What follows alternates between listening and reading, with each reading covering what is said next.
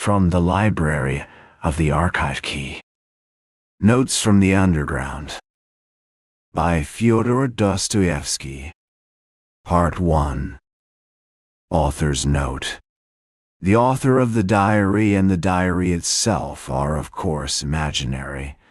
Nevertheless, it is clear that such persons as the writer of these notes not only may, but positively must, exist in our society.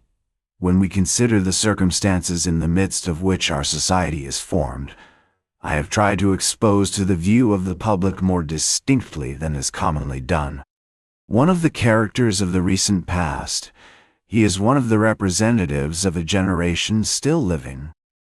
In this fragment, entitled Underground, this person introduces himself and his views, and, as it were, tries to explain the causes owing to which he has made his appearance, and was bound to make his appearance in our midst. In the second fragment, there are added the actual notes of this person concerning certain events in his life. Chapter 1. I am a sick man. I am a spiteful man. I am an unattractive man. I believe my liver is diseased, however. I know nothing at all about my disease, and do not know for certain what ails me. I would consult a doctor for it, and never have, though I have a respect for medicine and doctors. Besides, I am extremely superstitious, sufficiently so to respect medicine. Anyway, I am well educated enough not to be superstitious, but I am superstitious. No, I refuse to consult a doctor from spite. That you probably will not understand. Well, I understand it, though, of course, I can't explain who it is precisely that I am mortifying in this case by my spite. I am perfectly well aware that I cannot pay out the doctors by not consulting them. I know better than anyone that by all this I am only injuring myself and no one else. But still, if I don't consult a doctor, it is from spite. My liver is bad. Well, let it get worse. I have been going on like that for a long time, 20 years. Now I am 40. I used to be in the government service, but am no longer. I was a spiteful official. I was rude and took pleasure in being so. I did not take bribes, you see, so I was bound to find a recompense in that. At least, a poor jest, but I will not scratch it out. I wrote it thinking it would sound very witty. But now that I have seen myself that I only wanted to show off in a despicable way, I will not scratch it out on purpose. When petitioners used to come for information to the table at which I sat, I used to grind my teeth at them, and felt intense enjoyment when I succeeded in making anybody unhappy. I almost did succeed. For the most part, they were all timid people, of course. They were petitioners, but of the uppish ones there was one officer in particular I could not endure. He simply would not be humble, and clanked his sword in a disgusting way. I carried on a feud with him for 18 months over that sword. At last, I got the better of him. He left off clanking it.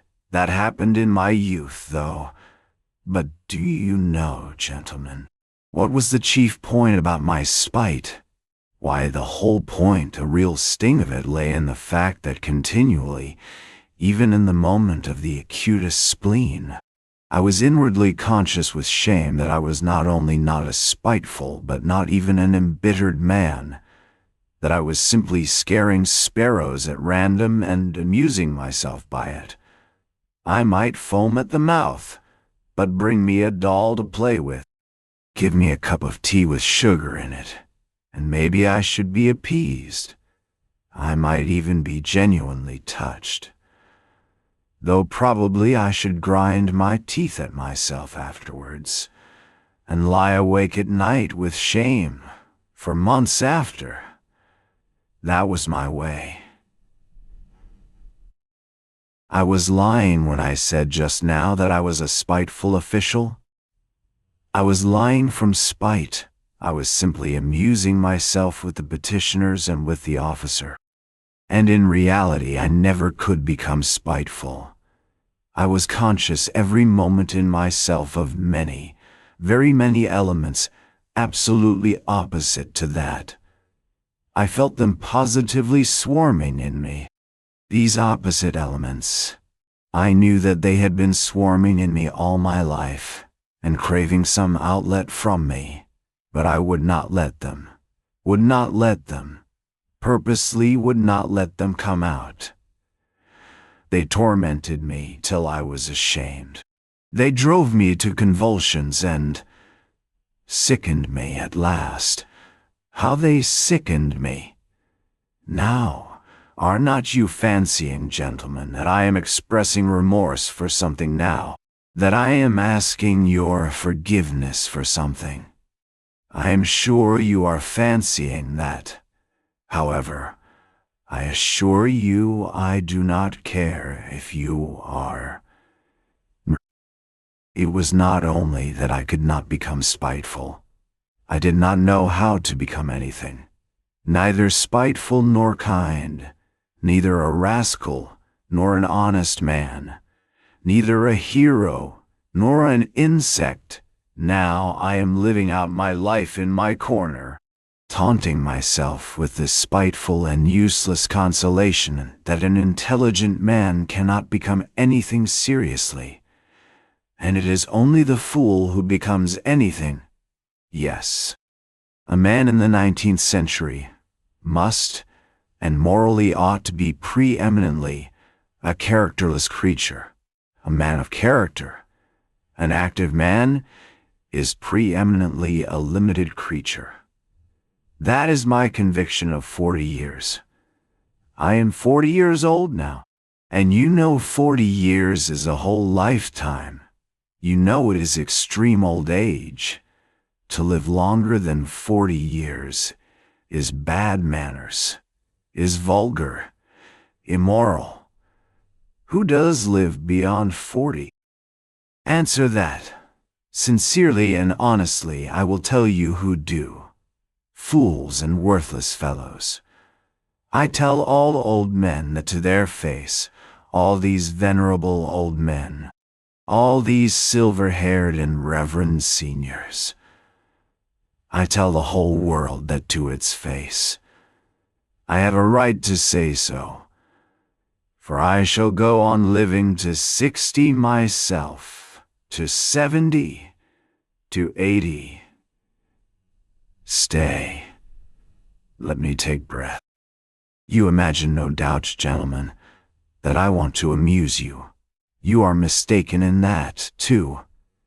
I am by no means such a mirthful person as you imagine, or as you may imagine. However, irritated by all this babble, and I feel that you are irritated, you think fit to ask me who I am. Then my answer is, I am a collegiate assessor. I was in the service that I might have something to eat, and solely for that reason. And when last year, a distant relation left me 6,000 rubles in his will, I immediately retired from the service and settled down in my corner. I used to live in this corner before, but now I've settled down in it. My room is a wretched, horrid one in the outskirts of the town. My servant is an old countrywoman, ill-natured from stupidity, and moreover there is always a nasty smell about her. I am told that the Petersburg climate is bad for me, and that with my small means it is very expensive to live in Petersburg. I know all that better than all these sage and experienced counselors and monitors, but I am remaining in Petersburg. I am not going away from Petersburg. I am not going away because... Why, it is absolutely no matter whether I am going away or not going away or not going away. But what can a decent man speak of with most pleasure? Answer: of himself. Well, so I will talk about myself. Chapter 2. I want now to tell you, gentlemen, whether you care to hear it or not, why I could not even become an insect. I tell you solemnly that I have many times tried to become an insect, but I was not equal even to that. I swear, gentlemen, that to be too conscious is an illness, a real thoroughgoing illness, for man's everyday needs. It would have been quite enough to have the ordinary human consciousness, that is, half or a quarter of the amount, which falls to the lot of a cultivated man of our unhappy 19th century, especially one who has the fatal ill luck to inhabit Petersburg, the most theoretical and intentional town on the whole terrestrial globe. There are intentional and unintentional towns. It would have been quite enough, for instance, to have the consciousness by which all so-called direct persons and men of action live. I bet you think I am writing all this from affectation, to be witty at the expense of men of action. And what is more, that from ill-bred affectation, I am clanking a sword like my officer. But, gentlemen, whoever can pride himself on his diseases and even swagger over them? Though, after all, everyone does do that. People do pride themselves on their diseases, and I do, maybe, more than anyone. We will not dispute it. My contention was absurd, but yet I am firmly persuaded that a great deal of consciousness, every sort of consciousness, in fact, is a disease. I stick to that. Let us leave that, too, for a minute. Tell me this. Why does it happen that at the very moments when I am most capable of feeling every refinement of all that is sublime and beautiful, as they used to say at one time, it would, as though of design, happen to me not only to feel but to do such ugly things, such that, well, in short, actions that all, perhaps, commit, but which, as though purposely, occurred to me at the very time when I was most conscious that they ought not to be committed. The more conscious I was of goodness and of all that was sublime and beautiful, the more deeply I sank into my mire, and the more ready I was to sink in it altogether. But the chief point was that all this was, as it were, not accidental in me, but as though it were bound to be so. It was as though it were my most normal condition, and not in the least disease or depravity, so that at last all desire in me to struggle against this depravity passed. It ended by my almost believing, perhaps actually believing, that this was perhaps my normal condition. But at first, in the beginning, what agonies I endured in that struggle! I did not believe it was the same with other people, and all my life I hid this fact about myself as a secret. I was ashamed even now. Perhaps I am ashamed.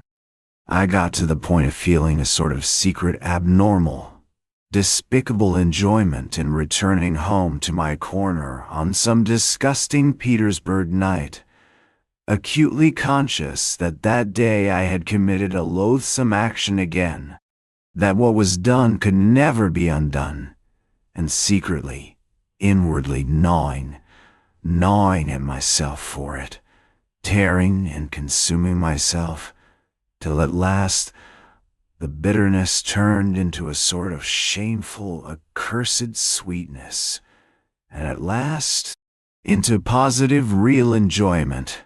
Yes, into enjoyment, into enjoyment.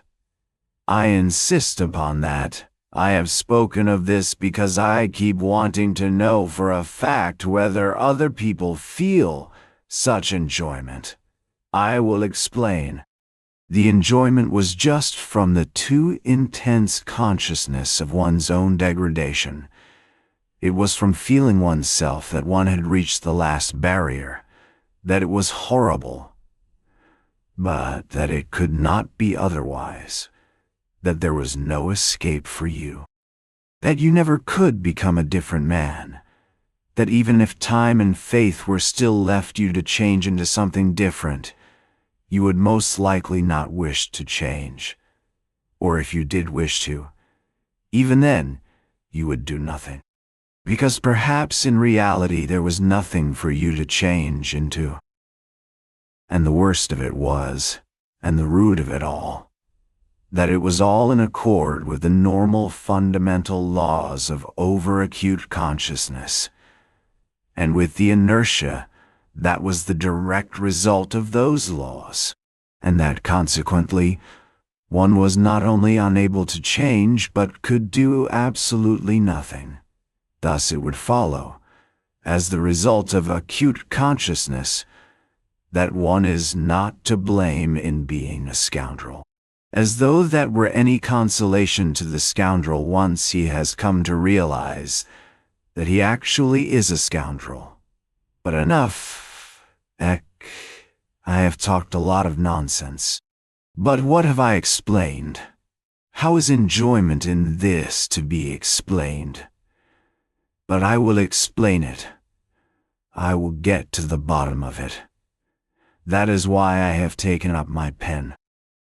I, for instance, have a great deal of amour propre.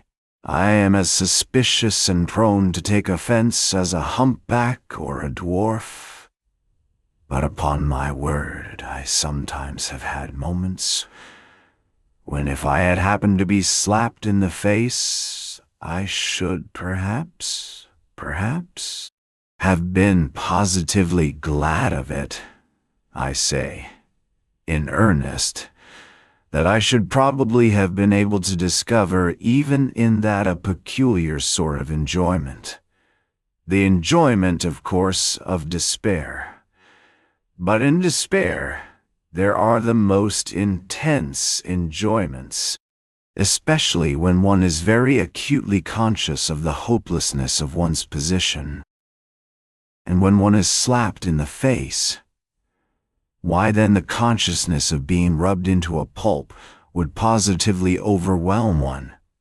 The worst of it is, look at it which way one will, it still turns out that I was always the most to blame in everything.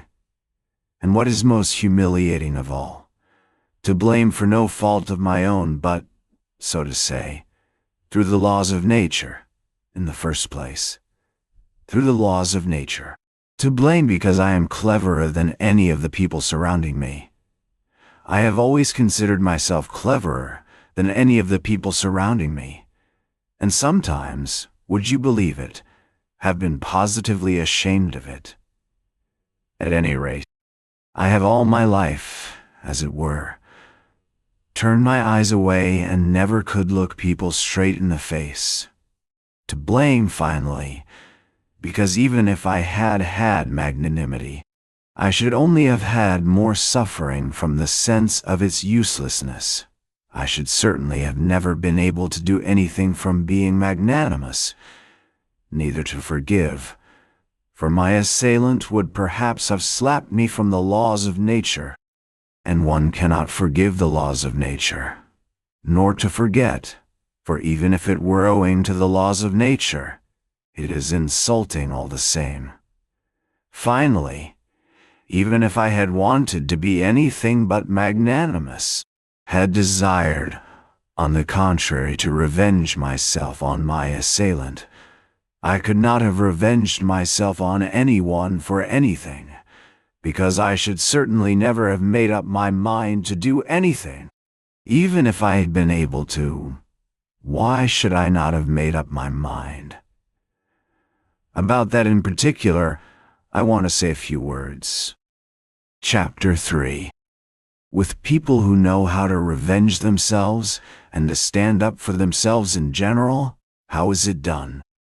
Why, when they are possessed, let us suppose, by the feeling of revenge, then for the time there is nothing else but that feeling left in their whole being. Such a gentleman simply dashes straight for his object like an infuriated bull with its horns down, and nothing but a wall will stop him. By the way, facing the wall, such gentlemen, that is, the direct persons and men of action, are genuinely nonplussed. For them, a wall is not an evasion. As for us, people who think and consequently do nothing, it is not an excuse for turning aside, an excuse for which we are always very glad, though we scarcely believe in it ourselves as a rule. No, they are nonplussed in all sincerity. The wall has for them something tranquilizing, morally soothing, final, maybe even something mysterious. But of the wall later, well, such a direct person I regard as the real normal man, as his tender mother nature wished to see him when she graciously brought him into being on the earth. I envy such a man till I am green in the face. He is stupid. I am not disputing that. But perhaps the normal man should be stupid. How do you know? Perhaps it is very beautiful, in fact. And I am the more persuaded of that suspicion, if one can call it so, by the fact that if you take, for instance, the antithesis of the normal man, that is, the man of acute consciousness, who has come, of course, not out of the lap of nature, but out of a retort. This is almost mysticism, gentlemen. But I suspect this too. This retort-made man is sometimes so nonplussed in the presence of his antithesis that with all his exaggerated consciousness he genuinely thinks of himself as a mouse and not a man. It may be an acutely conscious mouse, yet it is a mouse, while the other is a man, and therefore et caetera. And the worst of it is, he himself, his very own self, looks on himself as a mouse. No one asks him to do so, and that is an important point. Now let us look at this mouse in action. Let us suppose, for instance, that it feels insulted, too, and it almost always does feel insulted, and wants to revenge itself. 2.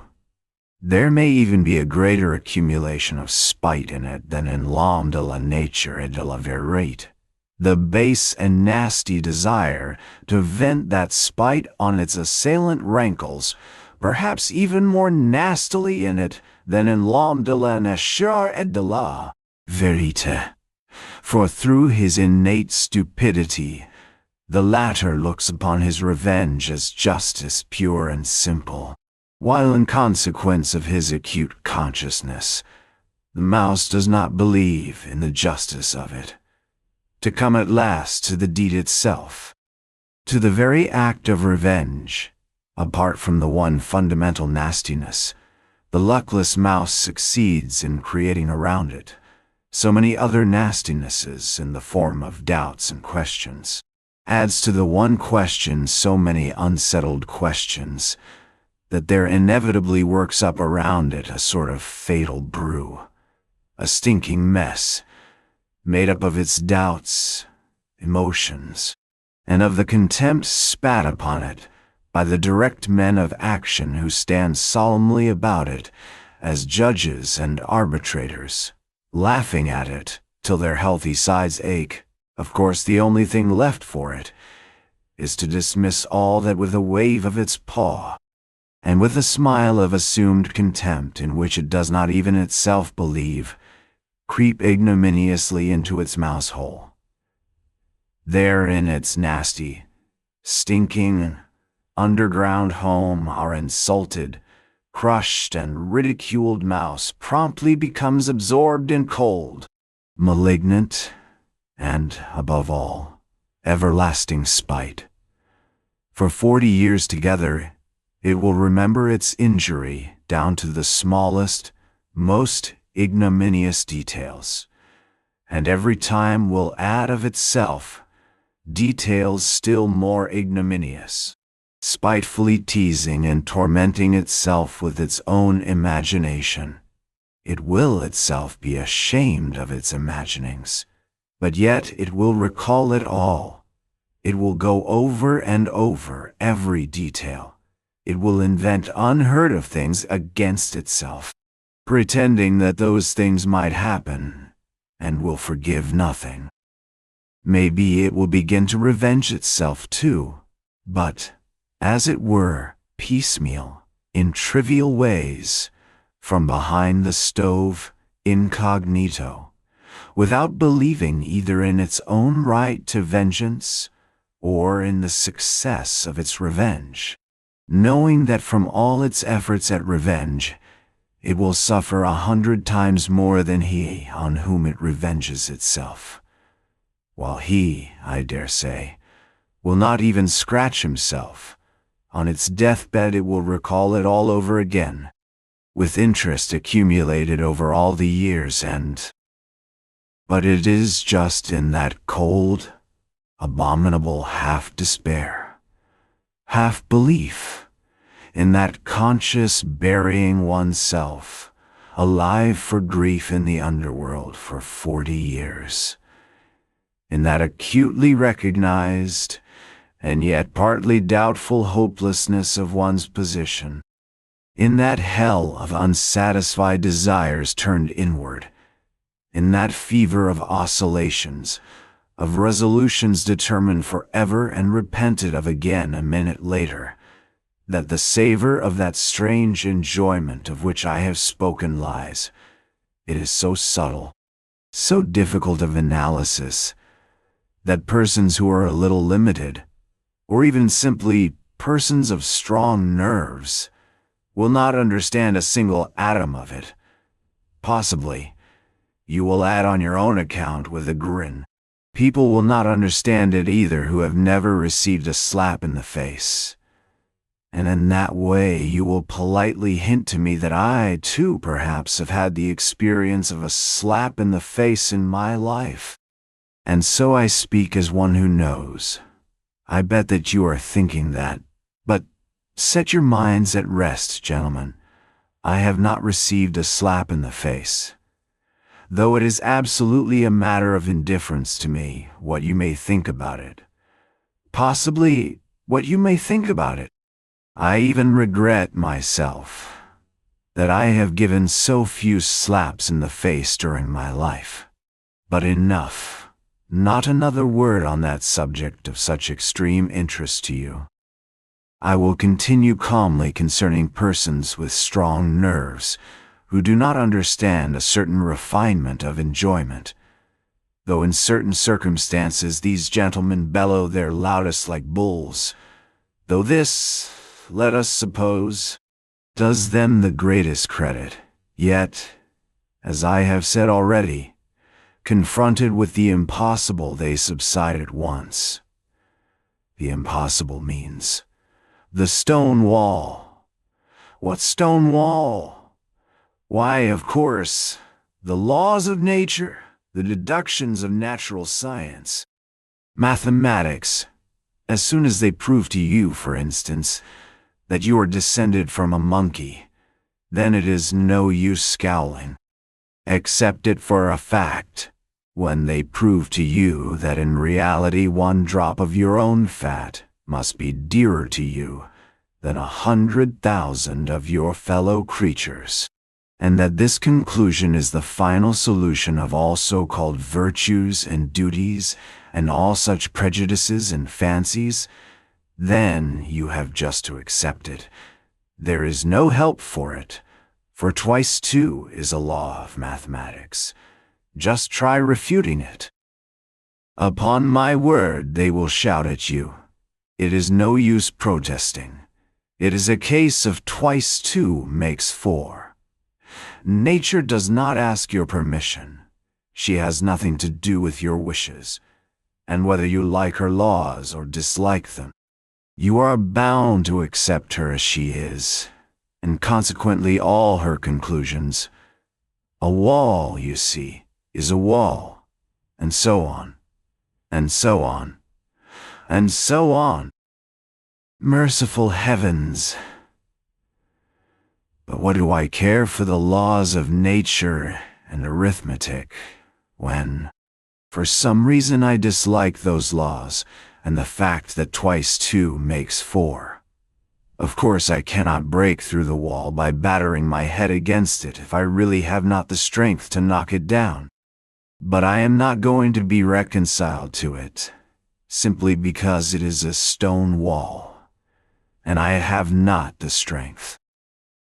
As though such a stone wall really were a consolation, and really did contain some word of conciliation, simply because it is as true as twice two makes four. Oh, absurdity of absurdities! How much better it is to understand it all, to recognize it all the impossibilities and the stone wall. Not to be reconciled to one of those impossibilities and stone walls if it disgusts you to be reconciled to it, by the way of the most inevitable logical combinations to reach the most revolting conclusions on the everlasting theme, that even for the stone wall you are yourself somehow to blame, though again it is as clear as day you are not to blame in the least, and therefore grinding your teeth in silent impotence to sink into luxurious inertia, brooding on the fact that there is no one even for you to feel vindictive against, that you have not, and perhaps never will have, an object for your spite, that it is a sleight of hand, a bit of juggling, a card sharper's trick, that it is simply a mess, no knowing what and no knowing who. But in spite of all these uncertainties and jugglings, still there is an ache in you, and the more you do not know, the worse the ache. Chapter 4. Ha ha ha ha ha! You will be finding enjoyment in toothache next, you cry, with a laugh. Well, even in toothache there is enjoyment, I answer. I had toothache for a whole month, and I know there is. In that case, of course, people are not spiteful in silence, but moan. But they are not candid moans. They are malignant moans, and the malignancy is the whole point. The enjoyment of the sufferer finds expression in those moans. If he did not feel enjoyment in them, he would not moan. It is a good example, gentlemen, and I will develop it. Those moans express in the first place all the aimlessness of your pain, which is so humiliating to your consciousness, the whole legal system of nature on which you spit disdainfully, of course, but from which you suffer all the same while she does not. They express the consciousness that you have no enemy to punish, but that you have pain. The consciousness that in spite of all possible Wagenheims, you are in complete slavery to your teeth. That if someone wishes it, your teeth will leave off aching. And if he does not, they will go on aching another 3 months. And that, finally, if you are still contumacious and still protest, all that is left you for your own gratification is to thrash yourself, or beat your wall with your fist as hard as you can, and absolutely nothing more. Well, These mortal insults? These jeers on the part of someone unknown, end at last in an enjoyment which sometimes reaches the highest degree of voluptuousness.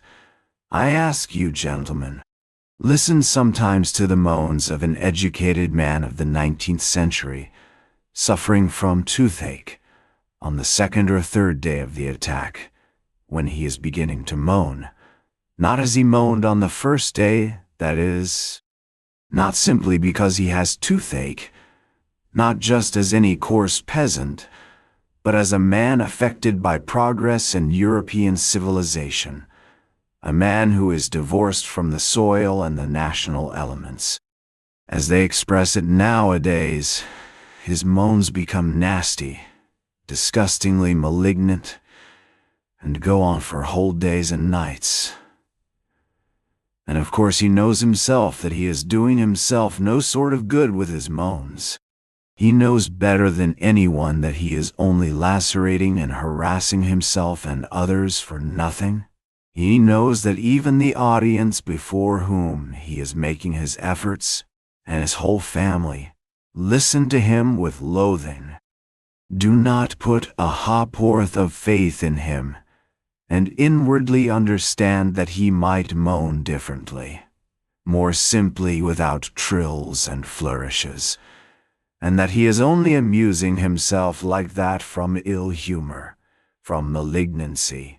Well, in all these recognitions and disgraces, it is that there lies a voluptuous pleasure, as though he would say, I am worrying you.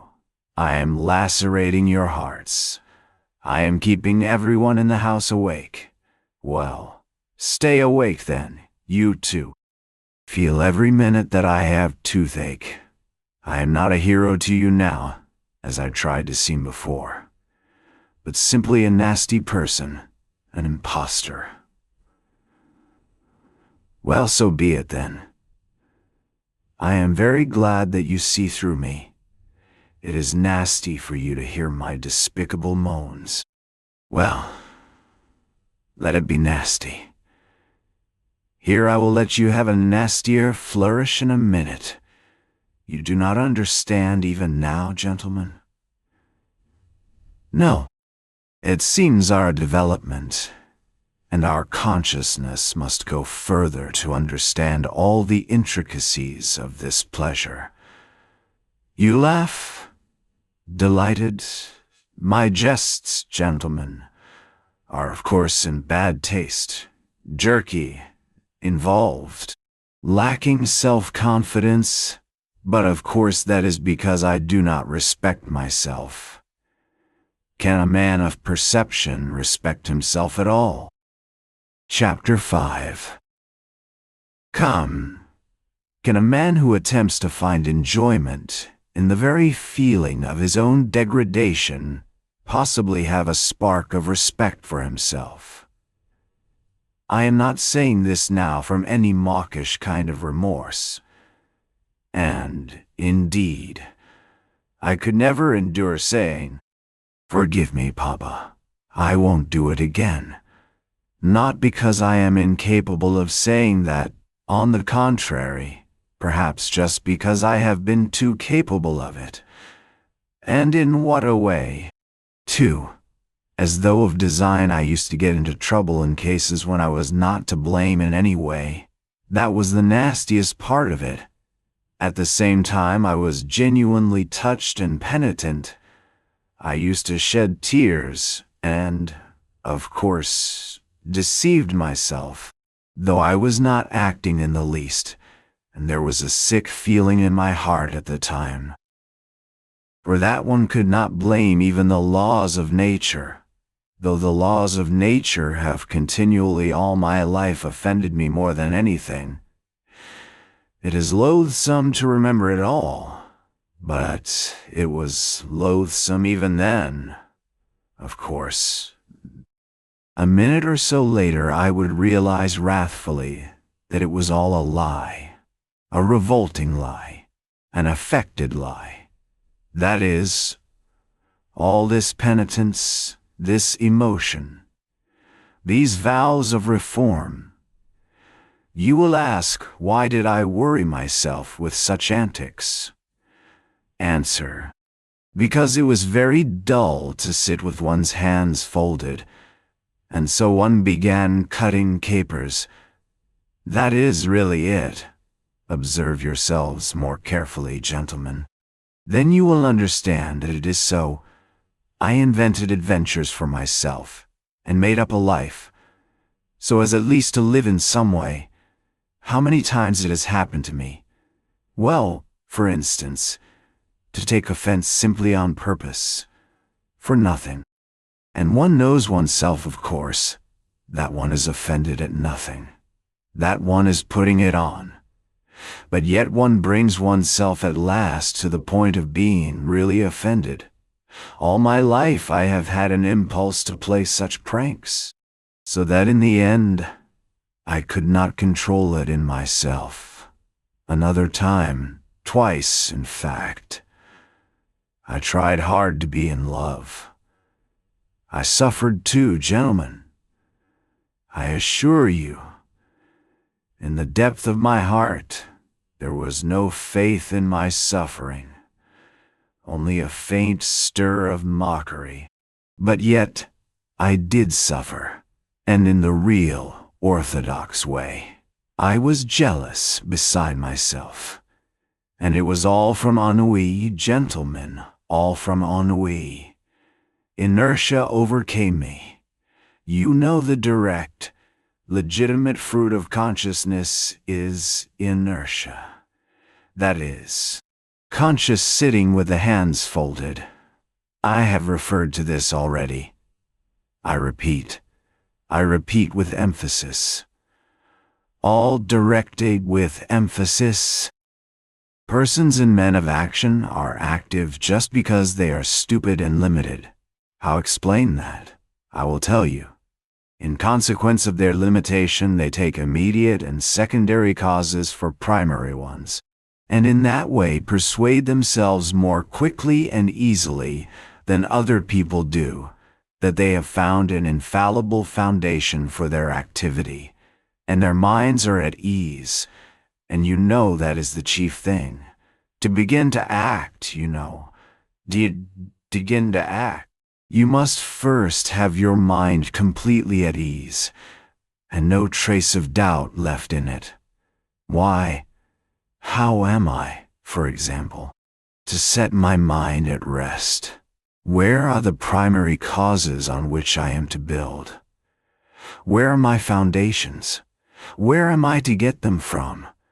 I exercise myself in reflection, and consequently with me, every primary cause at once draws after itself another, still more primary, and so on to infinity. That is just the essence of every sort of consciousness and reflection. It must be a case of the laws of nature again.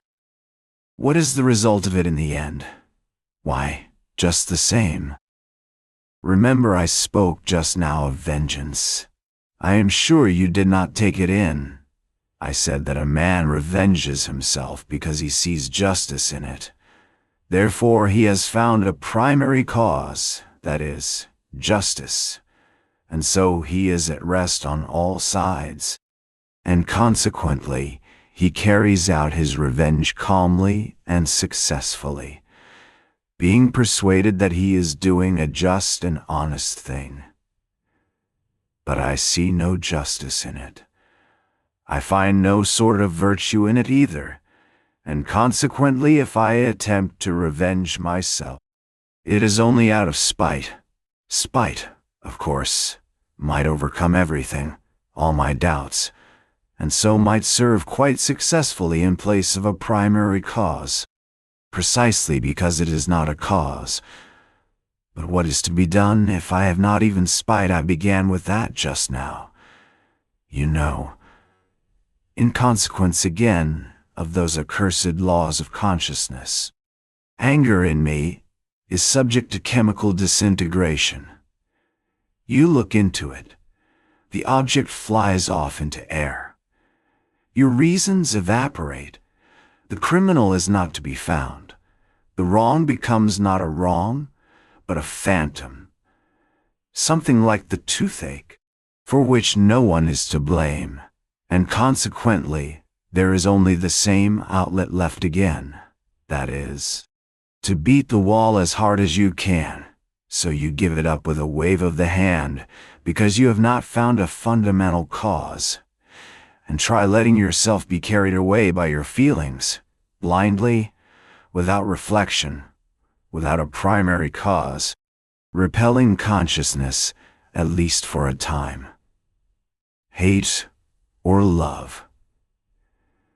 If only not to sit with your hands folded. The day after tomorrow, at the latest, you will begin despising yourself for having knowingly deceived yourself.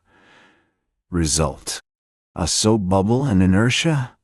Oh, gentlemen, do you know, perhaps I consider myself an intelligent man, only because all my life I have been able neither to begin nor to finish anything. Granted, I am a babbler, a harmless, vexatious babbler, like all of us. But what is to be done if the direct and sole vocation of every intelligent man is babble? That is, the intentional pouring of water through a sieve. Chapter 6. Oh, if I had done nothing simply from laziness! Heavens, how I should have respected myself. Then, I should have respected myself because I should at least have been capable of being lazy. There would at least have been one quality, as it were, positive in me, in which I could have believed myself. Question: what is he? Answer: a sluggard. How very pleasant it would have been to hear that of oneself. It would mean that I was positively defined. It would mean that there was something to say about me. Sluggard, why, it is a calling and vocation. It is a career. Do not jest. It is so. I should then be a member of the best club by right, and should find my occupation in continually respecting myself. I knew a gentleman who prided himself all his life on being a connoisseur of Lafitte. He considered this as his positive virtue, and never doubted himself. He died, not simply with a tranquil, but with a triumphant conscience, and he was quite right too. Then I should have chosen a career for myself. I should have been a sluggard and a glutton, not a simple one, but, for instance, one with sympathies for everything sublime and beautiful. How do you like that? I have long had visions of it. That sublime and beautiful weighs heavily on my mind at 40, but that is at 40. Then, then it would have been different. I should have found for myself a form of activity in keeping with it, to be precise. Drinking to the health of everything sublime and beautiful. I should have snatched at every opportunity to drop a tear into my glass, and then to drain it to all that is sublime and beautiful. I should then have turned everything into the sublime and the beautiful, in the nastiest unquestionable trash. I should have sought out the sublime and the beautiful. I should have exuded tears like a wet sponge. An artist, for instance, paints a picture worthy of Gay. At once I drink to the health of the artist who painted the picture worthy of Gay, because I love all that is sublime and beautiful. An author has written As You Will. At once I drink to the health of anyone you will, because I love all that is sublime and beautiful. I should claim respect for doing so. I should persecute anyone who would not show me respect. I should live at ease. I should die with dignity. Why? It is charming, perfectly charming. And what a good round belly I should have grown. What a treble chin I should have established. What a ruby nose I should have colored for myself, so that everyone would have said, looking at me, "Here's an asset, here is something real and solid, and say what you like." It is very agreeable to hear such remarks about oneself in this negative age. Chapter 7.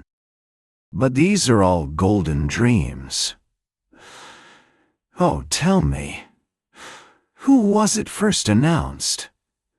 Who was it first proclaimed that man only does nasty things because he does not know his own interests, and that if he were enlightened, if his eyes were open to his real normal interests, man would at once cease to do nasty things, would at once become good and noble, because being enlightened and understanding his real advantage, he would see his own advantage in the good and nothing else.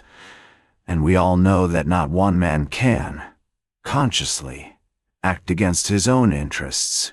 Consequently, so to say, through necessity, he would begin doing good. Oh, the babe! Oh, the pure, innocent child! Why, in the first place, when in all these thousands of years has there been a time when man has acted only from his own interest? What is to be done with the millions of facts that bear witness that men, consciously, that is fully understanding their real interests, have left them in the background, and have rushed headlong on another path, to meet peril and danger, compelled to this course by nobody and by nothing, but, as it were, simply disliking the beaten track, and have obstinately, willfully, struck out another difficult, absurd way, seeking it almost in the darkness. So, I suppose, this obstinacy and perversity were pleasanter to them than any advantage. Advantage! What is advantage? And will you take it upon yourself to define with perfect accuracy in what the advantage of man consists? And what if it so happens that a man's advantage, sometimes, not only may, but even must, consist in his desiring in certain cases what is harmful to himself and not advantageous? And if so, if there can be such a case, the whole principle falls into dust. What do you think? Are there such cases? You laugh. Laugh away, gentlemen. But only answer me. Have man's advantages been reckoned up with perfect certainty? Are there not some which not only have not been included but cannot possibly be included under any classification? You see, you gentlemen have, to the best of my knowledge, taken your whole register of human advantages from the averages of statistical figures and politico-economical formulas. Your advantages are prosperity, wealth, freedom, peace, and so on, so that the man who should, for instance, go openly and knowingly in opposition to all that list would, to your thinking, and indeed mine too, of course, be an obscurantist or an absolute madman, would not he? But, you know, this is what is surprising. Why does it so happen that all these statisticians, sages, and lovers of humanity, when they reckon up human advantages, invariably leave out one? They don't even take it into their reckoning in the form in which it should be taken, and the whole reckoning depends upon that. It would be no greater matter. They would simply have to take it, this advantage, and add it to the list. But the trouble is that this strange advantage does not fall under any classification and is not in place in any list. I have a friend, for instance. Ack, gentlemen, but of course he is your friend too. And indeed there is no one to whom he is not a friend. When he prepares for any undertaking, this gentleman immediately explains to you, elegantly and clearly, exactly how he must act in accordance with the laws of reason and truth. What is more, he will talk to you with excitement and passion of the true normal interests of man. With irony, he will upbraid the short-sighted fools who do not understand their own interests, nor the true significance of virtue. And within a quarter of an hour, without any sudden outside provocation, but simply through something inside him which is stronger than all his interests, he will go off on quite a different tack. That is, act in direct opposition to what he has just been saying about himself, in opposition to the laws of reason, in opposition to his own advantage, in fact, in opposition to everything. I warn you that my friend is a compound personality, and therefore it is difficult to blame him as an individual.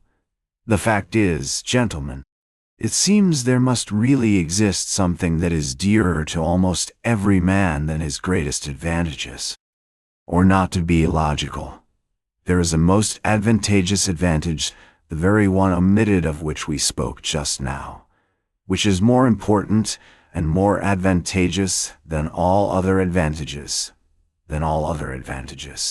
for the sake of which a man, if necessary, is ready to act in opposition to all laws. That is, in opposition to reason, honor, peace, prosperity. In fact, in opposition to all those excellent and useful things, if only he can attain that fundamental, most advantageous advantage which is dearer to him than all. Yes, but it's advantage all the same, you will retort. But excuse me, I'll make the point clear, and it is not a case of playing upon words.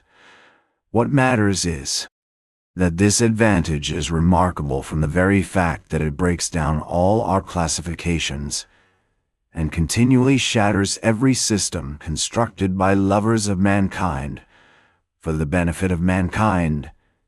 In fact, it upsets everything. But before I mention this advantage to you, I want to compromise myself personally, and therefore I boldly declare that all these fine systems, all these theories for explaining to mankind their real normal interests, in order that inevitably striving to pursue these interests, they may at once become good and noble, are, in my opinion, so far, mere logical exercises. Yes, logical exercises. Why? To maintain this theory of the regeneration of mankind by means of the pursuit of his own advantage is to my mind almost the same thing as to affirm, for instance, following Buckle, that through civilization mankind becomes softer, and consequently less bloodthirsty and less fitted for warfare. Logically, it does seem to follow from his arguments. But man has such a predilection for systems and abstract deductions that he is ready to distort the truth intentionally. He is ready to deny the evidence of his senses only to justify his logic. I take this example because it is the most glaring instance of it. Only look about you. Blood is being spilt in streams, and in the merriest way, as though it were champagne. Take the whole of the 19th century in which Buckle lived. Take Napoleon, the great and also the present one. Take North America, the eternal union. Take the farce of Schleswig-Holstein. And what is it that civilization softens in us? The only gain of civilization for mankind is the greater capacity for variety of sensations, and absolutely nothing more. And through the development of this many-sidedness, man may come to finding enjoyment in bloodshed. In fact, this has already happened to him. Have you noticed that it is the most civilized gentlemen who have been the subtlest slaughterers, to whom the Attilas and Stenka Razins could not hold a candle. And if they are not so conspicuous as the Attilas and Stenka Razins, it is simply because they are so often met with, are so ordinary, and have become so familiar to us. In any case, civilization has made mankind, if not more bloodthirsty, at least more vilely, more loathsomely bloodthirsty. In old days he saw justice and bloodshed, and with his conscience at peace exterminated those he thought proper. Now we do think bloodshed abominable, and yet we engage in this abomination, and with more energy than ever. Which is worse? Decide that for yourselves. They say that Cleopatra, excuse an instance from Roman history, was fond of sticking gold pins into her slave girls' breasts, and derived gratification from their screams and writhings. You will say that that was in the comparatively barbarous times. That these are barbarous times too, because also, comparatively speaking, pins are stuck in even now. That though man has now learned to see more clearly than in barbarous ages, he is still far from having learnt to act as reason and science would dictate. But yet, you are fully convinced that he will be sure to learn when he gets rid of certain old bad habits, and when common sense and science have completely re-educated human nature and turned it in a normal direction. You are confident that then man will cease from intentional error, and will, so to say, be compelled not to want to set his will against his normal interests. That is not all. Then, you say, science itself will teach man, though, to my mind, it's a superfluous luxury that he never has really had any caprice or will of his own, and that he himself is something of the nature of a piano key or the stop of an organ, and that there are, besides, things called the laws of nature, so that everything he does is not done by his willing it, but is done of itself, by the laws of nature. Consequently, we have only to discover these laws of nature, and man will no longer have to answer for his actions, and life will become exceedingly easy for him. All human actions will then, of course, be tabulated according to these laws mathematically, like tables of logarithms up to 108,000, and entered in an index. Or better still, there would be published certain edifying works of the nature of encyclopedic lexicons, in which everything will be so clearly calculated and explained that there will be no more incidents or adventures in the world. Then, this is all what you say. New economic relations will be established, already made and worked out with mathematical exactitude, so that every possible question will vanish in the twinkling of an eye, simply because every possible answer to it will be provided. Then the palace of crystal will be built. Then, in fact, those will be halcyon days. Of course, there is no guaranteeing, this is my comment, that it will not be, for instance, frightfully dull then. For what will one have to do when everything will be calculated and tabulated? But on the other hand, everything will be extraordinarily rational. Of course, boredom may lead you to anything. It is boredom sets one sticking golden pins into people. But all that would not matter. What is bad, this is my comment again, is that I dare say people will be thankful for the gold pins then. Man is stupid, you know. Phenomenally stupid. Or rather, he is not at all stupid. But he is so ungrateful that you could not find another like him in all creation. I, for instance, would not be in the least surprised if all of a sudden, Apropos of nothing, in the midst of general prosperity, a gentleman with an ignoble, or rather with a reactionary and ironical countenance, were to arise and, putting his arms akimbo, say to us all, "I say, gentlemen, hadn't we better kick over the whole show and scatter rationalism to the winds? Simply to send these logarithms to the devil, and to enable us to live once more at our own sweet foolish will." That again would not matter. But what is annoying is that he would be sure to find followers. Such is the nature of man, and all that for the most foolish reason, which, one would think, was hardly worth mentioning. That is, that man everywhere and at all times, whoever he may be, has preferred to act as he chose and not in the least as his reason and advantage dictated.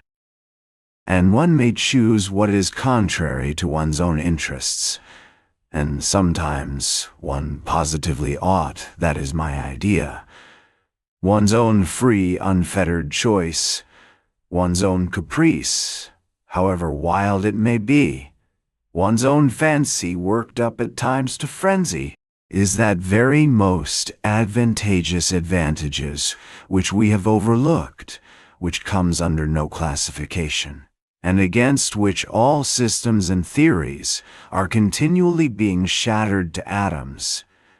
And how do these wiseacres know that man wants a virtuous choice? What has made them conceive that man must want a rationally advantageous choice? What man wants is simply independent choice, whatever that independence may cost, and wherever it may lead. And choice, of course. The devil only knows what choice. Chapter 8. But you know there is no such thing as choice in reality. Say what you like. You will interpose with a chuckle. Science has succeeded in so far analyzing man that we know already that choice, and what is called freedom of will, is nothing else than... Stay, gentlemen. I meant to begin with that myself, I confess. I was rather frightened. I was just going to say that the devil only knows what choice depends on, and that perhaps that was a very good thing. But I remembered the teaching of science, and pulled myself up, and here you have begun upon it. Indeed, if there really is some day discovered a formula for all our desires and caprices, that is, an explanation of what they depend upon, by what laws they arise, how they develop, what they are aiming at in one case and in another, and so on, that is a real mathematical formula, then most likely man will at once cease to feel desire. Indeed, he will be certain to. For who would want to choose by rule? Besides, he will at once be transformed from a human being into an organ stop or something of the sort. For what is a man without desires, without free will, and without choice? If not a stop in an organ, what do you think? Let us reckon the chances. Can such a thing happen or not? You decide. Our choice is usually mistaken from a false view of our advantage. We sometimes choose absolute nonsense because in our foolishness, we see in that nonsense the easiest means for attaining a supposed advantage. But when all that is explained and worked out on paper, which is perfectly possible, for it is contemptible and senseless to suppose that some laws of nature man will never understand, then certainly so-called desires will no longer exist. For if a desire should come into conflict with reason, we shall then reason and not desire, because it will be impossible retaining our reason to be senseless in our desires. and in that way knowingly act against reason and desire to injure ourselves, and as all choice and reasoning can be really calculated, because there will someday be discovered the laws of our so-called free will. So, joking apart, there may one day be something like a table constructed of them, so that we really shall choose in accordance with it. If, for instance, someday they calculate and prove to me that I made a long nose at someone because I could not help making a long nose at him, and that I had to do it in that particular way, what freedom is left me, especially if I am a learned man and have taken my degree somewhere. Then I should be able to calculate my whole life for 30 years beforehand. In short, if this could be arranged, there would be nothing left for us to do. Anyway, we should have to understand that, and in fact, we ought unwearyingly to repeat to ourselves that at such and such a time, and in such and such circumstances, nature does not ask our leave, that we have got to take her as she is, and not fashion her to suit our fancy. And if we really aspire to formulas and tables of rules, and well, even to the chemical retort, there's no help for it. We must accept the retort too, or else it will be accepted without our consent. Yes, but here I come to a stop. Gentlemen, you must excuse me for being over-philosophical. It's the result of 40 years underground. Allow me to indulge my fancy. You see, gentlemen, reason is an excellent thing. There's no disputing that. But reason is nothing but reason, and satisfies only the rational side of man's nature, while will is a manifestation of the whole life, that is, of the whole human life including reason and all the impulses. And although our life, in this manifestation of it, is often worthless, yet it is life and not simply extracting square roots. Here I, for instance, quite naturally want to live, in order to satisfy all my capacities for life, and not simply my capacity for reasoning. That is, not simply 1/20th of my capacity for life. What does reason know?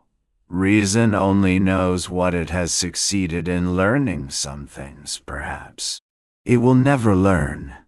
This is a poor comfort, but why not say so frankly?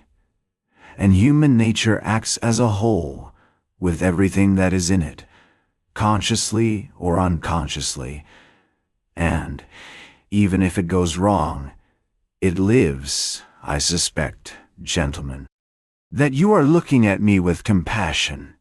You tell me again that an enlightened and developed man, such, in short, as the future man will be, cannot consciously desire anything disadvantageous to himself. That can be proved mathematically. I thoroughly agree it can, by mathematics.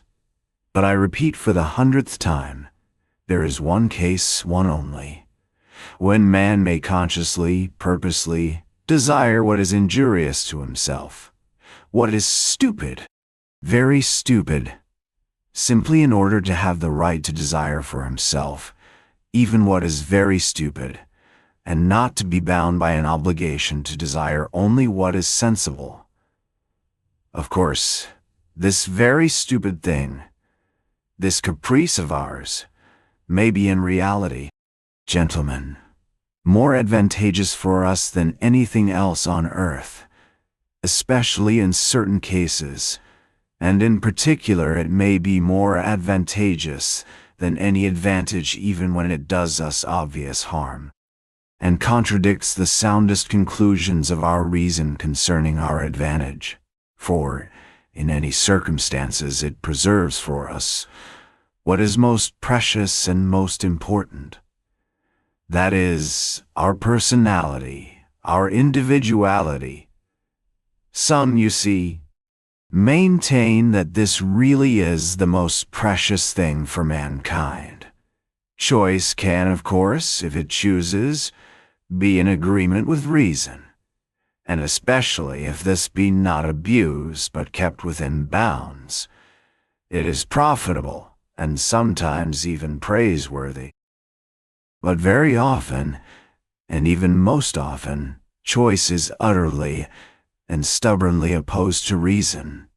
And, do you know that that too is profitable, sometimes even praiseworthy? Gentlemen, let us suppose that man is not stupid. Indeed, one cannot refuse to suppose that, if only from the one consideration that, if man is stupid, then who is wise? But if he is not stupid, he is monstrously ungrateful, phenomenally ungrateful. In fact, I believe that the best definition of man is the ungrateful biped. But that is not all. That is not his worst defect. His worst defect is his perpetual moral obliquity. Perpetual. From the days of the flood to the Schleswig-Holstein period, moral obliquity, and consequently, lack of good sense. For it has long been accepted that lack of good sense is due to no other cause than moral obliquity. Put it to the test and cast your eyes upon the history of mankind. What will you see? Is it a grand spectacle? Grand? If you like. Take the Colossus of Rhodes, for instance, that's worth something.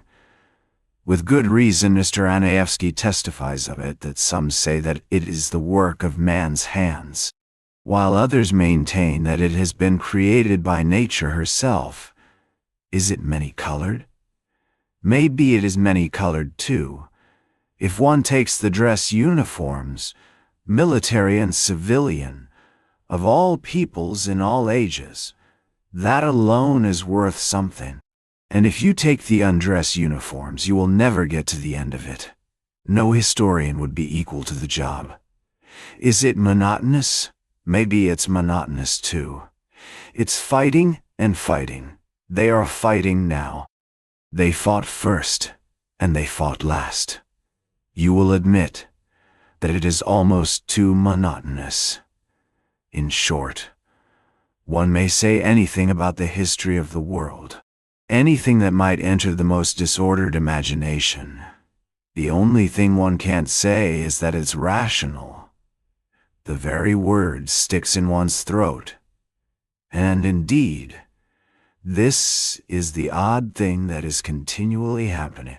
There are continually turning up in life moral and rational persons, sages and lovers of humanity who make it their object to live all their lives as morally and rationally as possible, to be, so to speak, a light to their neighbors simply in order to show them that it is possible to live morally and rationally in this world. And yet we all know that those very people sooner or later have been false to themselves, playing some queer trick. Often a most unseemly one. Now I ask you, what can be expected of man since he is a being endowed with strange qualities? Shower upon him every earthly blessing. Drown him in a sea of happiness, so that nothing but bubbles of bliss can be seen on the surface. Give him economic prosperity, such that he should have nothing else to do but sleep, eat cakes and busy himself with the continuation of his species. And even then, out of sheer ingratitude, sheer spite, man would play you some nasty trick. He would even risk his cakes and would deliberately desire the most fatal rubbish, the most uneconomical absurdity, simply to introduce into all this positive good sense his fatal fantastic element. It is just his fantastic dreams, his vulgar folly that he will desire to retain, simply in order to prove to himself, as though that were so necessary, that men still are men and not the keys of a piano, which the laws of nature threaten to control so completely that soon one will be able to desire nothing but by the calendar. And that is not all. Even if man really were nothing but a piano key, even if this were proved to him by natural science and mathematics, even then he would not become reasonable, but would purposely do something perverse out of simple ingratitude, simply to gain his point. And if he does not find means, he will contrive destruction and chaos, will contrive sufferings of all sorts, only to gain his point. He will launch a curse upon the world, and as only man can curse, it is his privilege. The primary distinction between him and other animals may be by his curse alone he will attain his object, that is, convince himself that he is a man, and not a piano key. If you say that all this too can be calculated and tabulated, chaos and darkness and curses, so that the mere possibility of calculating it all beforehand would stop it all, and reason would reassert itself, then man would purposely go mad in order to be rid of reason and gain his point. I believe in it. I answer for it. For the whole work of man really seems to consist in nothing but proving to himself every minute that he is a man and not a piano key. It may be at the cost of his skin. It may be by cannibalism. And this being so, can one help being tempted to rejoice that it has not yet come off, and that desire still depends on something we don't know? You will scream at me, that is, if you condescend to do so, that no one is touching my free will, that all they are concerned with is that my will should of itself, of its own free will, coincide with my own normal interests, with the laws of nature and arithmetic. Good heavens, gentlemen, what sort of free will is left when we come to tabulation and arithmetic, when it will all be a case of twice two make four? Twice two makes four without my will, as if free will meant that. Chapter 9. Gentlemen, I am joking, and I know myself that my jokes are not brilliant, but you know one can take everything as a joke. I am, perhaps, jesting against the grain. Gentlemen, I am tormented by questions. Answer them for me. You, for instance, answer them for me. You, for instance, want to cure men of their old habits and reform their will in accordance with science and good sense. But how do you know, not only that it is possible, but also that it is desirable to reform man in that way? And what leads you to the conclusion that man's inclinations need reforming? In short, how do you know that such a reformation will be of benefit to man? And to go to the root of the matter, why are you so positively convinced that not to act against his real normal interests, guaranteed by the conclusions of reason and arithmetic, is certainly always advantageous for man, and must always be a law for mankind? So far, you know, this is only your supposition. It may be the law of logic, but not the law of humanity. You think, gentlemen, perhaps that I am mad. Allow me to defend myself. I agree that man is preeminently a creative animal, predestined to strive consciously for an object and to engage in engineering. That is, incessantly and eternally to make new roads, wherever they may lead. But the reason why he wants sometimes to go off at a tangent may just be that he is predestined to make the road, And perhaps, too, that however stupid the direct practical man may be, the thought sometimes will occur to him that the road almost always does lead somewhere, and that the destination it leads to is less important than the process of making it, and that the chief thing is to save the well-conducted child from despising engineering, and so giving way to the fatal idleness, which, as we all know, is the mother of all the vices. Man likes to make roads and to create. That is a fact beyond dispute. But why has he such a passionate love for destruction and chaos also? Tell me that. But on that point, I want to say a couple of words myself. May it not be that he loves chaos and destruction. There can be no disputing that he does sometimes love it, because he is instinctively afraid of attaining his object and completing the edifice he is constructing. Who knows? Perhaps he only loves that edifice from a distance, and is by no means in love with it at close quarters. Perhaps he only loves building it, and does not want to live in it, but will leave it when completed, for the use of les animaux domestiques, such as the ants, the sheep, and so on. Now the ants have quite a different taste. They have a marvelous edifice of that pattern which endures forever, the ant heap. With the ant heap, the respectable race of ants began, and with the ant heap, they will probably end, which does the greatest credit to their perseverance and good sense. In good sense. But man is a frivolous and incongruous creature, and perhaps, like a chess player, loves the process of the game, not the end of it. And who knows, there is no saying with certainty. Perhaps the only goal on earth to which mankind is striving lies in this incessant process of attaining, in other words, in life itself, and not in the thing to be attained, which must always be expressed as a formula, as positive as twice two makes four, and such positiveness is not life, gentlemen, but is the beginning of death.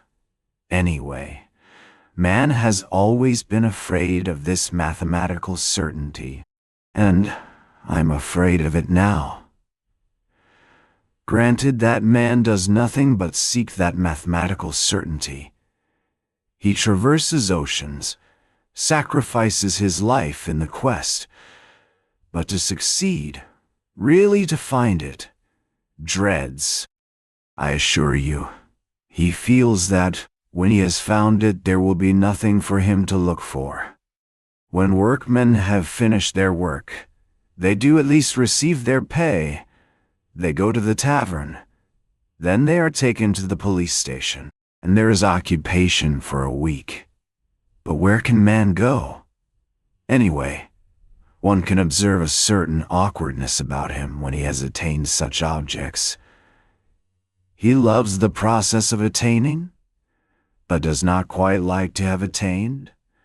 And that, of course, is very absurd. In fact, man is a comical creature. There seems to be a kind of jest in it all. But yet mathematical certainty is, after all, something insufferable. Something insufferable. Twice two makes four seems to me simply a piece of insolence. Twice two makes four is a pert coxcomb who stands with arms akimbo barring your path and spitting. I admit that twice two makes four is an excellent thing, but if we are to give everything its due, twice two makes five is sometimes a very charming thing too. And why are you so firmly, so triumphantly, convinced that only the normal and the positive, in other words, only what is conducive to welfare, is for the advantage of man? Is not reason in error as regards advantage? Does not man, perhaps, love something besides well-being? Perhaps he is just as fond of suffering? Perhaps suffering is just as great a benefit to him as well-being. Man is sometimes extraordinarily passionately in love with suffering, and that is a fact. There is no need to appeal to universal history to prove that. Only ask yourself, if you are a man and have lived at all, as far as my personal opinion is concerned. To care only for well-being seems to me positively ill-bred. Whether it's good or bad, it is sometimes very pleasant, too, to smash things. I hold no brief for suffering, nor for well-being either. I am standing for my caprice, and for its being guaranteed to me when necessary. Suffering would be out of place in vaudevilles, for instance.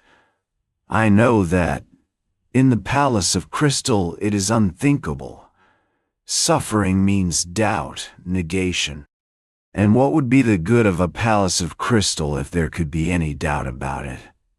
And yet I think man will never renounce real suffering, that is, destruction and chaos. Why? Suffering is the sole origin of consciousness. Though I did lay it down at the beginning that consciousness is the greatest misfortune for man, yet I know man prizes it, and would not give it up for any satisfaction. Consciousness, for instance, is infinitely superior to twice 2 makes 4. Once you have mathematical certainty, there is nothing left to do, or to understand. There will be nothing left but to bottle up your 5 senses and plunge into contemplation, while if you stick to consciousness, even though the same result is attained, you can at least flog yourself at times, and that will, at any rate, liven you up. Reactionary as it is, corporal punishment is better than nothing. Chapter 10. You believe in a palace of crystal that can never be destroyed, a palace at which one will not be able to put out one's tongue or make a long nose on the sly, and perhaps that is just why I am afraid of this edifice, that it is of crystal and can never be destroyed, and that one cannot put one's tongue out at it even on the sly. You see, if it were not a palace but a hen house, I might creep into it to avoid getting wet. And yet, I would not call the henhouse a palace out of gratitude to it for keeping me dry. You'll laugh and say that in such circumstances a henhouse is as good as a mansion. Yes, I answer, if one had to live simply to keep out of the rain. But what is to be done if I have taken it into my head that that is not the only object in life, and that if one must live, one had better live in a mansion? That is my choice, my desire. You will only eradicate it when you have changed my preference. Well, do change it. Allure me with something else. Give me another ideal. But meanwhile, I will not take a henhouse for a mansion. The palace of crystal may be an idle dream. It may be that it is inconsistent with the laws of nature, and that I have invented it only through my own stupidity. Not to cow, and that while I'm to deceive through the old-fashioned irrational habits of my generation. But what does it matter to me that it is inconsistent? That makes no difference, since it exists in my desires. Or rather exists as long as my desires exist? Perhaps you are laughing again. Laugh away. I will put up with any mockery rather than pretend that I am satisfied when I am hungry. I know, anyway, that I will not be put off with a compromise, with a recurring zero, simply because it is consistent with the laws of nature, and actually exists. I will not accept as the crown of my desires a block of buildings with tenements for the poor on a lease of 1,000 years, and perhaps with a signboard of a dentist hanging out. Destroy my desires, eradicate my ideals, show me something better, and I will follow you. You will say, perhaps, that it is not worth your trouble, but in that case I can give you the same answer. We are discussing things seriously, but if you won't deign to give me your attention, I will drop your acquaintance. I can retreat into my underground hole. But while I am alive and have desires, I would rather my hand were withered off than bring one brick to such a building. Don't remind me that I have just rejected the palace of crystal for the sole reason that one cannot put out one's tongue at it. I did not say because I am so fond of putting my tongue out. Perhaps the thing I resented was that of all your edifices, there has not been one at which one could not put out one's tongue. On the contrary, I would let my tongue be cut off out of gratitude if things could be so arranged that I should lose all desire to put it out. It is not my fault that things cannot be so arranged, and that one must be satisfied with model flats. Then, why am I made with such desires? Can I have been constructed simply in order to come to the conclusion that all my construction is a cheat? Can this be my whole purpose? I do not believe it. I do not believe it. But, do you know what? I am convinced that we underground folk ought to be kept on a curb, though we may sit 40 years underground without speaking. When we do come out into the light of day and break out, we talk and talk and talk. Chapter 11. The long and the short of it is, gentlemen, that it is better to do nothing, better conscious inertia, and so hurrah for underground, though I have said that I envy the normal man to the last drop of my bile. Yet I should not care to be in his place such as he is now, though I shall not cease envying him. No, no. Anyway, the underground life is more advantageous. There, at any rate, one can. Oh, but even now I am lying.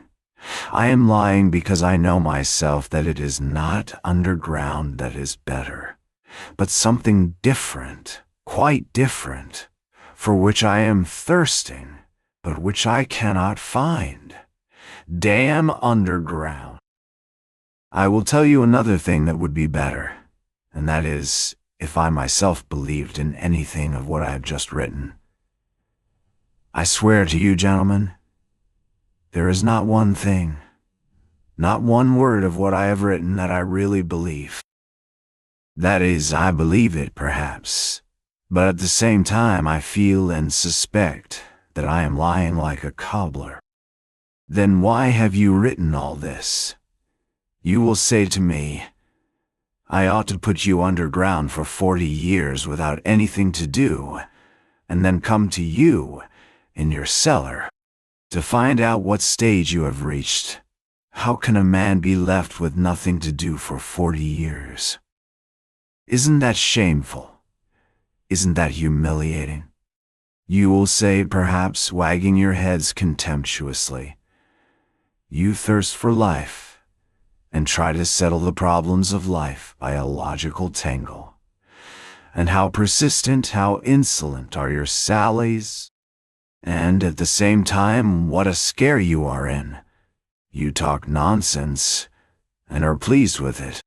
You say impudent things, and are in continual alarm and apologizing for them. You declare that you are afraid of nothing, and at the same time try to ingratiate yourself in our good opinion. You declare that you are gnashing your teeth, and at the same time you try to be witty so as to amuse us. You know that your witticisms are not witty, but you are evidently well satisfied with their literary value. You may, perhaps, have really suffered, but you have no respect for your own suffering. You may have sincerity, but you have no modesty. Out of the pettiest vanity you expose your sincerity to publicity and ignominy. You doubtlessly mean to say something, but hide your last word through fear, because you have not the resolution to utter it, and only have a cowardly impudence. You boast of consciousness, but you are not sure of your ground, for though your mind works, yet your heart is darkened and corrupt, and you cannot have a full, genuine consciousness without a pure heart. And how intrusive you are, how you insist and grimace. Lies, lies, lies. Of course I have myself made up all the things you say. That too is from underground. I have been for 40 years listening to you through a crack under the floor. I have invented them myself. There was nothing else I could invent. It is no wonder that I have learned it by heart, and it has taken a literary form. But can you really be so credulous as to think that I will print all this and give it to you to read too? And another problem. Why do I call you gentlemen? Why do I address you as though you really were my readers? Such confessions as I intend to make are never printed nor given to other people to read.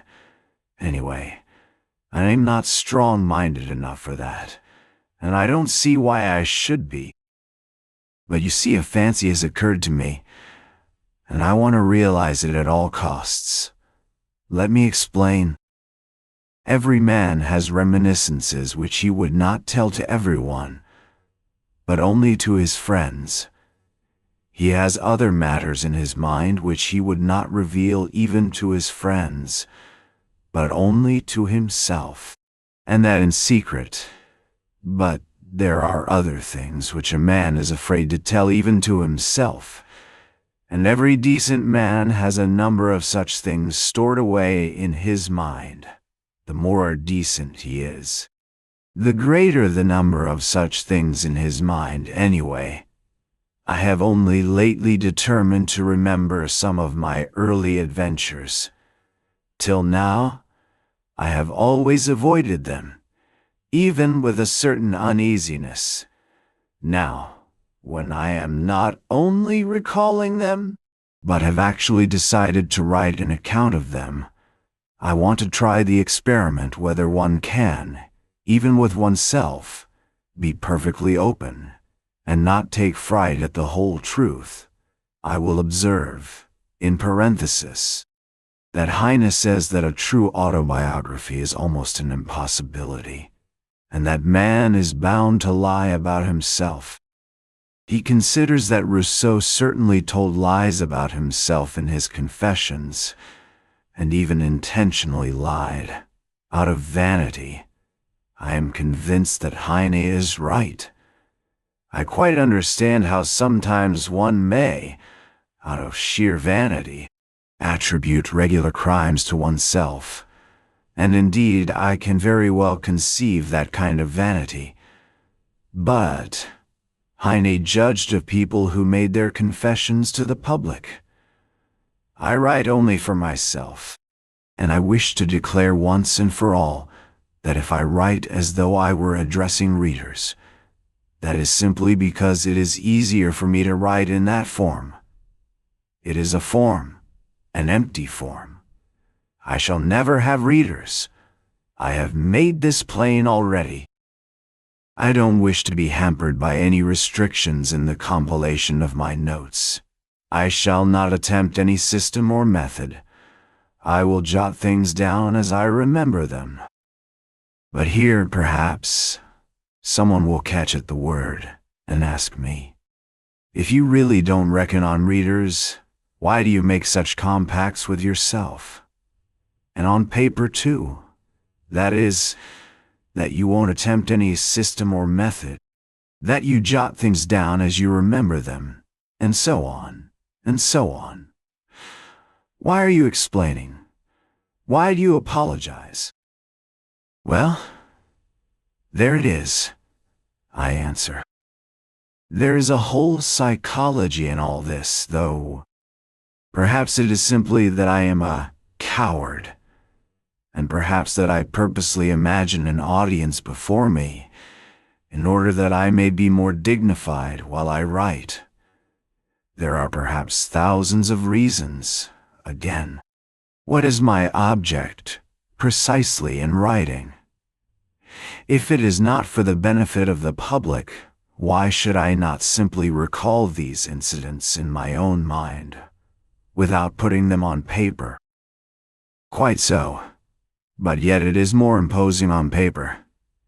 There is something more impressive in it. I shall be better able to criticize myself and improve my style. Besides, I shall perhaps obtain actual relief from writing. Today, for instance, I am particularly oppressed by one memory of a distant past. It came back vividly to my mind a few days ago, and has remained haunting me like an annoying tune that one cannot get rid of. And yet I must get rid of it somehow. I have hundreds of such reminiscences. But at times someone stands out from the hundred and oppresses me. For some reason I believe that if I write it down I should get rid of it. Why not try? Besides, I am bored, and I never have anything to do. Writing will be a sort of work. They say work makes man kind-hearted and honest. Well, here is a chance for me, anyway. Snow is falling today, yellow and dingy. It fell yesterday too, and a few days ago. I fancy it is the wet snow that has reminded me of that incident which I cannot shake off now. And so let it be a story apropos of the falling snow. And so let it be a story apropos of the falling snow. Part 2. Author's note. Apropos of the wet snow. When, from dark error's subjugation, my words of passionate exhortation had wrenched thy fainting spirit free, and writhing prone in thine affliction, thou didst recall with malediction the vice that had encompassed thee. And when thy slumbering conscience, fretting by recollection's torturing flame, thou didst reveal the hideous setting of thy life's current ere I came, when suddenly I saw thee sicken, and weeping, hide thine anguished face, revolted, maddened, horror-stricken, at memories of foul disgrace. Nekrasov. Translated by Juliet Soskis. Chapter 1. At that time, I was only 24. My life was even then gloomy, ill-regulated, and as solitary as that of a savage. I made friends with no one and positively avoided talking, and buried myself more and more in my hole.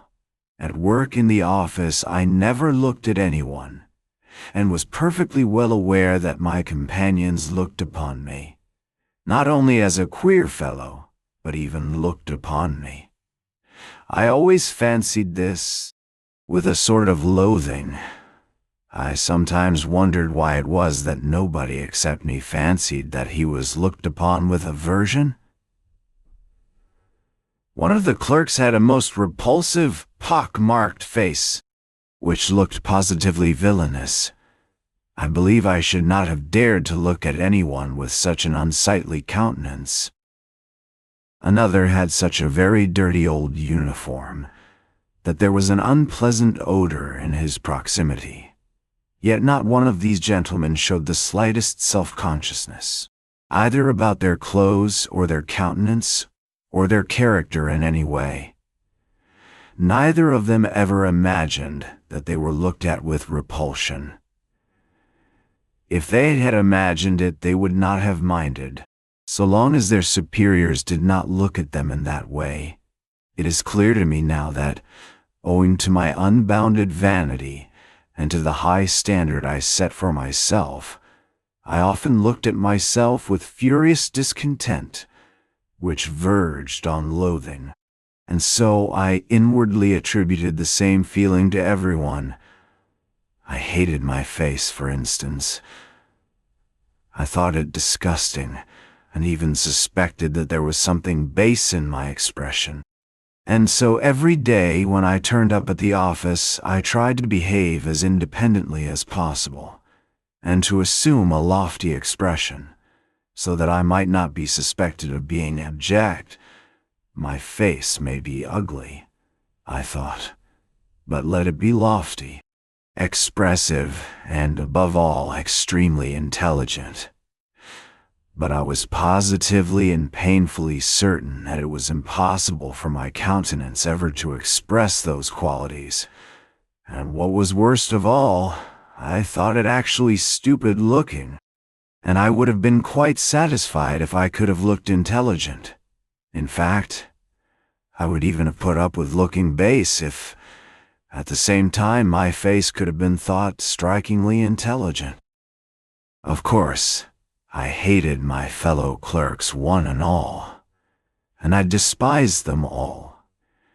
Yet at the same time I was, as it were, afraid of them. In fact, it happened at times that I thought more highly of them than of myself. It somehow happened quite suddenly that I alternated between despising them and thinking them superior to myself. A cultivated and decent man cannot be vain without setting a fearfully high standard for himself, and without despising and almost hating himself at certain moments. But whether I despised them or thought them superior, I dropped my eyes almost every time I met anyone. I even made experiments whether I could face so-and-so's looking at me, and I was always the first to drop my eyes. This worried me to distraction. I had a sickly dread, too, of being ridiculous, and so had a slavish passion for the conventional in everything external.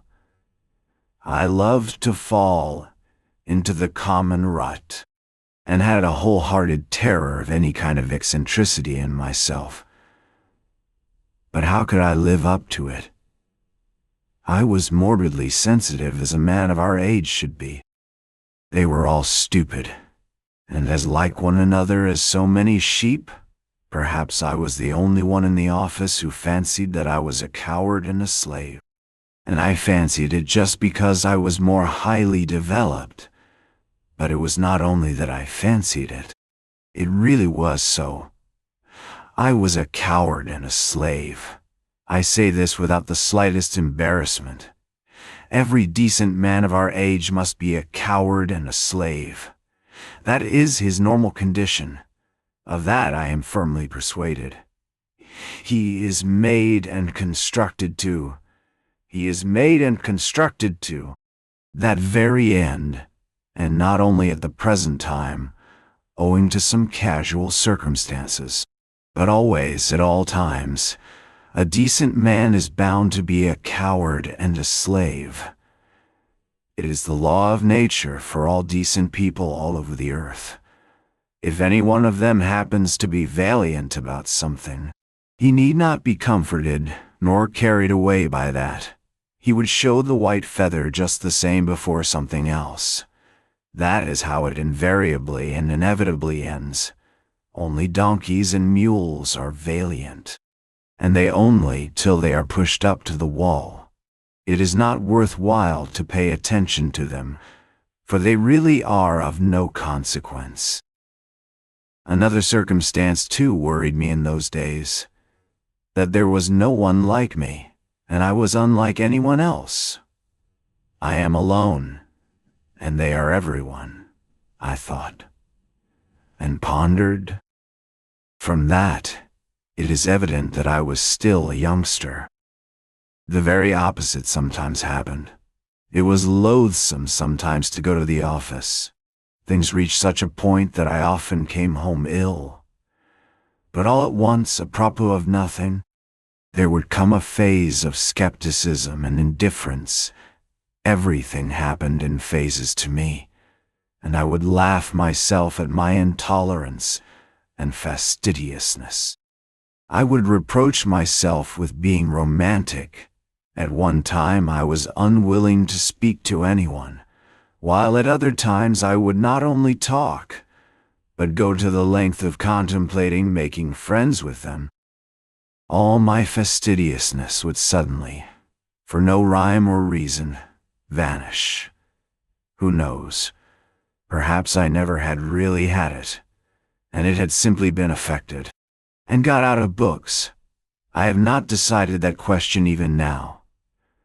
Once I quite made friends with them, visited their homes, played preference, drank vodka, talked of promotions. But here let me make a digression.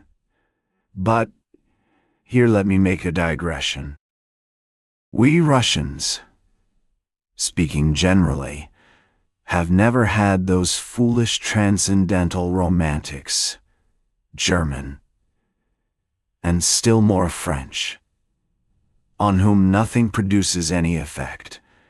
If there were an earthquake, if all France perished at the barricades, they would still be the same. They would not even have the decency to effect a change, but would still go on singing their transcendental songs to the hour of their death, because they are fools. We, in Russia, have no fools. That is well known. That is what distinguishes us from foreign lands. Consequently, these transcendental natures are not found amongst us in their pure form.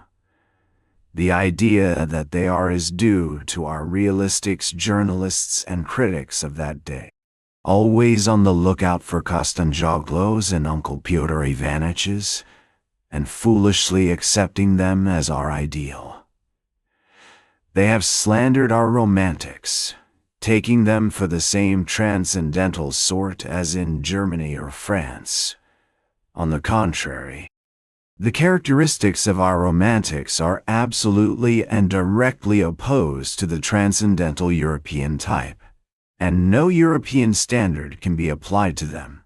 Allow me to make use of this word romantics, an old-fashioned and much-respected word which has done good service and is familiar to all.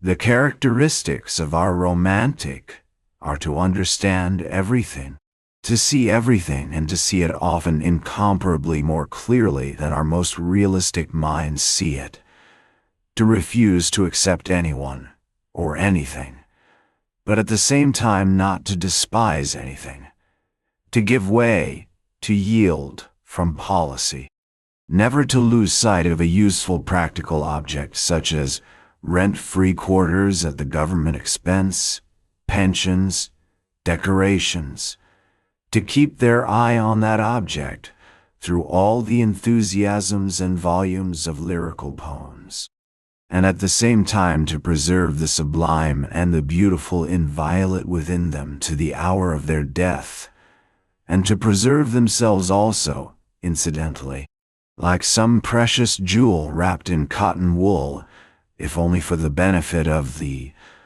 sublime and the beautiful. Our romantics is a man of great breadth, and the greatest rogue of all our rogues, I assure you. I can assure you from experience indeed. Of course, that is, if he is intelligent. But what am I saying? The romantic is always intelligent. And I only meant to observe that although we have had foolish romantics, they don't count. And they were only so because in the flower of their youth, they degenerated into Germans, and to preserve their precious jewel more comfortably, settled somewhere out there, by preference in Weimar or the Black Forest. I, for instance, genuinely despised my official work, and did not openly abuse it simply because I was in it myself and got a salary for it. Anyway, take note, I did not openly abuse it. Our romantic would rather go out of his mind, a thing, however, which very rarely happens, than take to open abuse, unless he had some other career in view. And he is never kicked out. At most, they would take him to the lunatic asylum as the King of Spain, if he should go very mad. But it is only the thin, fair people who go out of their minds in Russia. Innumerable romantics attain later in life to considerable rank in the service. Their many-sidedness is remarkable. And what a faculty they have for the most contradictory sensations. I was comforted by this thought even in those days, and I am of the same opinion now. That is why there are so many broad natures among us who never lose their ideal, even in the depths of degradation.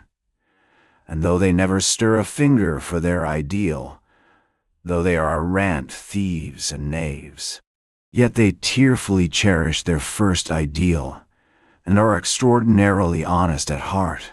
Yes, it is only among us that the most incorrigible rogue can be absolutely and loftily honest at heart, without in the least ceasing to be a rogue.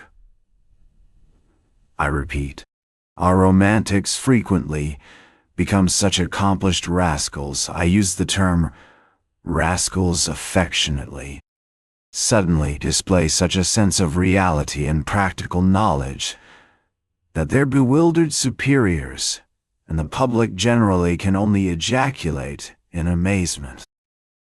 Their many-sidedness is really amazing, and goodness knows what it may develop into later on, and what the future has in store for us. It is not a poor material. I do not say this from any foolish or boastful patriotism, but I feel sure that you are again imagining that I am joking. Or perhaps it's just the contrary, and you are convinced that I really think so. Anyway, gentlemen, I shall welcome both views as an honor and a special favor, and do forgive my digression.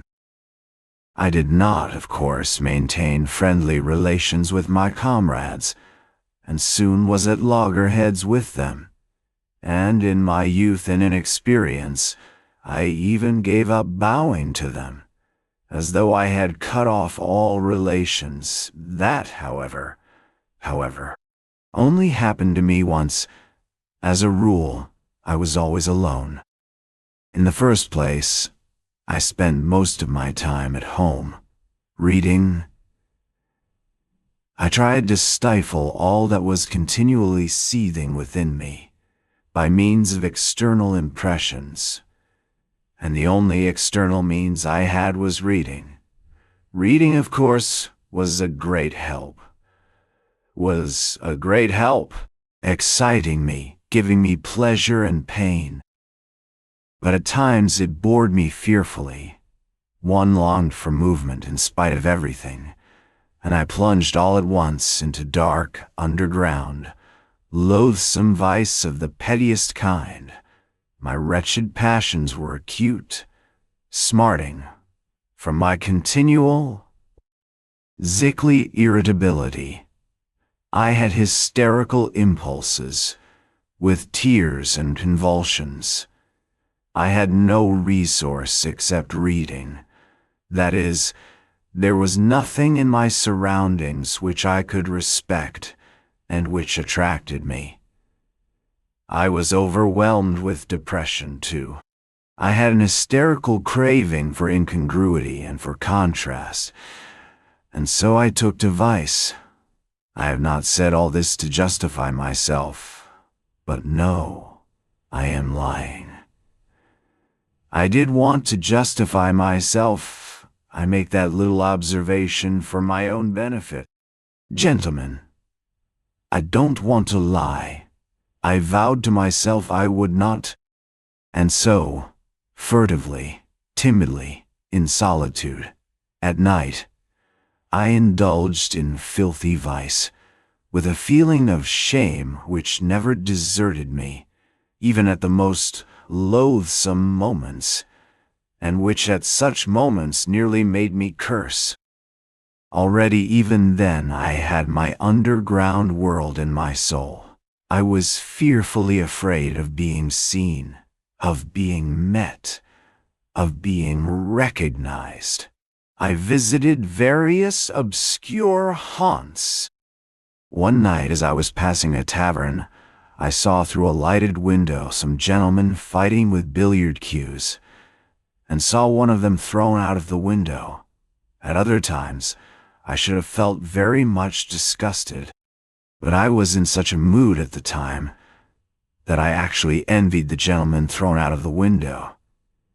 And I envied him so much that I even went into the tavern and into the billiard room.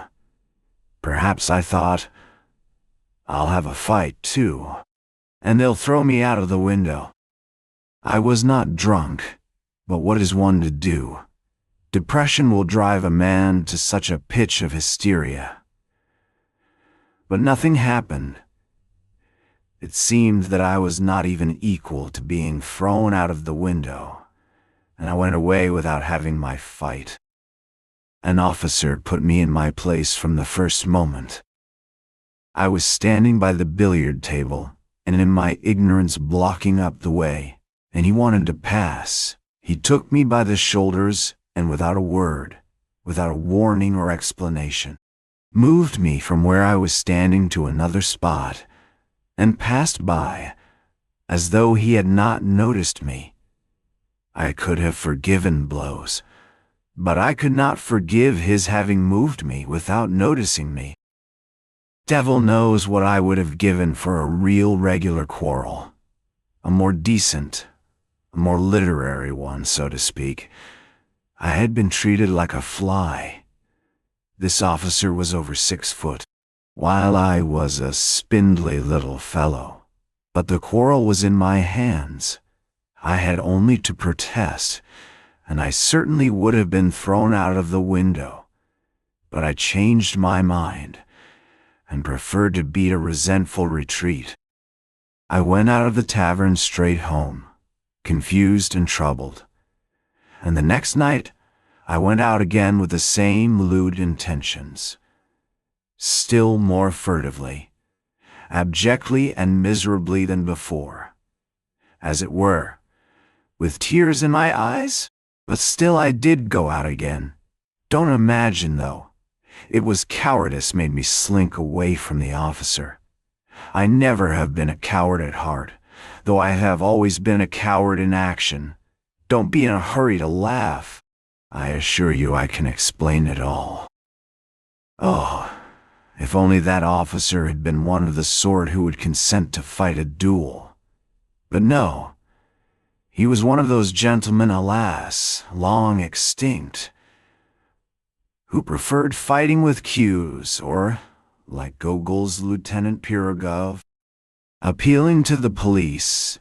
They did not fight duels, and would have thought a duel with a civilian like me an utterly unseemly procedure in any case, and they looked upon the duel altogether as something impossible, something free-thinking in French, but they were quite ready to bully, especially when they were over 6 foot.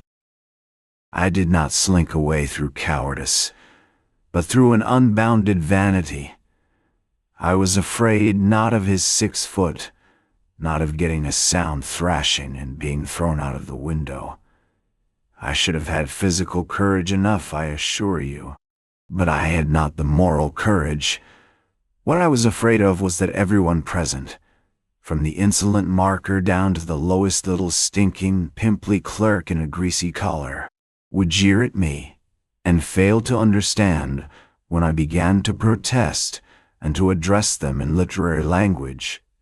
For of the point of honor, not of honor, but of the point of honor, point honor, one cannot speak among us except in literary language.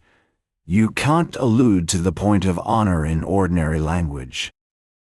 I was fully convinced a sense of reality, in spite of all my romanticism, that they would all simply split their sides with laughter, and that the officer would not simply beat me, that is, without insulting me, but would certainly prod me in the back with his knee, kick me round the billiard table, and only then perhaps have pity and drop me out of the window.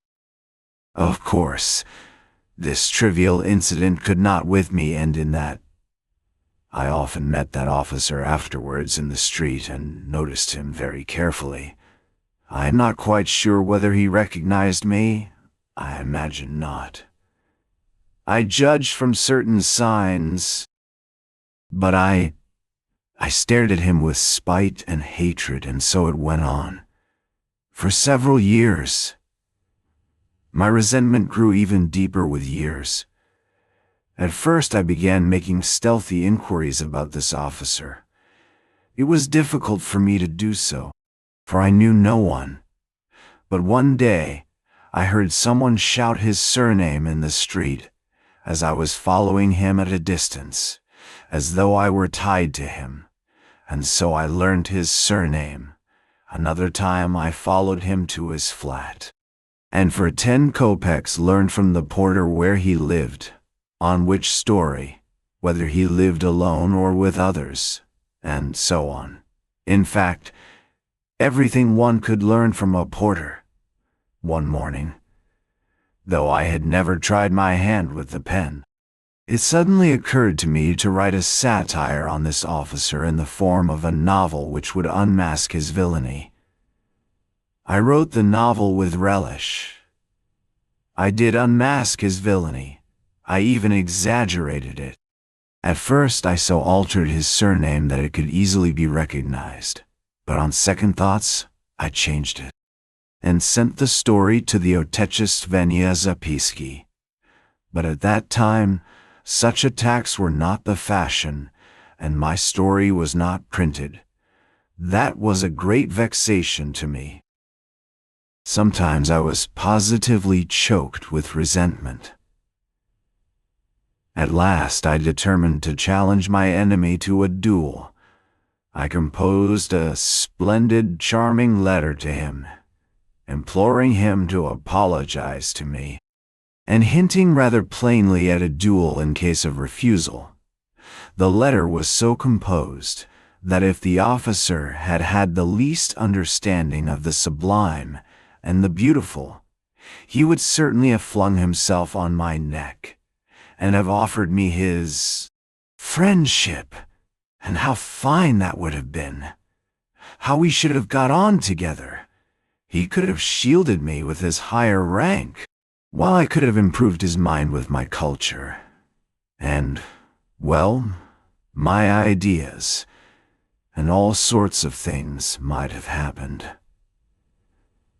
Only fancy, this was 2 years after his insult to me, and my challenge would have been a ridiculous anachronism, in spite of all the ingenuity of my letter in disguising and explaining away the anachronism.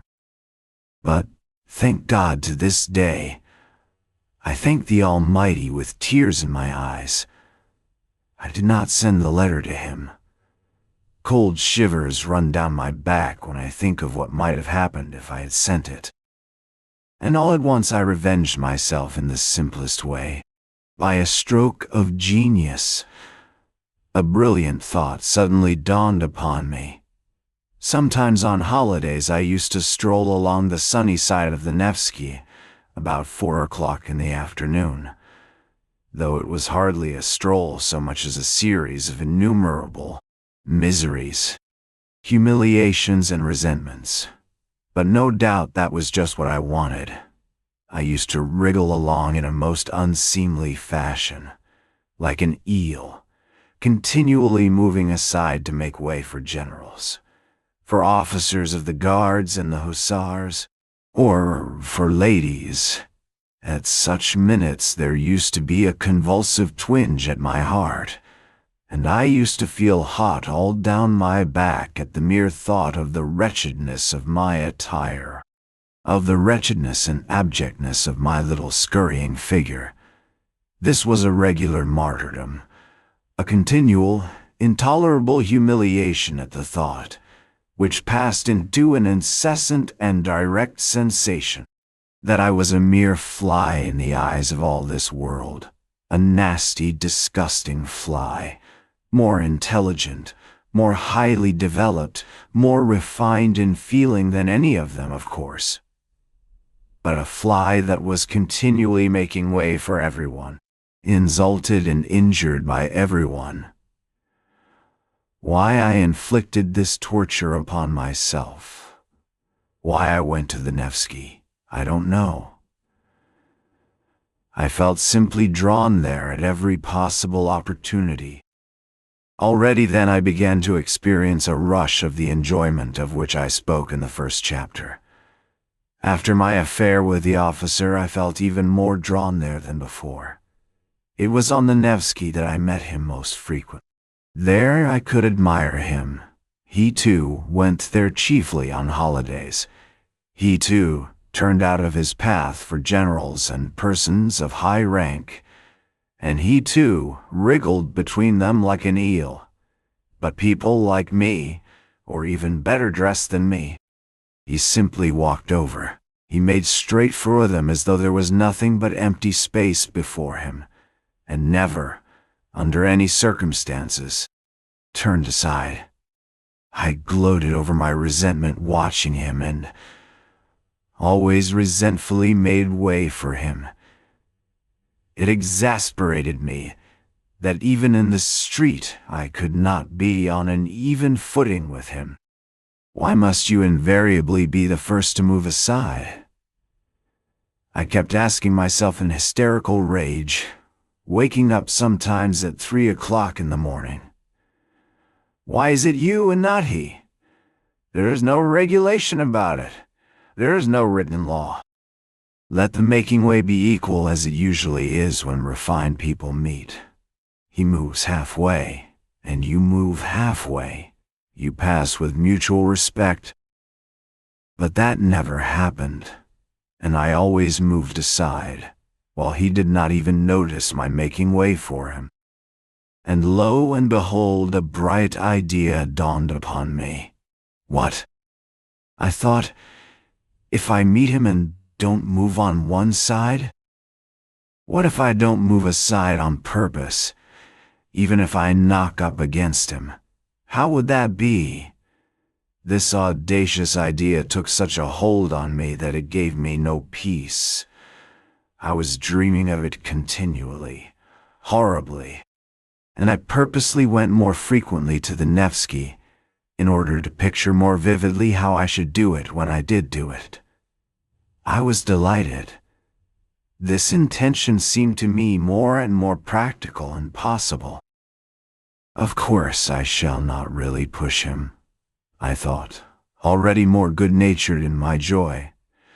I will simply not turn aside, will run up against him, not very violently, but just shouldering each other, just as much as decency permits.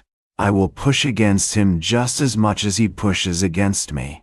At last, I made up my mind completely, but my preparations took a great deal of time, to begin with. When I carried out my plan, I should need to be looking rather more decent, and so I had to think of my get-up. In case of emergency, if, for instance, there were any sort of public scandal, and the public there is of the most recherche, the Countess walks there, Prince D. walks there, All the literary world is there. I must be well dressed. That inspires respect and, of itself, puts us on an equal footing in the eyes of the society. Wow!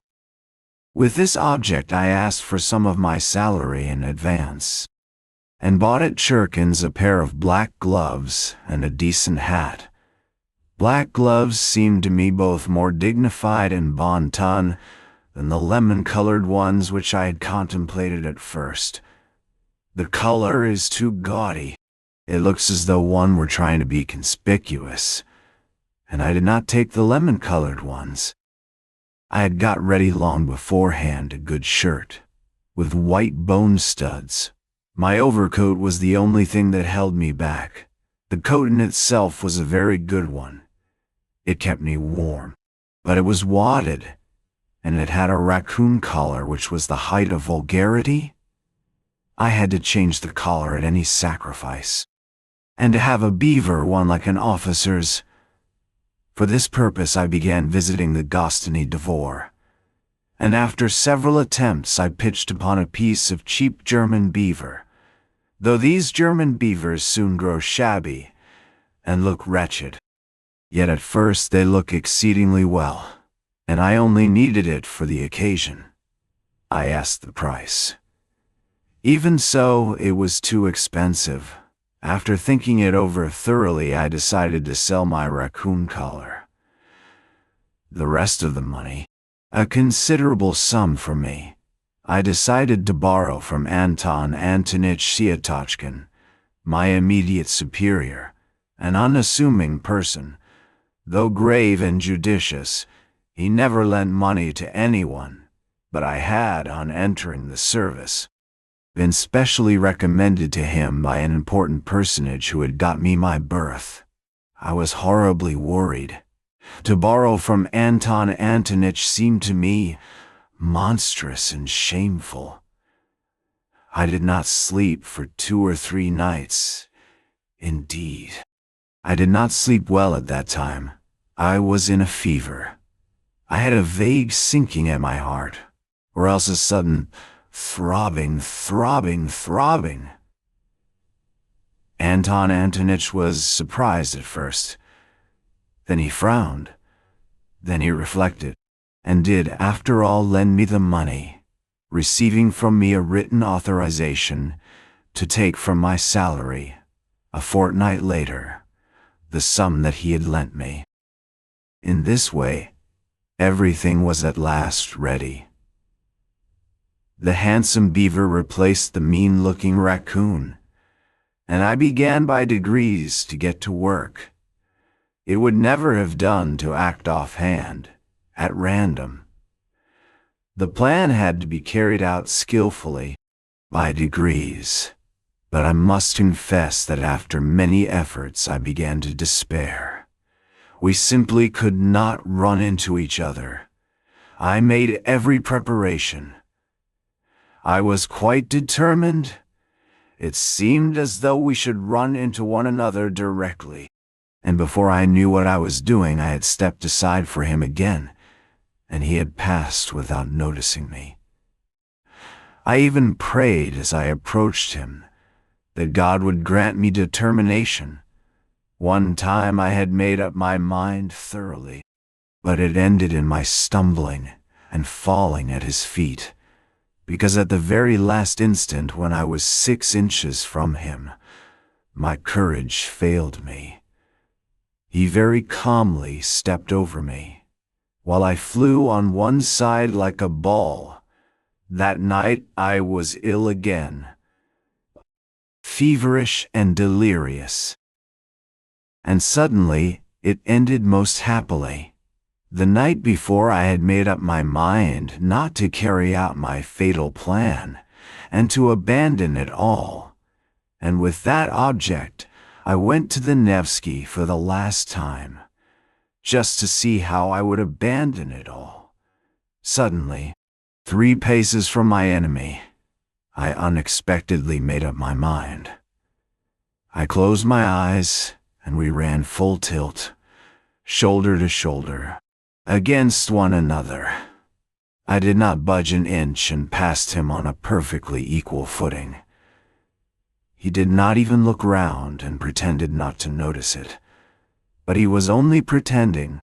I am convinced of that. I am convinced of that to this day. Of course, I got the worst of it. He was stronger. But that was not the point. The point was that I had attained my object. I had kept up my dignity. I had not yielded a step. And had put myself publicly on an equal social footing with him. I returned home feeling that I was fully avenged for everything. I was delighted.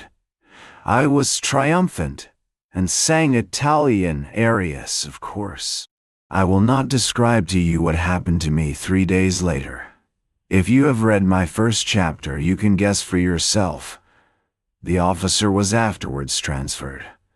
I have not seen him now for 14 years. What is the dear fellow doing now? Whom is he walking over? Chapter 2. But the period of my dissipation would end, and I always felt very sick afterwards. It was followed by remorse. I tried to drive it away. I felt too sick, by degrees, however.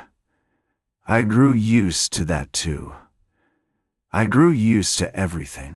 Or rather, I voluntarily resigned myself to enduring it. But I had a means of escape that reconciled everything. That was to find refuge in the sublime and the beautiful. In dreams, of course. I was a terrible dreamer. I would dream for 3 months on end, tucked away in my corner. And you may believe me that at those moments I had no resemblance to the gentleman who, in the perturbation of his chicken heart, put a collar of German beaver on his great coat. I suddenly became a hero. I would not have admitted my 6-foot lieutenant even if he had called on me. I could not even picture him before me then. What were my dreams and how I could satisfy? What were my dreams and how I could satisfy myself with them? It is hard to say now, but at the time I was satisfied with them. Though indeed even now, I am to some extent satisfied with them. Dreams were particularly sweet and vivid after a spell of dissipation. They came with remorse and with tears, with curses and transports. There were moments of such positive intoxication, of such happiness, that there was not the faintest trace of irony within me. On my honor, I had faith, hope, love. I believed blindly at such times that by some miracle, by some external circumstance, all this would suddenly open out, expand, that suddenly a vista of suitable activity, beneficent, good, and above all, ready-made. What sort of activity I had no idea. But the great thing was that it should be all ready for me, would rise up before me, and I should come out into the light of day, almost riding a white horse and crowned with laurel. Anything but the foremost place I could not conceive for myself, and for that very reason I quite contentedly occupied the lowest in reality, either to be a hero or to grovel in the mud. There was nothing between. That was my ruin.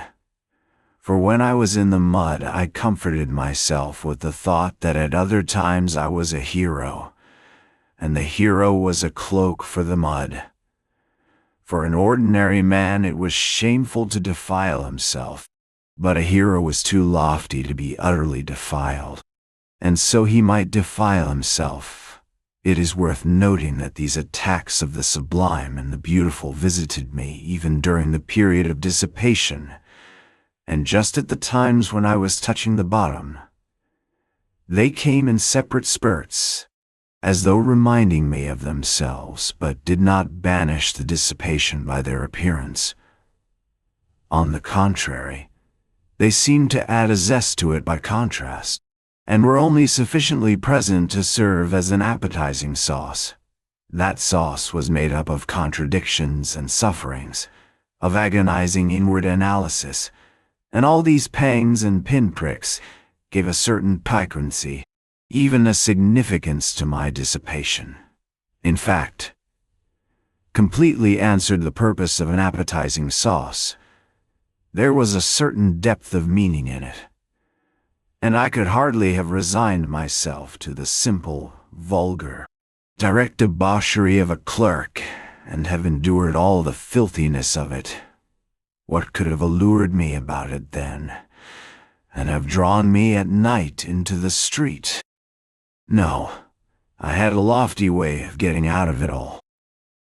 And what loving kindness, O Lord, what loving kindness I felt at times in those dreams of mine, in those flights into the sublime and the beautiful, though it was fantastic love, though it was never applied to anything human in reality.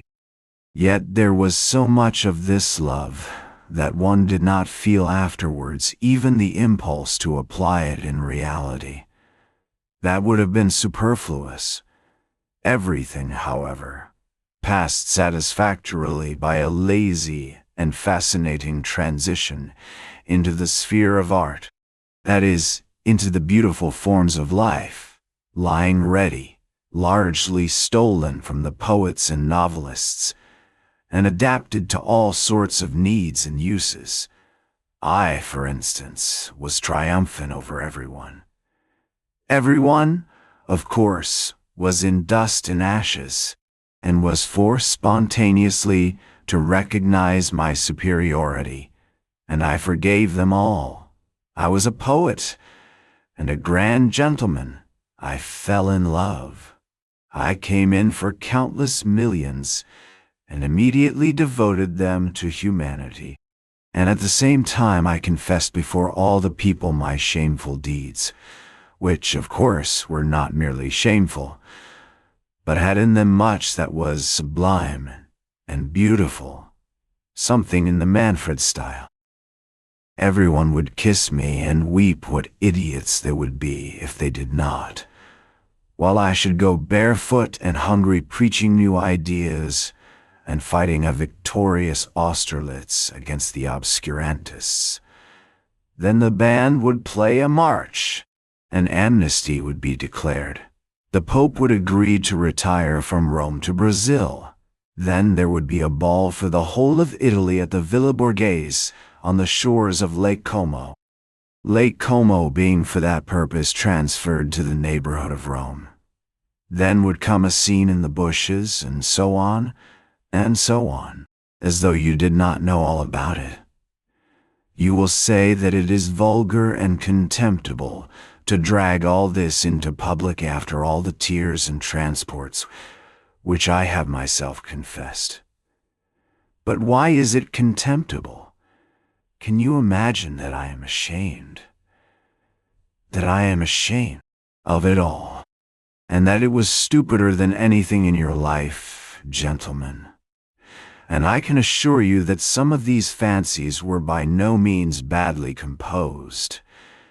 It did not all happen on the shores of Lake Como, and yet you are right. It really is vulgar and contemptible, and most contemptible of all it is that now I am attempting to justify myself to you. And even more contemptible than that is my making this remark now. But that's enough, or there will be no end to it. Each step will be more contemptible than the last.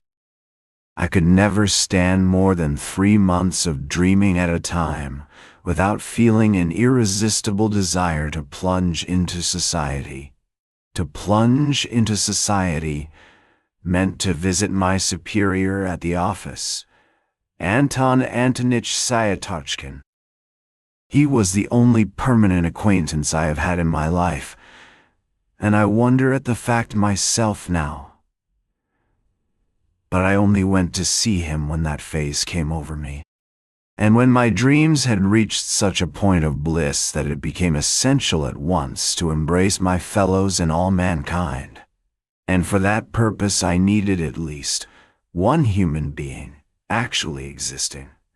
I had to call on Anton Antonitch, however.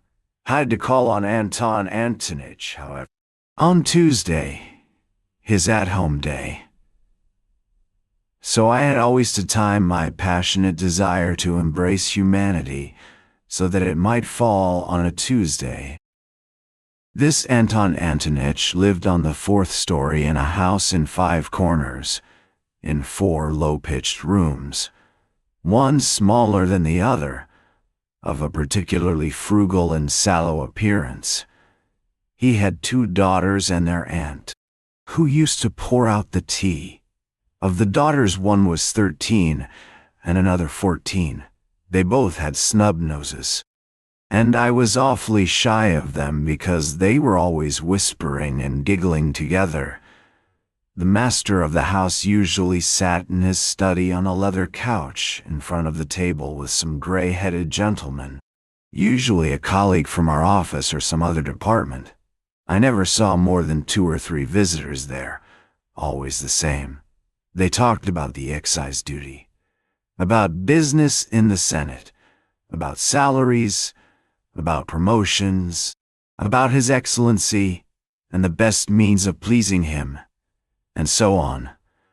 I had the patience to sit like a fool beside these people for 4 hours at a stretch, listening to them without knowing what to say to them, or venturing to say a word. I became stupefied. Several times I felt myself perspiring. I was overcome by a sort of paralysis, but this was pleasant and good for me. On returning home, I deferred for a time my desire to embrace all mankind. I had, however, one other acquaintance of a sort, Simonov, who was an old schoolfellow. I had a number of schoolfellows indeed in Petersburg, but I did not associate with them and had even given up nodding to them in the street. I believe I had transferred into the department I was in simply to avoid their company, and to cut off all connection with my hateful childhood. Curses on that school and all those terrible years of penal servitude. In short, I parted from my schoolfellows as soon as I got out into the world. There were 2 or 3 left to whom I nodded in the street. One of them was Simonov, who had in no way been distinguished at school, was of a quiet and equable disposition, but I discovered in him a certain independence of character, and even honesty. I don't even suppose that he was particularly stupid. I had at one time spent some rather soulful moments with him, but these had not lasted long and had somehow been suddenly clouded over. He was evidently uncomfortable at these reminiscences, and was, I fancy, always afraid that I might take up the same tone again. I suspected that he had an aversion for me, but still, I went on going to see him, not being quite certain of it. And so, on one occasion, unable to endure my solitude, and knowing that as it was Thursday, Anton Antonitch's door would be closed, I thought of Simonov. Climbing up to his 4th story, I was thinking that the man disliked me, and that it was a mistake to go and see him. But, as it always happened that such reflections impelled me, as though purposely, to put myself into a false position, I went in. It was almost a year since I had last seen Simonov. Chapter 3. I found 2 of my old schoolfellows with him. They seemed to be discussing an important matter. All of them took scarcely any notice of my entrance, which was strange, for I had not met them for years. Evidently they looked upon me as something on the level of a common fly. I had not been treated like that even at school.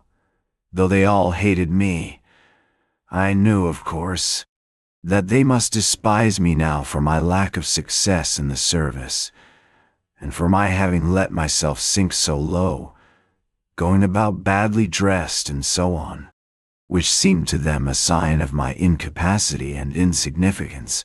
But I had not expected such contempt. Simonov was positively surprised at my turning up. Even in old days he had always seemed surprised at my coming. All this disconcerted me. I sat down, feeling rather miserable, and began listening to what they were saying. They were engaged in warm and earnest conversation about a farewell dinner which they wanted to arrange for the next day to a comrade of theirs called Zverkov, an officer in the army, who was going away to a distant province. This Zverkov had been all the time at school with me too. I had begun to hate him particularly in the upper forms. In the lower forms he had simply been a pretty, playful boy whom everybody liked. I had hated him, however, even in the lower forms, just because he was a pretty and playful boy.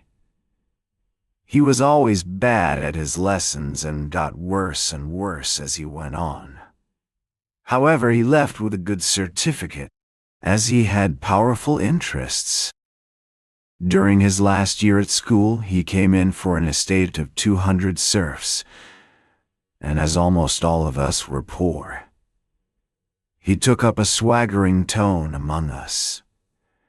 He was vulgar in the extreme, but at the same time he was a good-natured fellow.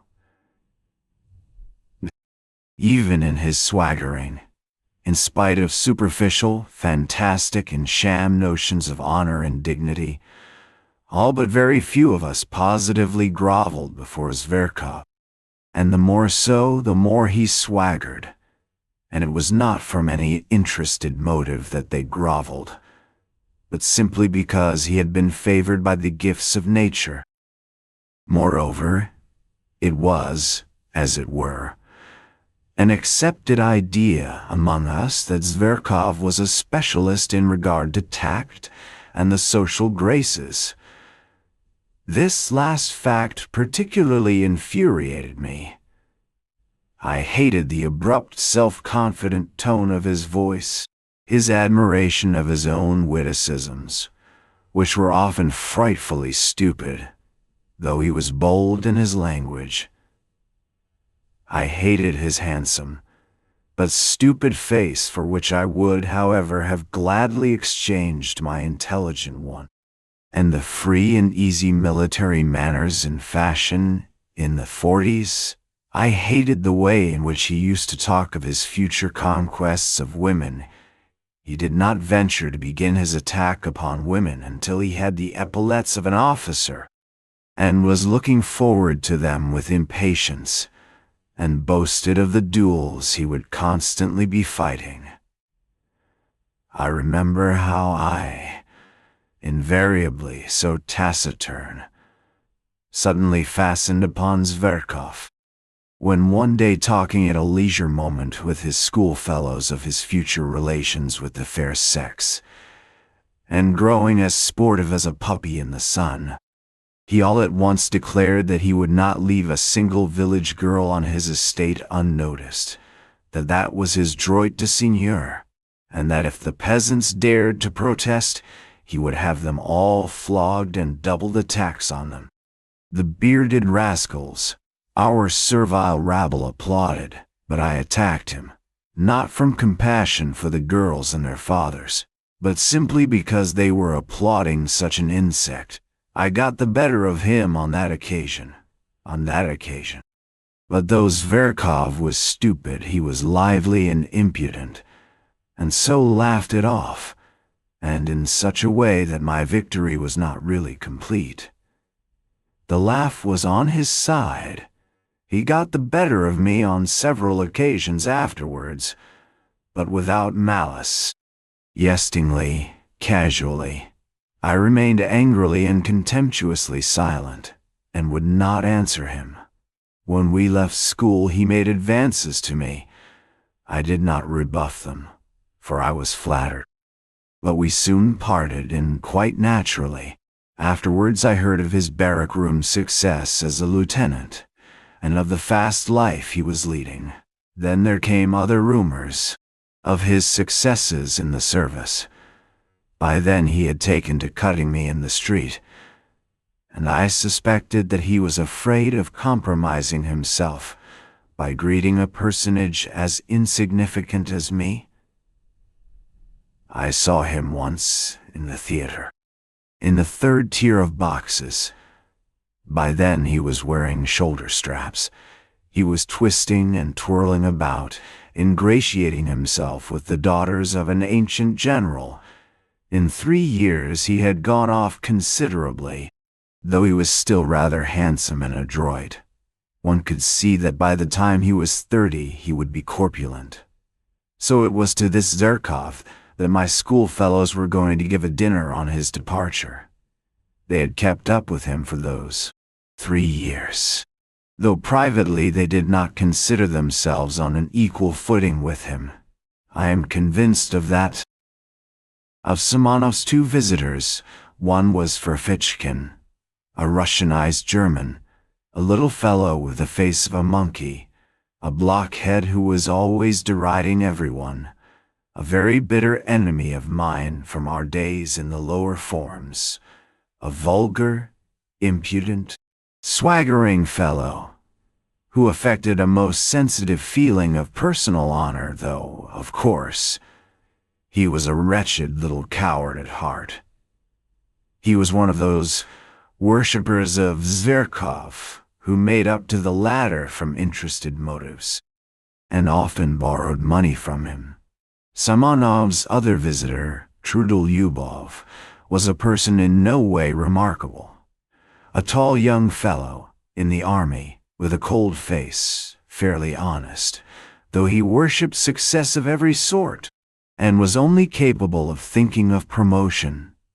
He was some sort of distant relation of Zverkov's, and this, foolish as it seems, gave him a certain importance among us. He always thought me of no consequence whatever. His behavior to me, though not quite courteous, was tolerable. Well, with 7 rubles each, said Trudolyubov. 21 rubles between the 3 of us. We ought to be able to get a good dinner. Zverkov, of course, won't pay. Of course not, since we are inviting him, Simonov decided. Can you imagine? Ferfitchkin interrupted hotly and conceitedly, like some insolent flunky boasting of his master the general's decorations. Can you imagine that Zverkov will let us pay alone? He will accept from delicacy, but he will order 6 bottles of champagne. Do we want 6 for the 4 of us? Observed Trudolyubov, taking notice only of the 6. So the 3 of us, with Zverkov for the 4th, 21 rubles, at the Hotel de Paris at 5 o'clock tomorrow. Simonov, who had been asked to make the arrangements, concluded finally. How 21 rubles? I asked in some agitation, with a show of being offended. If you count me, it will not be 21, but 28 rubles. It seemed to me that to invite myself so suddenly and unexpectedly would be positively graceful, and that they would all be conquered at once, and would look at me with respect. Do you want to join too? Simonov observed, with no appearance of pleasure, seeming to avoid looking at me. He knew me through and through.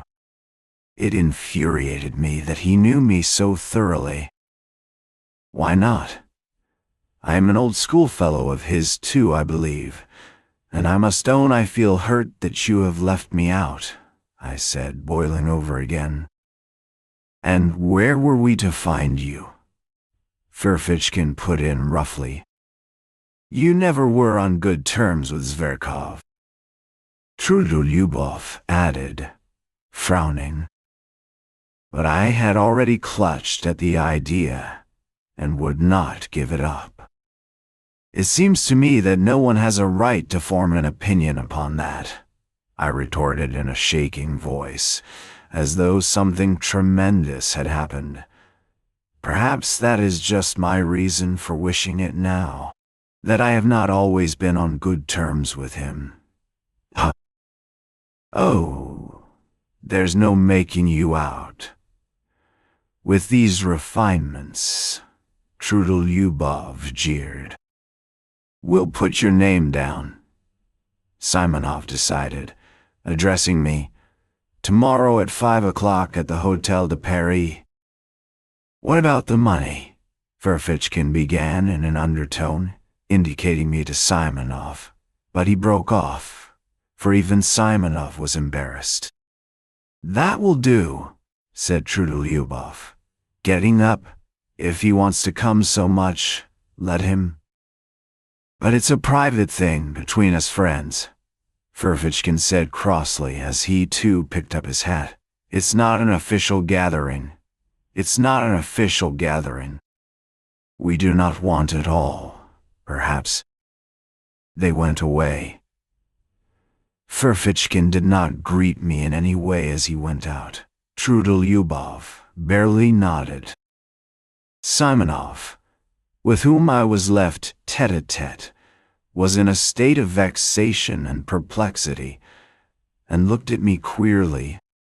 He did not sit down, and did not ask me to,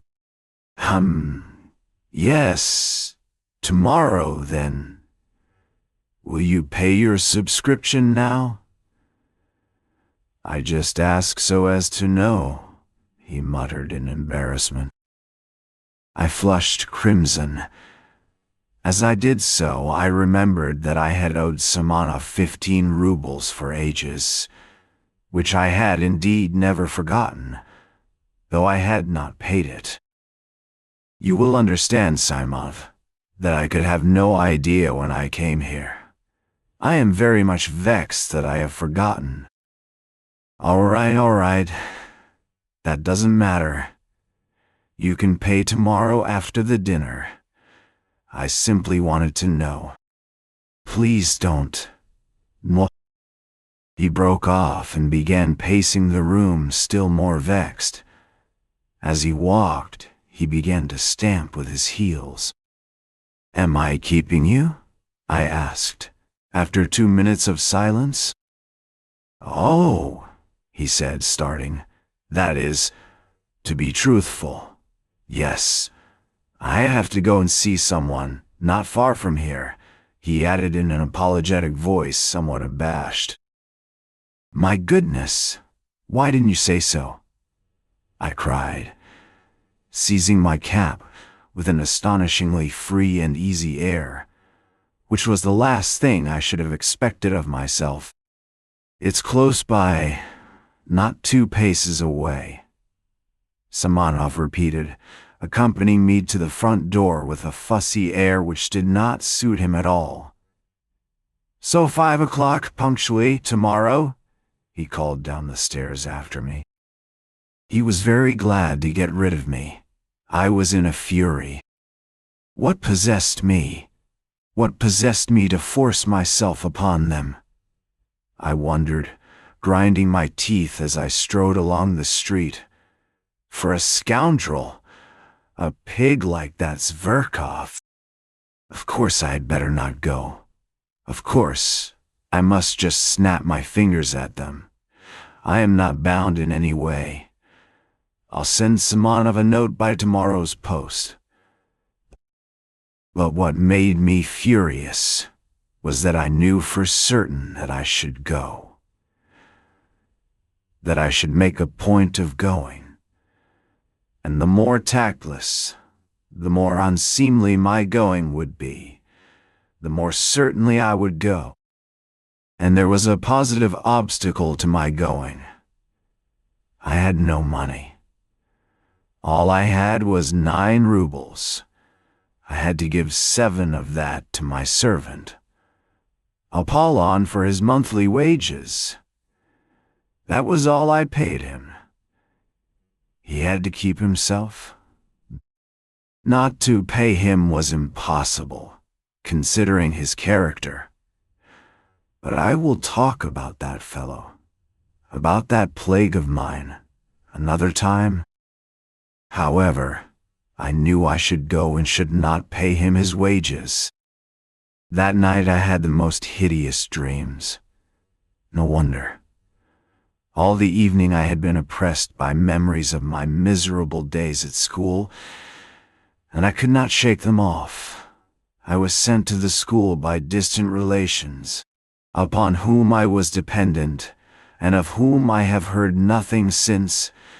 They sent me there a forlorn, silent boy, already crushed by their reproaches, already troubled by doubt, and looking with savage distrust at everyone. My schoolfellows met me with spiteful and merciless jibes because I was not like any of them. But I could not endure their taunts. I could not give in to them with the ignoble readiness with which they gave in to one another. I hated them from the first, and shut myself away from everyone in timid, wounded, and disproportionate pride. Their coarseness revolted me. They laughed cynically at my face, at my clumsy figure, and yet what stupid faces they had themselves. In our school, the boys' faces seemed in a special way to degenerate and grow stupider. How many fine-looking boys came to us! In a few years they became repulsive. Even at 16 I wondered at them morosely. Even then I was struck by the pettiness of their thoughts, the stupidity of their pursuits, their games, their conversations. They had no understanding of such essential things. They took no interest in such striking, impressive subjects that I could not help considering them inferior to myself. It was not wounded vanity that drove me to it, and for God's sake do not thrust upon me your hackneyed remarks, repeated de nausea, that I was only a dreamer, while they even then had an understanding of life. They understood nothing. They had no idea of real life. And I swear that that was what made me most indignant with them. On the contrary, the most obvious, striking reality they accepted with fantastic stupidity, and even at that time were accustomed to respect success, everything that was just, but oppressed and looked down upon. They laughed at heartlessly and shamefully. They took rank for intelligence. Even at 16 they were already talking about a snug berth. Of course, a great deal of it was due to their stupidity, to the bad examples with which they had always been surrounded in their childhood and boyhood.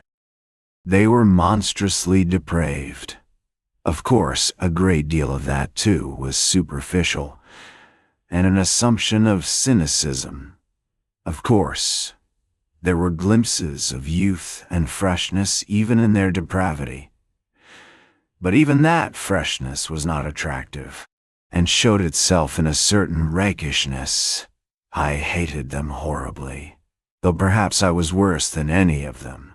They repaid me in the same way, and did not conceal their aversion for me. But by then I did not desire their affection. On the contrary, I continually longed for their humiliation.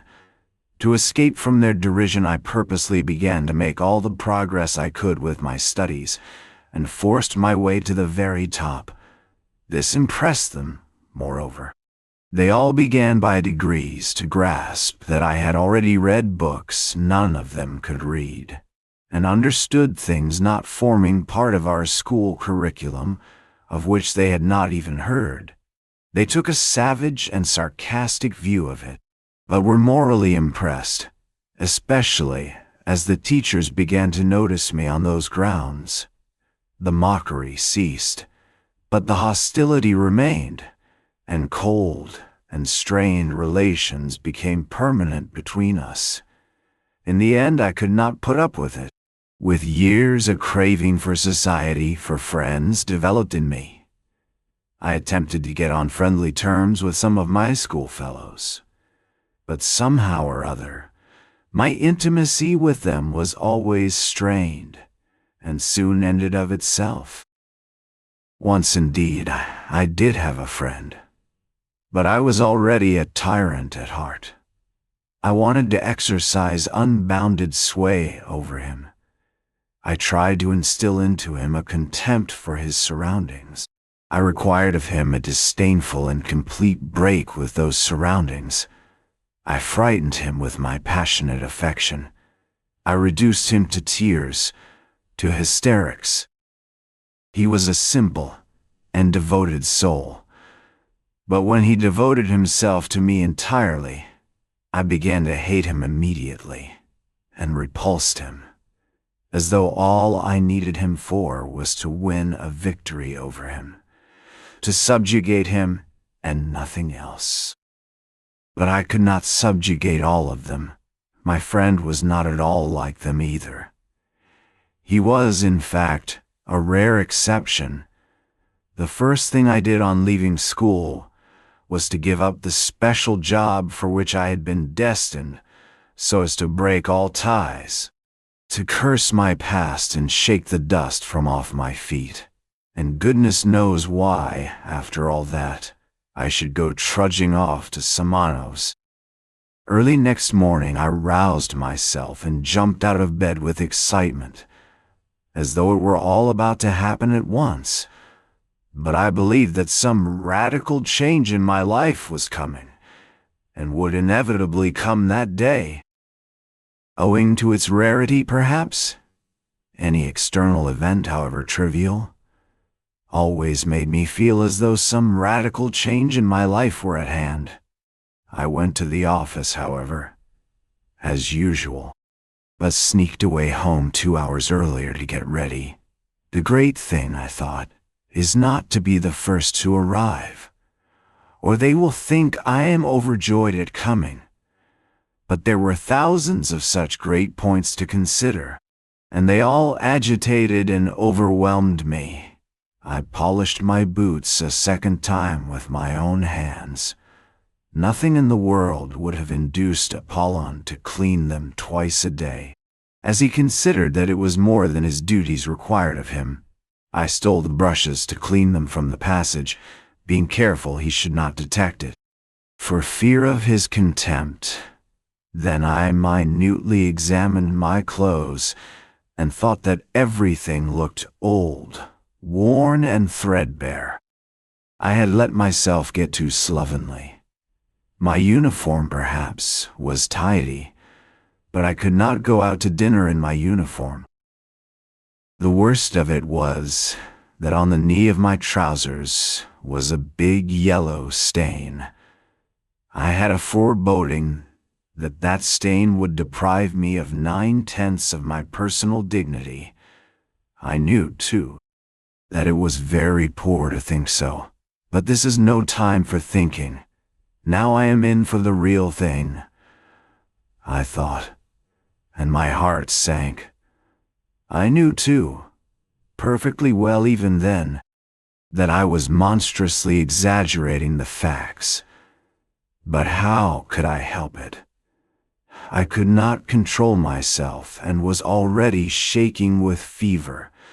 With despair, I pictured to myself how coldly and disdainfully that scoundrel Zverkov would meet me, with what dull-witted, invincible contempt the blockhead Trudolubov would look at me, with what impudent rudeness the insect Furfichkin would snigger at me in order to curry favor with Zverkov.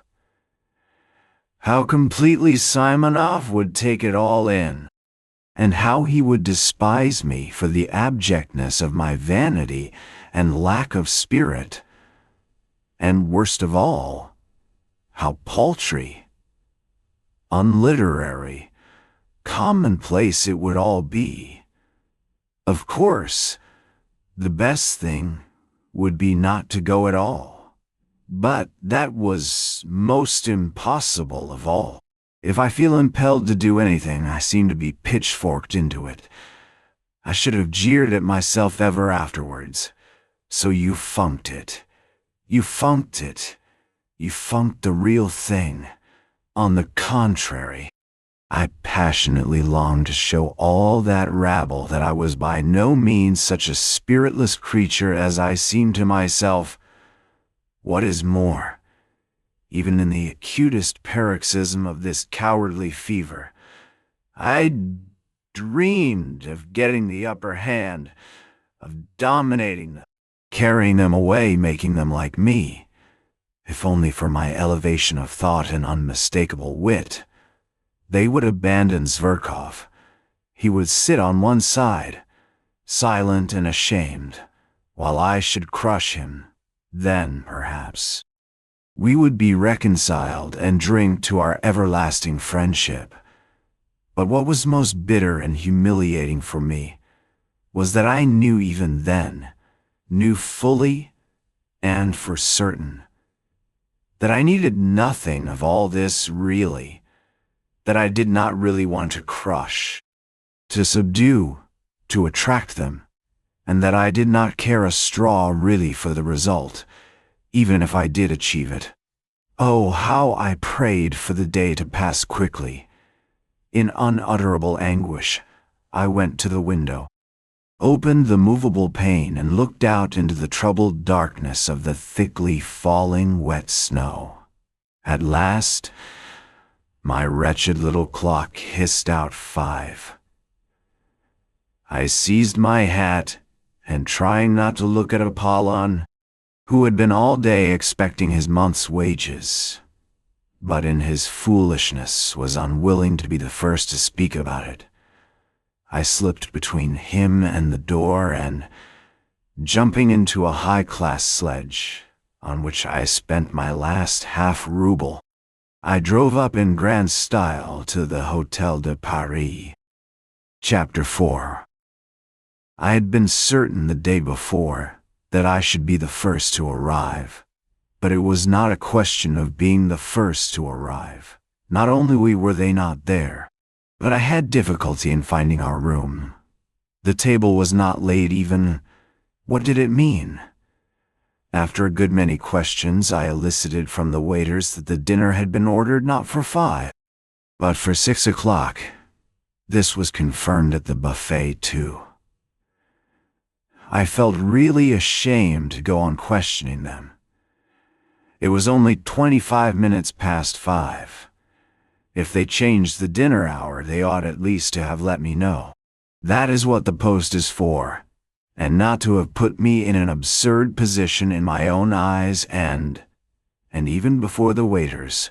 I sat down. The servant began laying the table. I felt even more humiliated when he was present. Towards 6 o'clock they brought in candles, though there were lamps burning in the room. It had not occurred to the waiter, however, to bring them in at once when I arrived. Angry-looking persons were eating their dinners in silence at 2 different tables. There was a great deal of noise, even shouting, in a room further away. One could hear the laughter of a crowd of people and nasty little shrieks in French. There were ladies at the dinner. It was sickening, in fact. I rarely passed more unpleasant moments. So much so that when they did arrive all together punctually at 6, I was overjoyed to see them, as though they were my deliverers, and even forgot that it was incumbent upon me to show resentment. Sarkov walked in at the head of them. Evidently he was the leading spirit. He and all of them were laughing. But, seeing me, Zverkov drew himself up a little, walked up to me deliberately with a slight, rather jaunty bend from the waist. He shook hands with me in a friendly, but not over-friendly, fashion, with a sort of circumspect courtesy like that of a general, as though in giving me his hand he were warding off something I had imagined. On the contrary, that on coming in, he would at once break into his habitual thin, shrill laugh and fall to making his insipid jokes and witticisms. I had been preparing for them ever since the previous day, but I had not expected such condescension, such high official courtesy. So then, he felt himself ineffably superior to me in every respect. If he only meant to insult me by that high official tone, it would not matter, I thought. I could pay him back for it one way or another. But what if, in reality, without the least desire to be offensive, that sheepshead had a notion in earnest that he was superior to me, and could only look at me in a patronizing way? The very supposition made me gasp. "I was surprised to hear of your desire to join us," he began, lisping and drawling, which was something new. "You and I seem to have seen nothing of one another. You fight shy of us. You shouldn't. We are not such terrible people as you think. Well, anyway, I am glad to renew our acquaintance. Well," and he turned carelessly to put down his hat on the window. "Have you been waiting long?" Trudolyubov inquired. "I arrived at 5 o'clock, as you told me yesterday," I answered aloud, with an irritability that threatened an explosion. "Didn't you let him know that we had changed the hour?" said Trudolyubov to Simonov. "No, I didn't. I forgot," the latter replied, with no sign of regret, and without even apologizing to me, he went off to order the hors d'oeuvre. "So you've been here a whole hour? Oh, poor fellow," Zverkov cried ironically, for to his notions this was bound to be extremely funny. That rascal Ferfitchkin followed with his nasty little snigger like a puppy yapping. My position struck him too, as exquisitely ludicrous and embarrassing. "It isn't funny at all," I cried to Ferfitchkin, more and more irritated. "It wasn't my fault, but other people's. They neglected to let me know. It was simply absurd." "It's not only absurd, but something else as well," muttered Trudolyubov, naively taking my part. "You are not hard enough upon it. It was simply rudeness. Unintentional, of course. And how could Simonov? If a trick like that had been played on me," observed Ferfitchkin, "I should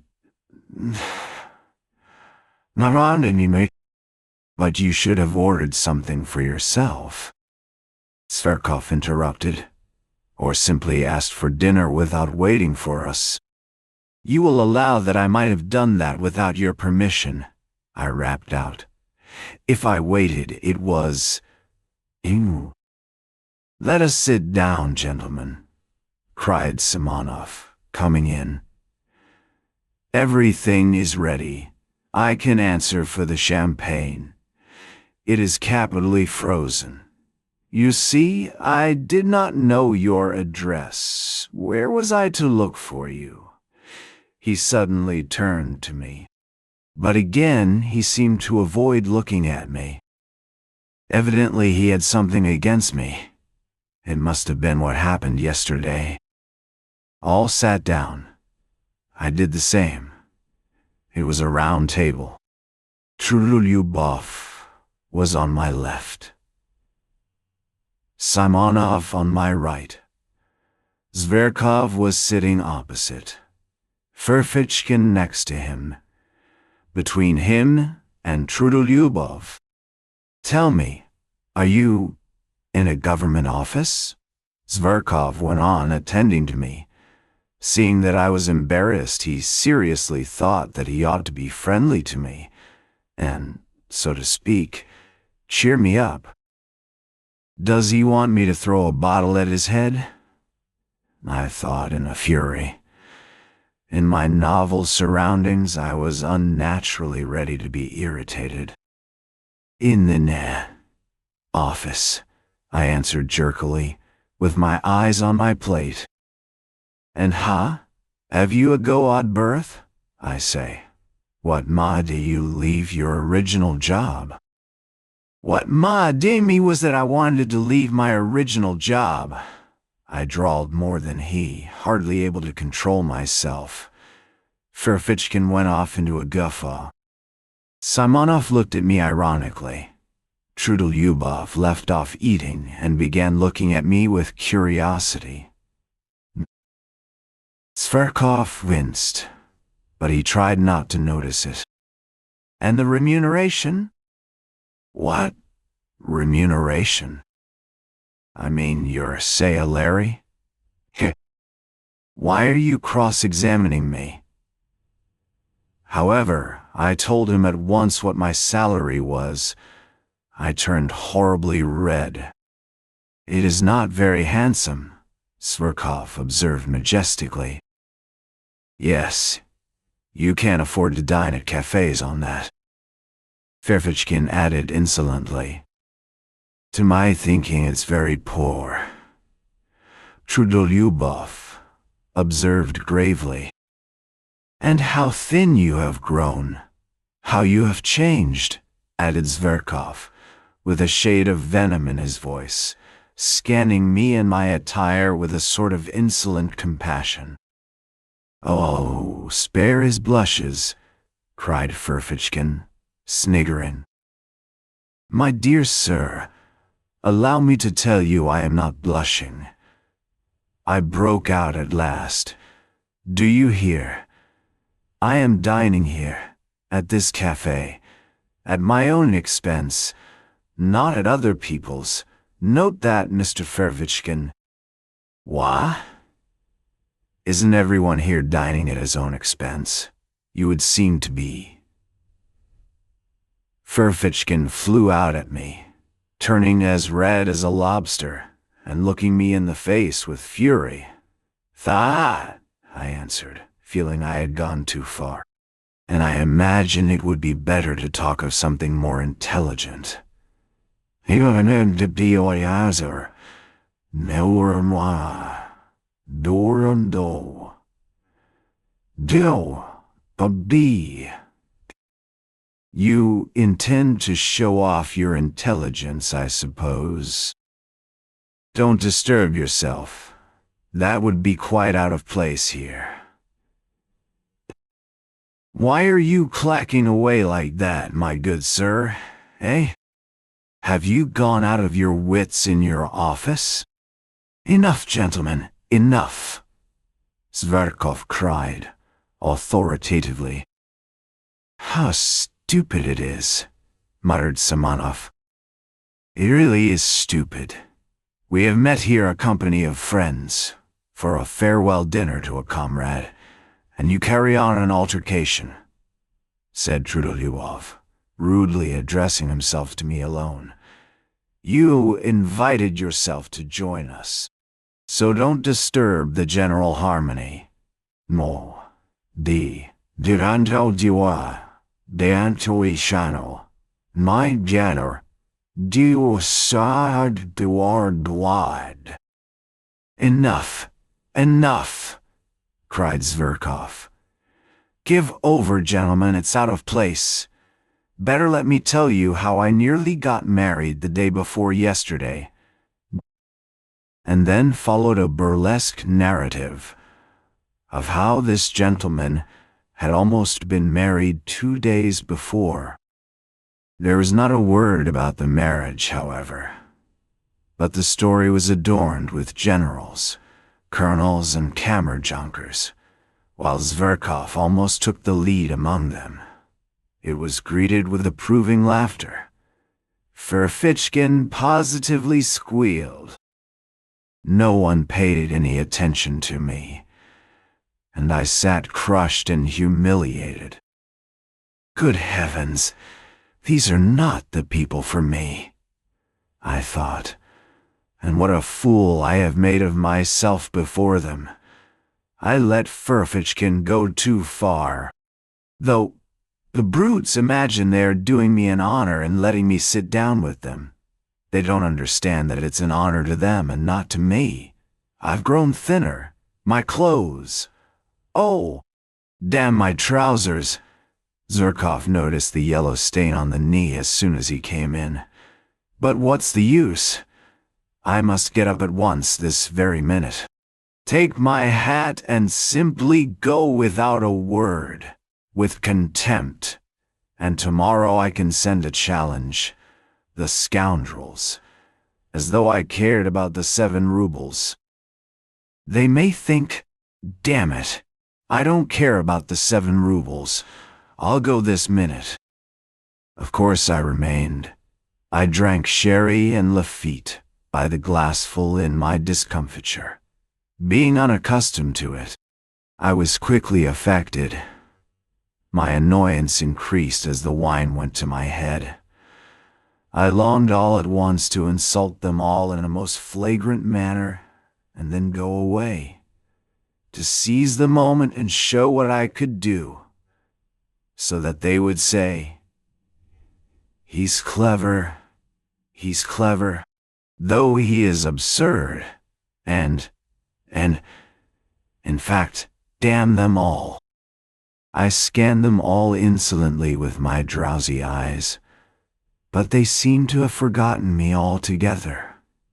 They were noisy, vociferous, cheerful. Zverkov was talking all the time. I began listening. Zverkov was talking of some exuberant lady whom he had at last led on to declaring her love, of course. He was lying like a horse, and how he had been helped in this affair by an intimate friend of his, a Prince Kolya, an officer in the Hussars, who had 3,000 serfs.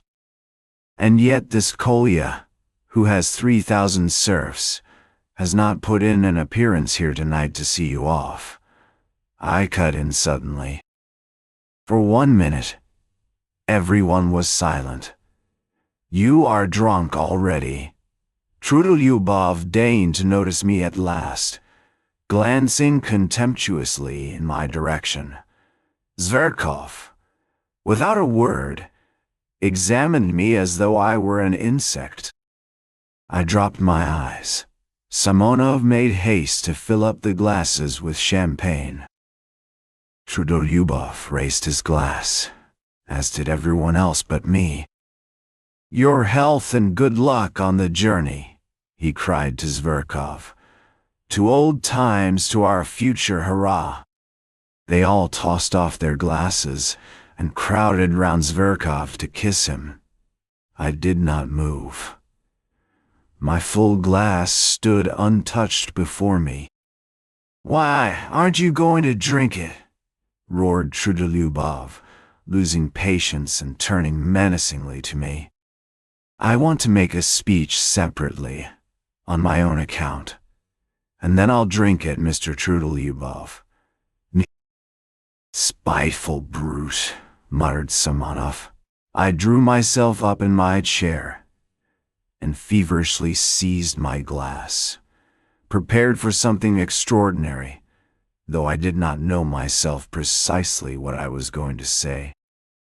Silence, cried Ferfitchkin. Now for a display of wit. No. Zverkov waited very gravely, knowing what was coming. Mr. Lieutenant Zverkov, I began, let me tell you that I hate phrases, phrasemongers, and men in corsets. That's the first point. And there is a second one to follow it. There was a general stir. The second point is, I hate ribaldry and ribald talkers. Especially ribald talkers. The third point, I love justice, truth, and honesty.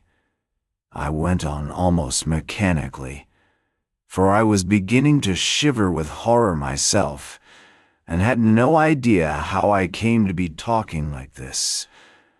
I love thought.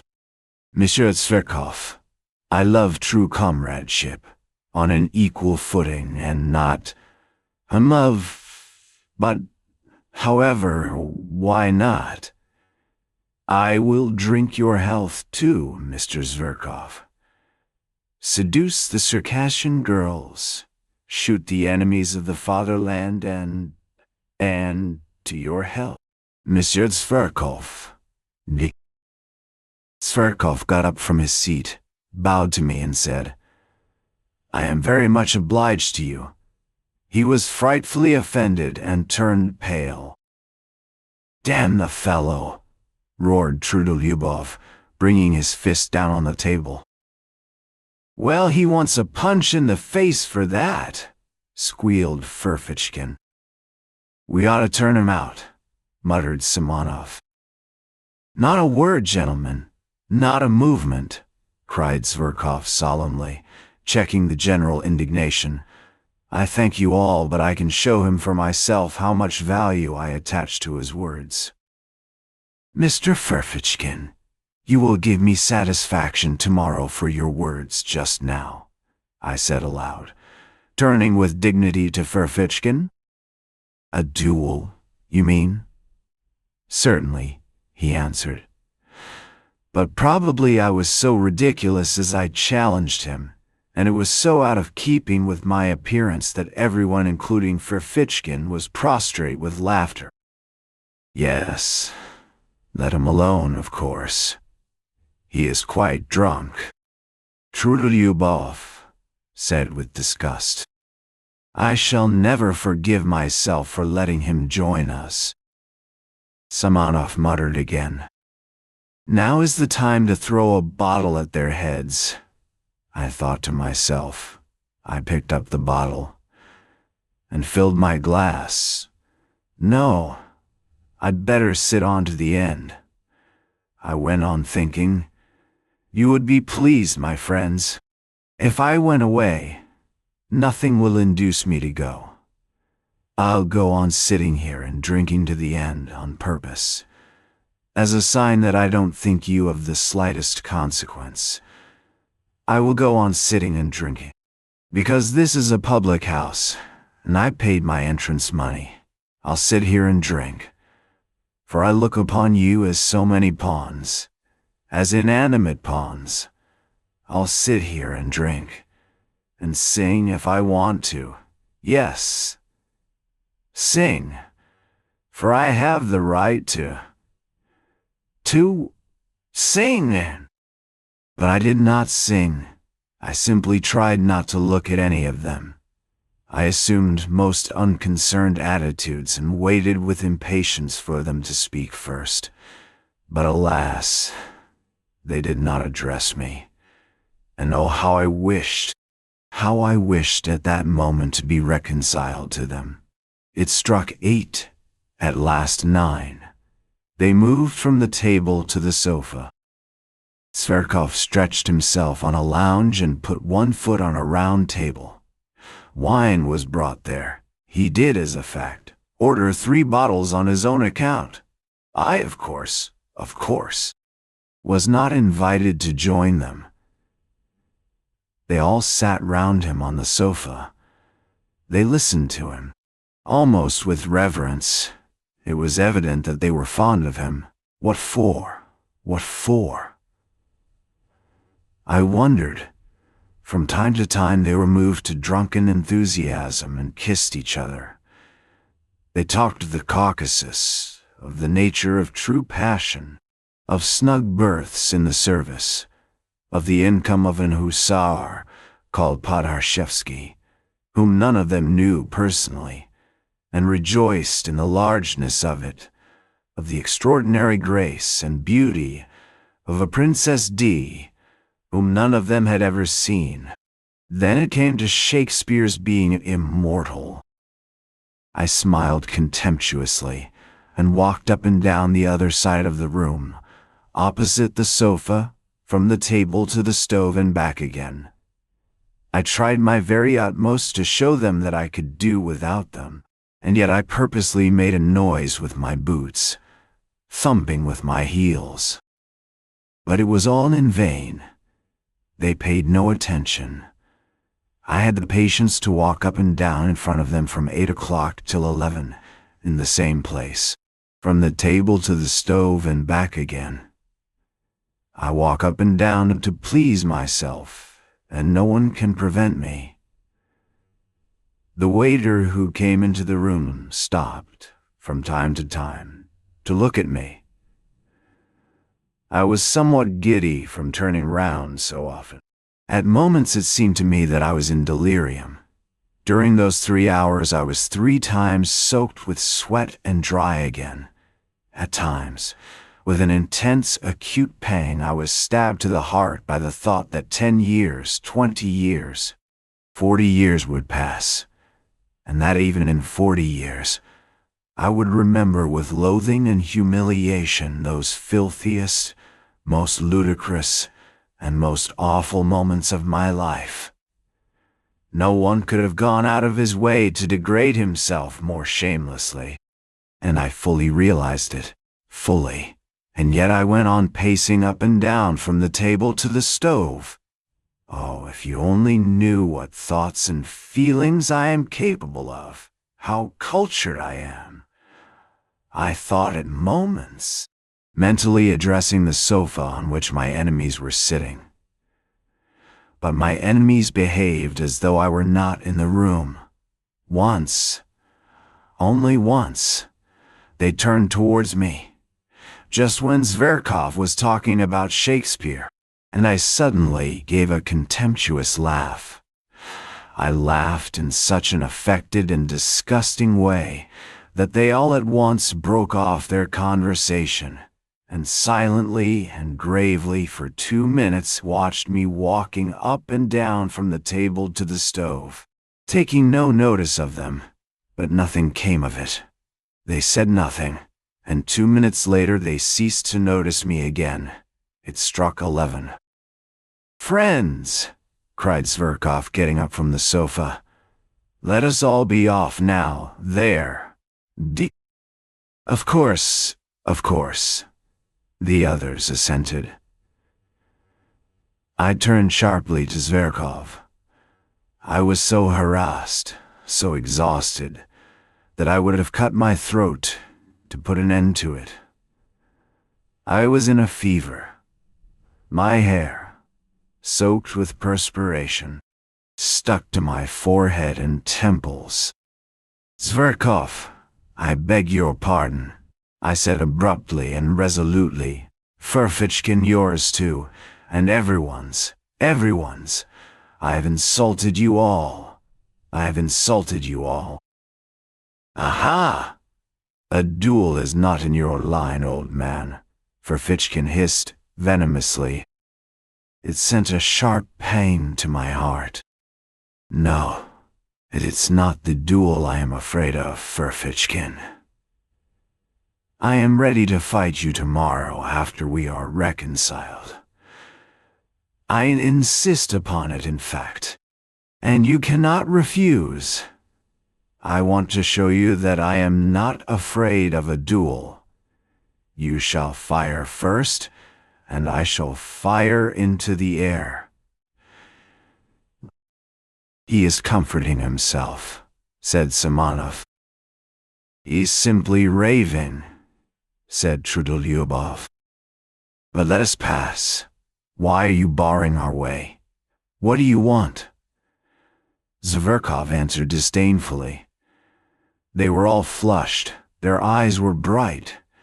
They had been drinking heavily. "I ask for your friendship, Zverkov. I insulted you, but now when de dieter wundered." "Insulted? You insulted me? Understand, sir, that you never under any circumstances could possibly insult me. And that's enough for you, out of the way," concluded Trudolyubov. "Olympia is mine, friends. That's agreed," cried Zverkov. "We won't dispute your right. We won't dispute your right," the others answered, laughing. I stood as though spat upon. The party went noisily out of the room. Trudel Lyubov struck up some stupid song. Simonov remained behind for a moment to tip the waiters. I suddenly went up to him. "Simonov, give me 6 rubles," I said with desperate resolution. He looked at me in extreme amazement, with vacant eyes. He too was drunk. "You don't mean you are coming with us?" Yes. "I've no money," he snapped out, and with a scornful laugh he went out of the room. I clutched at his overcoat. It was a nightmare. "Simonov, I saw you had money. Why do you refuse me? Am I a scoundrel? Beware of refusing me. If you knew why I am asking. My whole future, my whole plans depend upon it." Simonov pulled out the money and almost flung it at me. "Take it, if you have no sense of shame," he pronounced pitilessly, and ran to overtake them. I was left for a moment alone. Disorder, the remains of dinner, a broken wine glass on the floor, spilt wine, cigarette ends, fumes of drink and delirium in my brain, an agonizing misery in my heart, and finally the waiter, who had seen and heard all, and was looking inquisitively into my face. "I'm going there," I cried. "Either they shall all go down on their knees to beg for my friendship, or I will give Zverkov a slap in the face." Chapter 5. So this is it at last. Contact with real life, I muttered as I ran headlong downstairs. This is very different from the Pope's leaving Rome and going to Brazil. Very different from the ball on Lake Como. Como! You are a scoundrel! A thought flashed through my mind. If you laugh at this now... No matter, I cried, answering myself. Now everything is lost. There was no trace to be seen of them, but that made no difference. I knew where they had gone. At the steps was standing a solitary night sledge driver in a rough peasant coat, powdered over with the still falling, wet, and as it were warm, snow. It was hot and steamy. The little shaggy piebald horse was also covered with snow and coughing. I remember that very well. I made a rush for the roughly made sledge. But as soon as I raised my foot to get into it, the recollection of how Simonov had just given me 6 rubles seemed to double me up, and I tumbled into the sledge like a sack. No, I must do a great deal to make up for all that, I cried. But I will make up for it or perish on the spot this very night. Start! We set off. There was a perfect whirl in my head. They won't go down on their knees to beg for my friendship. That is a mirage, cheap mirage, revolting, romantic and fantastical. That's another ball on Lake Como, and so I am bound to slap Zverkov's face. It is my duty to, and so it is set. I am flying to give him a slap in the face. Hurry up! The driver tugged at the reins. As soon as I go in, I'll give it him. Ought I, before giving him the slap, to say a few words by way of preface? No, I'll simply go in and give it him. They will all be sitting in the drawing room, and he with Olympia on the sofa. That damned Olympia! She laughed at my looks on one occasion and refused me. "I'll pull Olympia's hair. Pull Zverkov's ears. No, better one ear and pull him by it round the room. Maybe they will all begin beating me and will kick me out. That's most likely indeed. No matter. Anyway, I shall first slap him. The initiative will be mine. And by the laws of honor, that is everything. He will be branded and cannot wipe off the slap by any blows. By nothing but a duel, he will be forced to fight.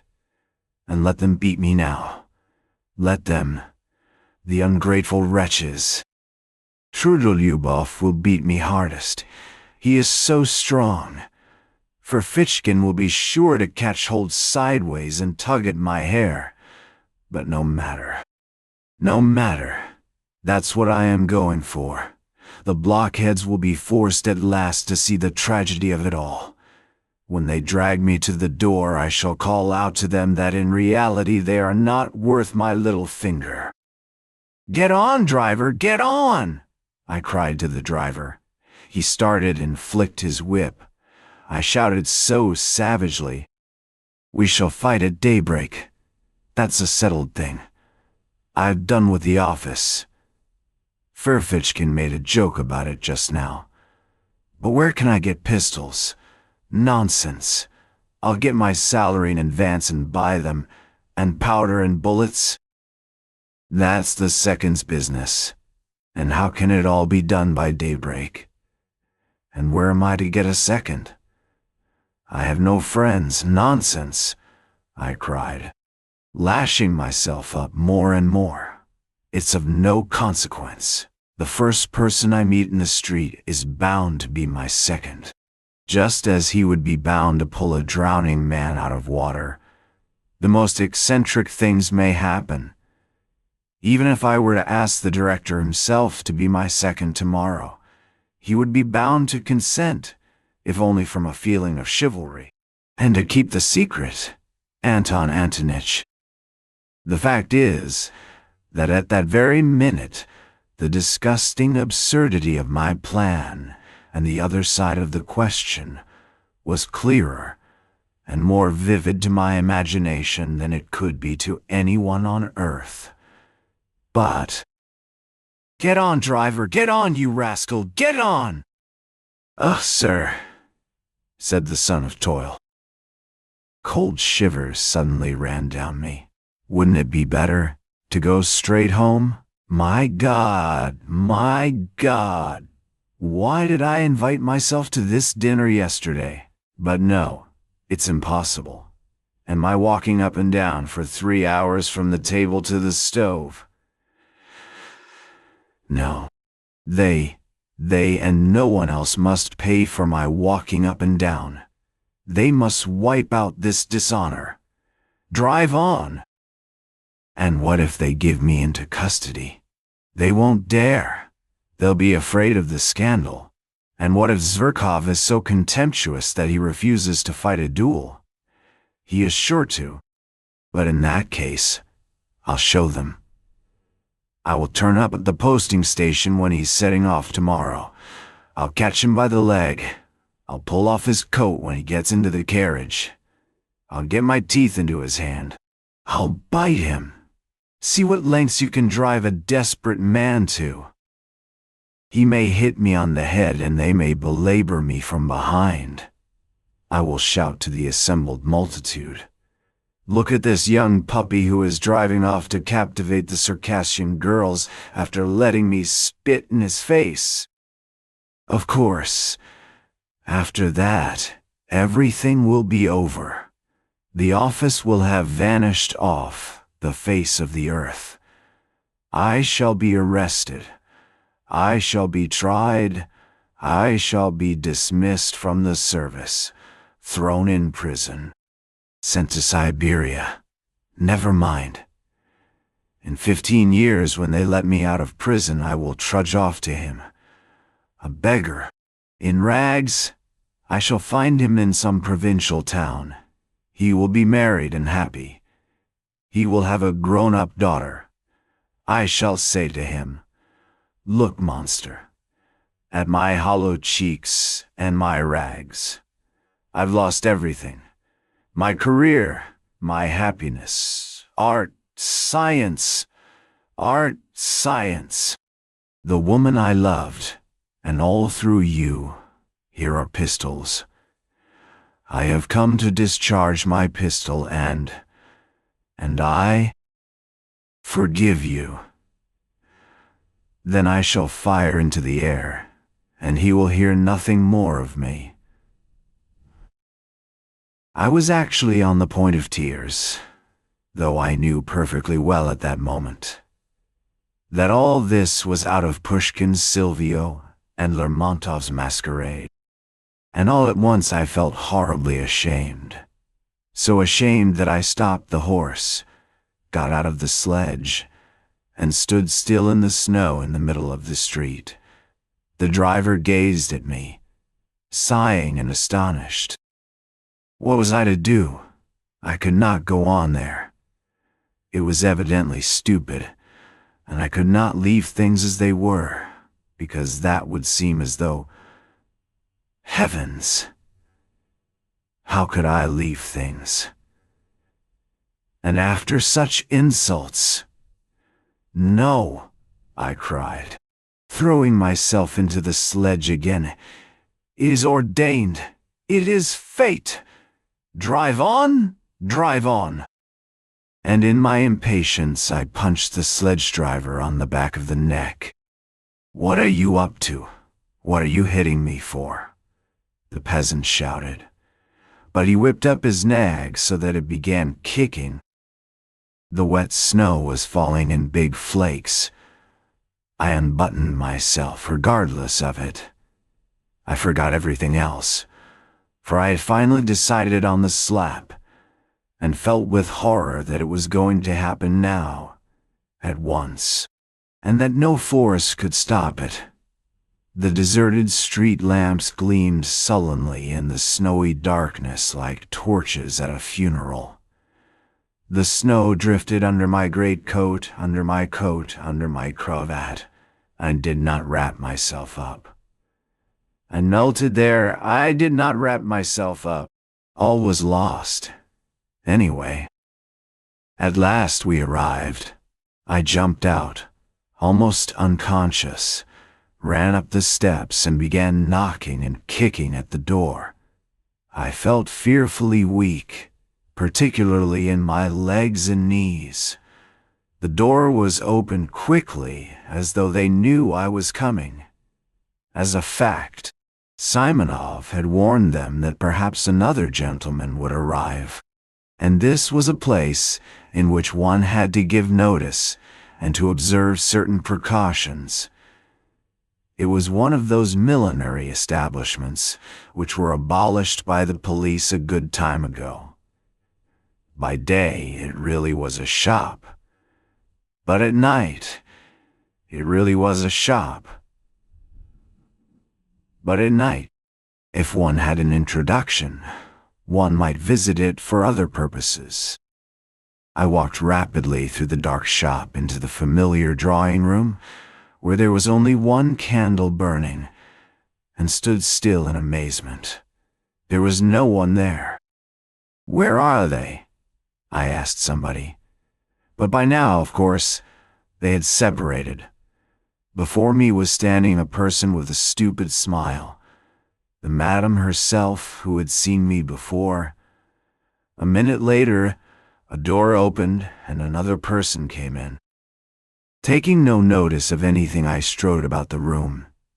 And, I believe, I talked to myself. I felt as though I had been saved from death, and was conscious of this, joyfully. All over. I should have given that slap. I should certainly have given it. But now they were not here, and everything had vanished and changed. I looked round. I could not realize my condition yet. I looked mechanically at the girl who had come in, and had a glimpse of a fresh, young, rather pale face, with straight dark eyebrows, and with grave, as it were wondering, eyes that attracted me at once. I should have hated her if she had been smiling. I began looking at her more intently, and, as it were, with effort. I had not fully collected my thoughts. There was something simple and good-natured in her face, but something strangely grave.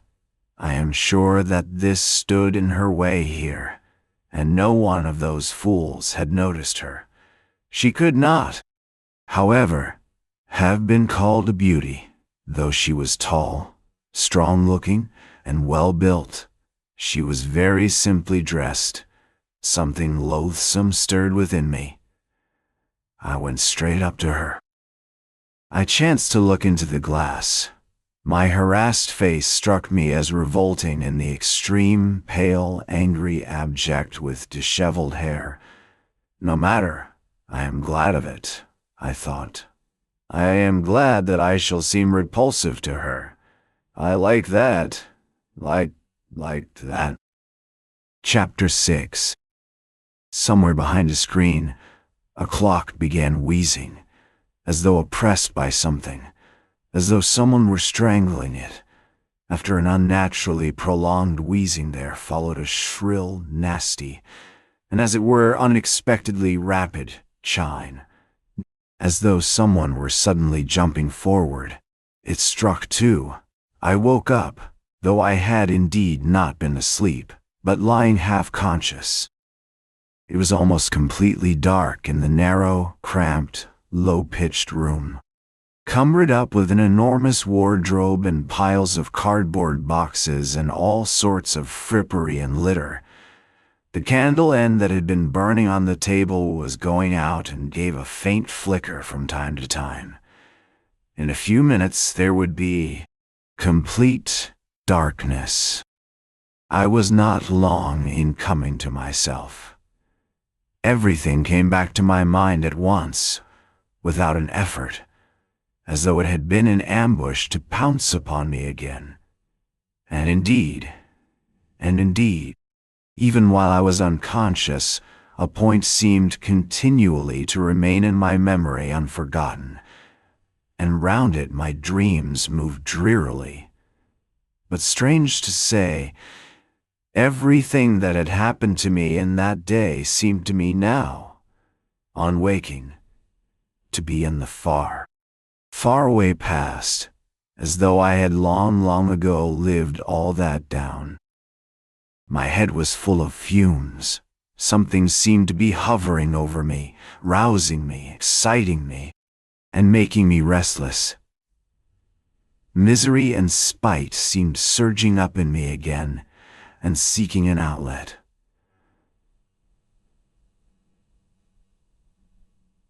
Suddenly I saw beside me 2 wide-open eyes scrutinizing me curiously and persistently. The look in those eyes was coldly detached, sullen, as it were utterly remote. It weighed upon me. A grim idea came into my brain and passed all over my body, as a horrible sensation, such as one feels when one goes into a damp and moldy cellar. There was something unnatural in those 2 eyes, beginning to look at me. Only now I recalled, too, that during those 2 hours I had not said a single word to this creature, and had, in fact, considered it utterly superfluous. In fact, the silence had for some reason gratified me. Now I suddenly realized vividly the hideous idea, revolting as a spider, of vice, which, without love, grossly and shamelessly begins with that in which true love finds its consummation. For a long time we gazed at each other like that, but she did not drop her eyes before mine, and her expression did not change, so that at last I felt uncomfortable. "What is your name?" I asked abruptly, to put an end to it. "Liza," she answered almost in a whisper, but somehow far from graciously, and she turned her eyes away. I was silent. What weather? The snow. It's disgusting, I said, almost to myself, putting my arm under my head despondently and gazing at the ceiling. She made no answer. This was horrible. Have you always lived in Petersburg? I asked a minute later, almost angrily, turning my head slightly towards her. No, you. Where do you come from? Hey. From Riga, she answered reluctantly. Are you a German? No. No Russian. Have you been here long? No. Where? Me. In this house? No. A fortnight. She spoke more and more jerkily. The candle went out. I could no longer distinguish her face. Have you a father and mother? Down and... Yes. No. I have... Where are they? There. In Riga. What are they? What are? Oh, nothing. Nothing. Why, what class are they? Tradespeople. Have you always lived with them? Yes. He. How old are you? I am 18. 20. Why did you leave them? I was sin. Oh, for no reason. That answer meant, let me alone. I feel sick. Sad. We were silent. God knows why I did not go away. I felt myself more and more sick and dreary. The images of the previous day began of themselves, apart from my will, flitting through my memory in confusion. I suddenly recalled something I had seen that morning when, full of anxious thoughts, I was hurrying to the office. I saw them carrying a coffin out yesterday and they nearly dropped it. I suddenly said aloud, not that I desired to open the conversation, but as it were by accident. A coffin? Named Tikoi. Yes, in the Haymarket. They were bringing it up out of a cellar. From a cellar? Not from a cellar, but a basement. Oh, you know. Down below, from a house of ill fame. It was filthy all round. Eggshells, litter, a stench. It was loathsome. Silence. A nasty day to be buried, I began, simply to avoid being silent. Nasty in what way? The snow, the wet, I yawned. It makes no difference, she said suddenly, after a brief silence. No, it's horrid. I yawned again.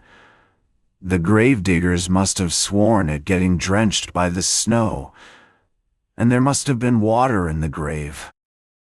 Why water in the grave?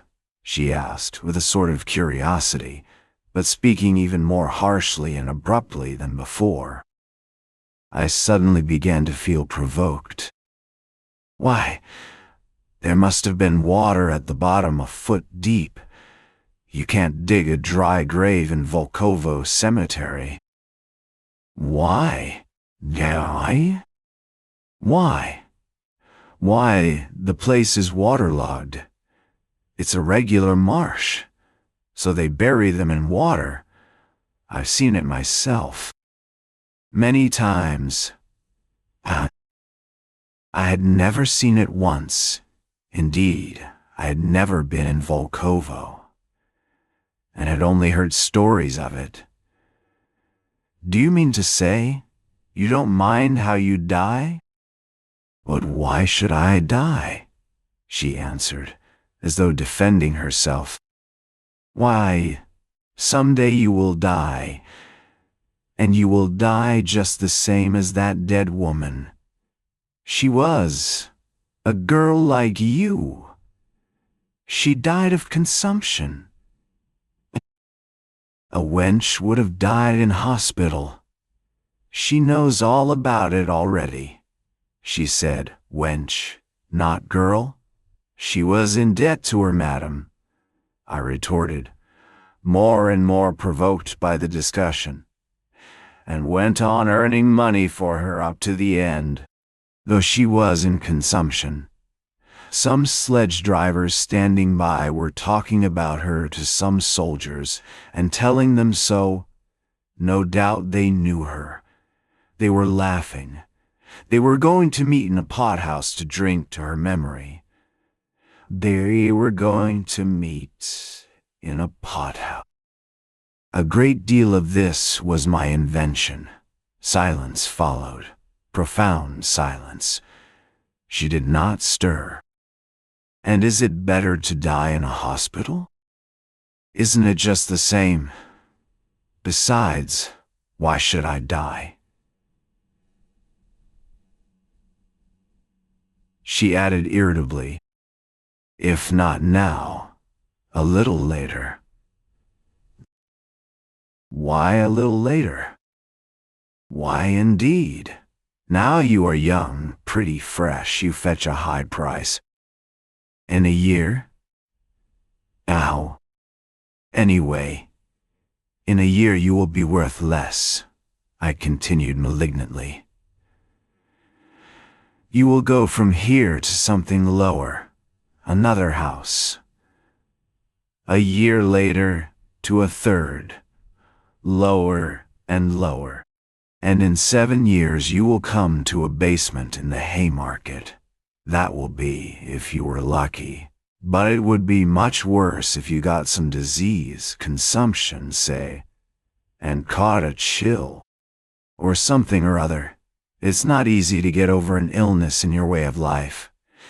If you catch anything, you may not get rid of it, and so you would die.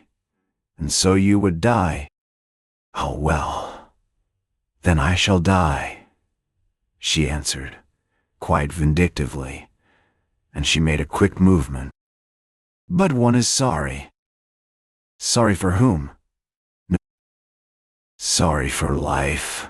Silence. Have you been engaged to be married, eh?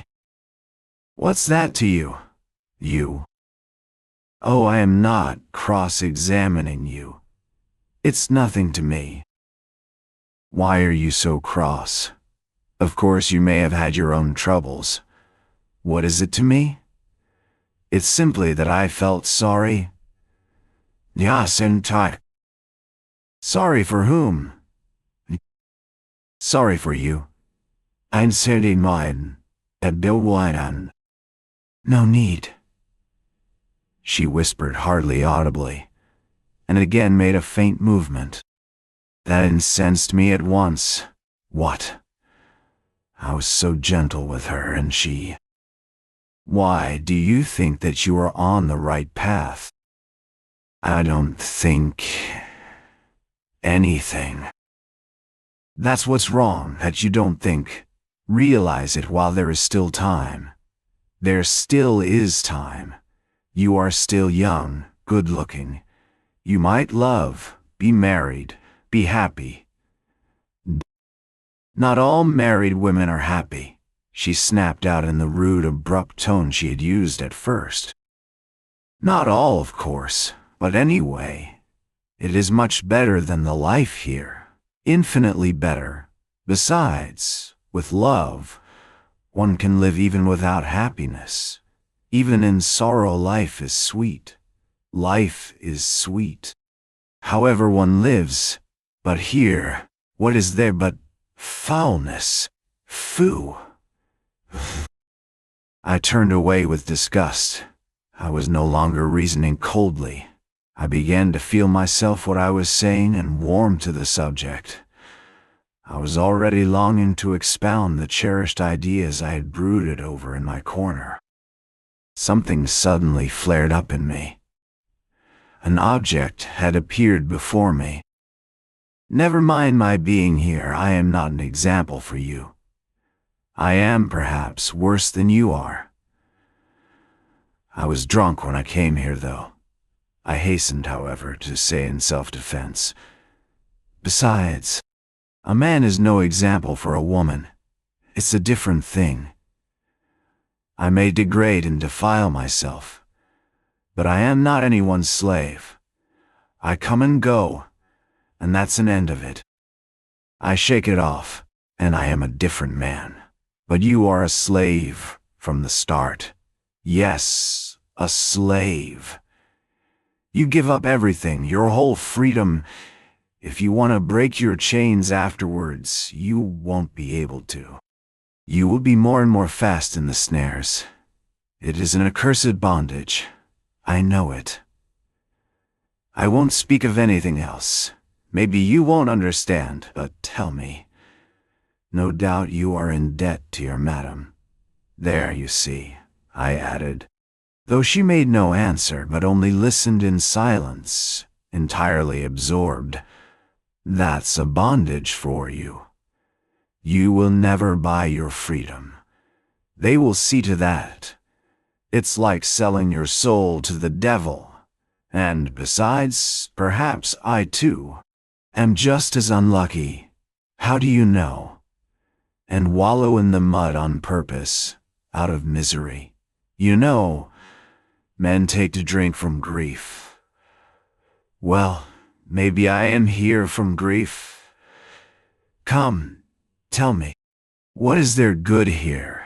Here you and I came together, just now, and did not say one word to one another all the time. And it was only afterwards you began staring at me like a wild creature. And I at you. Is that loving? Is that how one human being should meet another? It's hideous. That's what it is. Yes, she assented sharply and hurriedly. I was positively astounded by the promptitude of this yes. So the same thought may have been straying through her mind when she was staring at me just before. So she, too, was capable of certain thoughts. Damn it all, this was interesting. This was a point of lightness. I thought, almost rubbing my hands. And indeed, it's easy to turn a young soul like that. It was the exercise of my power that attracted me most. She turned her head nearer to me, and it seemed to me in the darkness that she propped herself on her arm. Perhaps she was scrutinizing me. How I regretted that I could not see her eyes. I heard her deep breathing. "Why have you come here?" I asked her, with a note of authority already in my voice. "Oh, I don't know. But how nice it would be to be living in your father's house. It's warm and free. You have a home of your own. But what if it's worse than this?" I must take the right tone, flashed through my mind. I may not get far with sentimentality, but it was only a momentary thought. I swear she really did interest me. Besides, I was exhausted and moody, and cunning so easily goes hand in hand with feeling. "Who denies it?" I hastened to answer. "Anything may happen. I am convinced that someone has wronged you, and that you are more sinned against than sinning. Of course, I know nothing of your story, but it's not likely a girl like you has come here of her own inclination." "A girl like me?" she whispered, hardly audibly, but I heard it. Damn it all, I was flattering her. That was horrid. But perhaps it was a good thing. She was silent. "See, Liza, I will tell you about myself. If I had had a home from childhood, I shouldn't be what I am now. I often think that, however bad it may be at home, anyway they are your father and mother, and not enemies. Strangers, once a year at least. They'll show their love of you. Anyway, you know you are at home. I grew up without a home, and perhaps that's why I've turned so unfeeling. I waited again. Perhaps she doesn't understand, I thought. And indeed, it is absurd. It's moralizing. If I were a father and had a daughter, I believe I should love my daughter more than my sons, really. I began indirectly, as though talking of something else, to distract her attention. I must confess, I blushed. "Why so?" she asked. Ah! So she was listening. I don't know, Liza. I knew a father who was a stern, austere man, but used to go down on his knees to his daughter, used to kiss her hands, her feet. He couldn't make enough of her. Really, when she danced at parties, he used to stand for 5 hours at a stretch, gazing at her. He was mad over her. I understand that. She would fall asleep tired at night, and he would wake to kiss her in her sleep, and make the sign of the cross over her. He would go about in a dirty old coat. He was stingy to everyone else, but would spend his last penny for her, giving her expensive presents, and it was his greatest delight when she was pleased with what he gave her. Fathers always love their daughters more than the mothers do. Some girls live happily at home. And I believe I should never let my daughters marry. "What next?" she said, with a faint smile. "I should be jealous, I really should, to think that she should kiss anyone else, that she should love a stranger more than her father. It's painful to imagine it. Of course, that's all nonsense. Of course, every father would be reasonable at last, but I believe before I should let her marry, I should worry myself to death. I should find fault with all her suitors, but I should end by letting her marry whom she herself loved. The one whom the daughter loves always seems the worse to the father, you know. That is always so. So many family troubles come from that. Some are glad to sell their daughters rather than marrying them honorably." Ah, so that was it. Such a thing, Liza, happens in those accursed families in which there is neither love nor God, I retorted warmly. And where there is no love, there is no sense either. There are such families, it's true, but I'm not speaking of them. You must have seen wickedness in your own family. If you talk like that, truly, you must have been unlucky. And that sort of thing mostly comes about through poverty. And is it any better with the gentry? Even among the poor, honest people who live happily? Yes, perhaps. Another thing, Liza. Man is fond of reckoning up his troubles, but does not count his joys. If he counted them up as he ought, he would see that every lot has enough happiness provided for it. And what if all goes well with the family?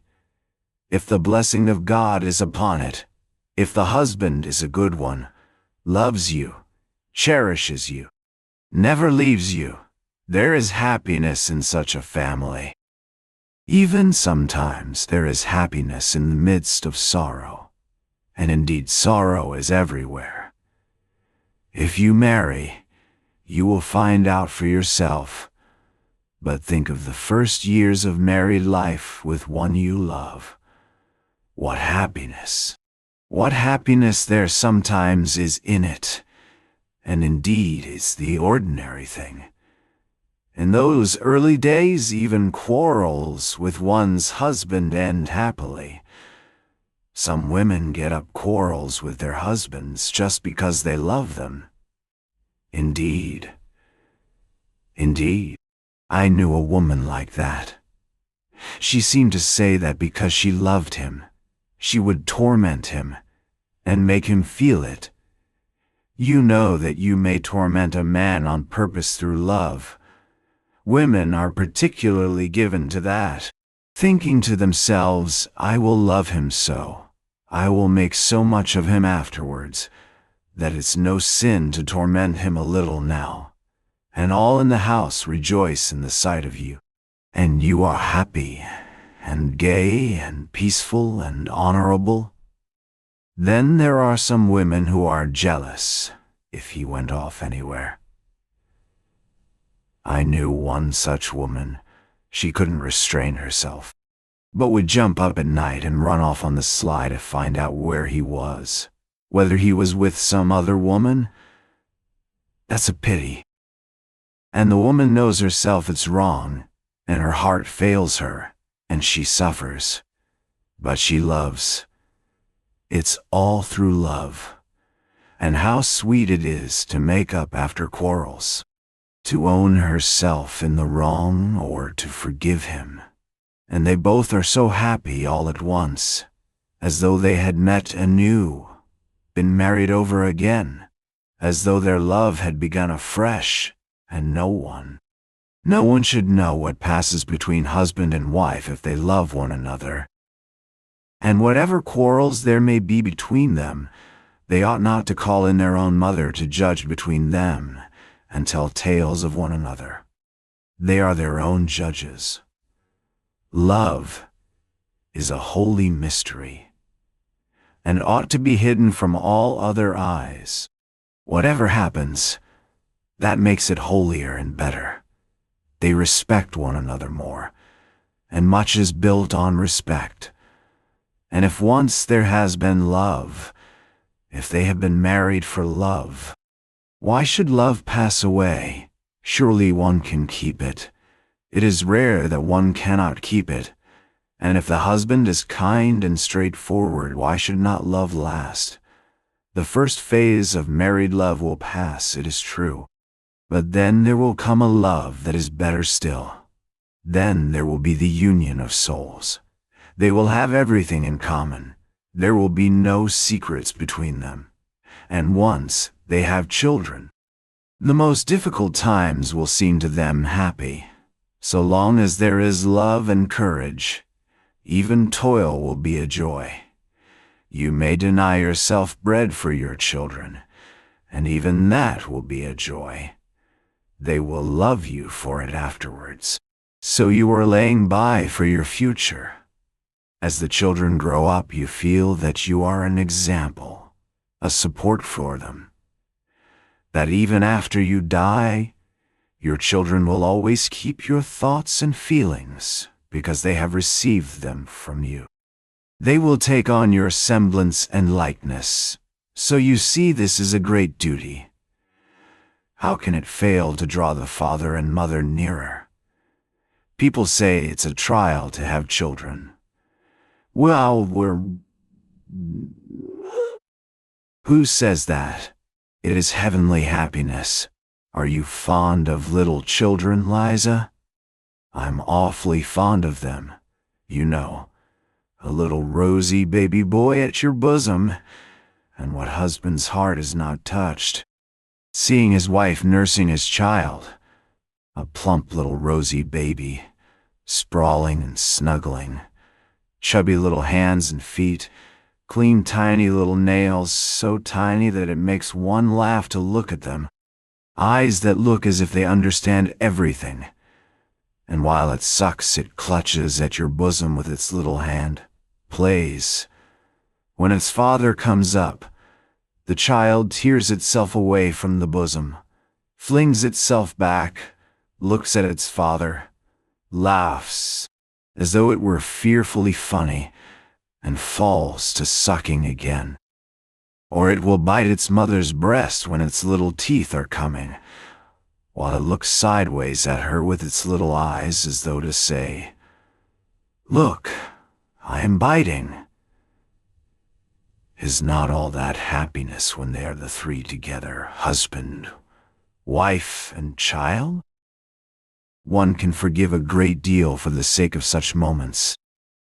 Yes, Liza, one must first learn to live oneself before one blames others.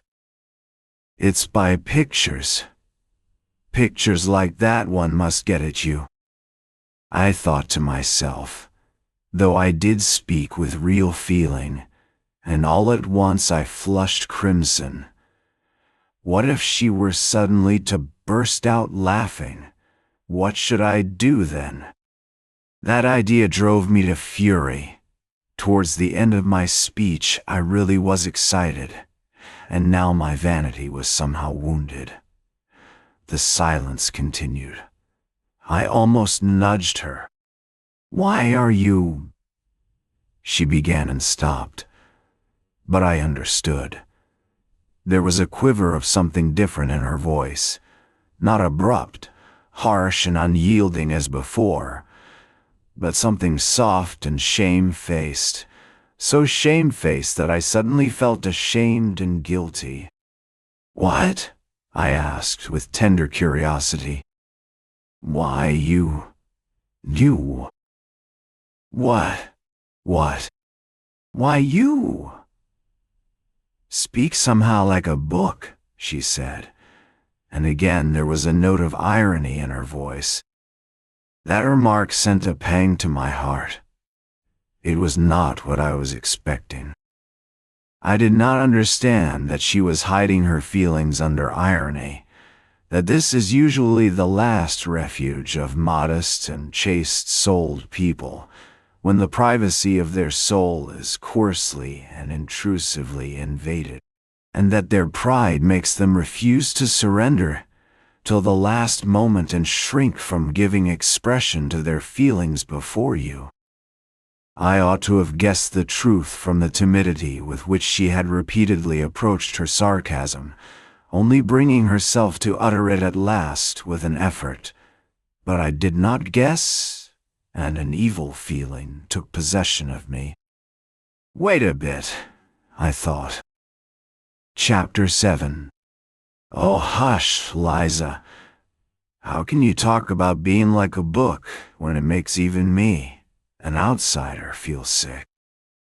Though I don't look at it as an outsider, for indeed it touches me to the heart. Is it possible? Is it possible that you do not feel sick at being here yourself? Evidently habit does wonders. God knows what habit can do with anyone. Can you seriously think that you will never grow old, that you will always be good-looking, and that they will keep you here forever and ever?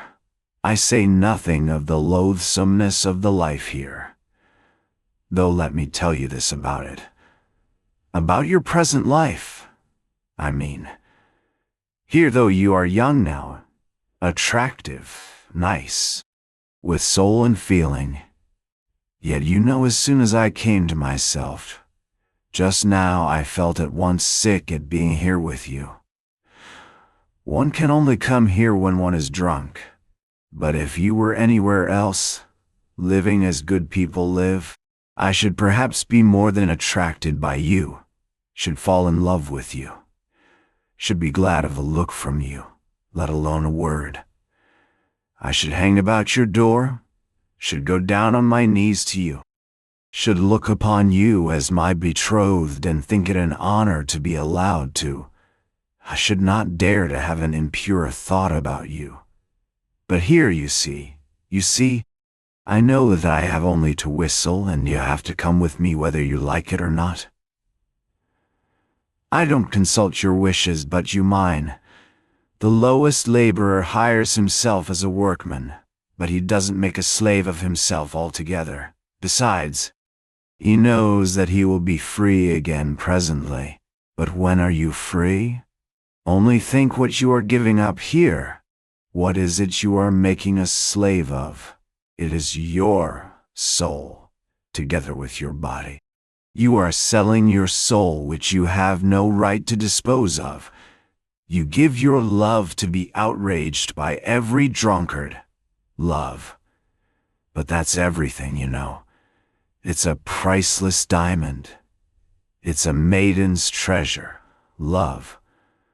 Why? A man would be ready to give his soul, to face death to gain that love. But how much is your love worth now? You are sold. All of you, body and soul. And there is no need to strive for love when you can have everything without love. And you know there is no greater insult to a girl than that. Do you understand? To be sure, I have heard that they comfort you, poor fools. They let you have lovers of your own here. But you know that's simply a farce. That's simply a sham. It's just laughing at you, and you are taken in by it. Why, do you suppose he really loves you? That lover of yours? I don't believe it. How can he love you when he knows you may be called away from him any minute? He would be a low fellow if he did. Will he have a grain of respect for you? What have you in common with him? He laughs at you and robs you. That is all his love amounts to. You are lucky if he does not beat you. Very likely he does beat you too. Ask him, if you have got one, whether he will marry you. He will laugh in your face if he doesn't spit in it or give you a blow. Though maybe he is not worth a bad halfpenny himself. And for what have you ruined your life? If you come to think of it, for the coffee they give you to drink and the plentiful meals? But with what object are they feeding you up? An honest girl couldn't swallow the food? For she would know what she was being fed for. You are in debt here. And, of course, you will always be in debt. And you will go on in debt to the end, till the visitors here begin to scorn you. And that will soon happen. Don't rely upon your youth. All that flies by express train here, you know. You will be kicked out. And not simply kicked out. Long before that she'll begin nagging at you, scolding you, abusing you, as though you had not sacrificed your health for her, had not thrown away your youth and your soul for her benefit, but as though you had ruined her, beggared her, robbed her, and don't expect anyone to take your part. The others, your companions, will attack you to win her favor, for all are in slavery here, and have lost all conscience and pity here long ago. They have become utterly vile, and nothing on earth is viler, more loathsome, and more insulting than their abuse. And you are laying down everything here, unconditionally, youth and health, and beauty and hope. And at 22, you will look like a woman of 35, and you will be lucky if you are not diseased. Pray to God for that. No doubt you are thinking now that you have a gay time and no work to do. Yet there is no work harder or more dreadful in the world, or ever has been. One would think that the heart alone would be worn out with tears. And you won't dare to say a word, not half a word, when they drive you away from here. You will go away as though you were to blame. You will change to another house, then to a third, then somewhere else, till you come down at last to the Haymarket. There you will be beaten at every turn. That is good manners there. The visitors don't know how to be friendly without beating you. You don't believe that it is so hateful there? Go and look for yourself sometime. You can see with your own eyes.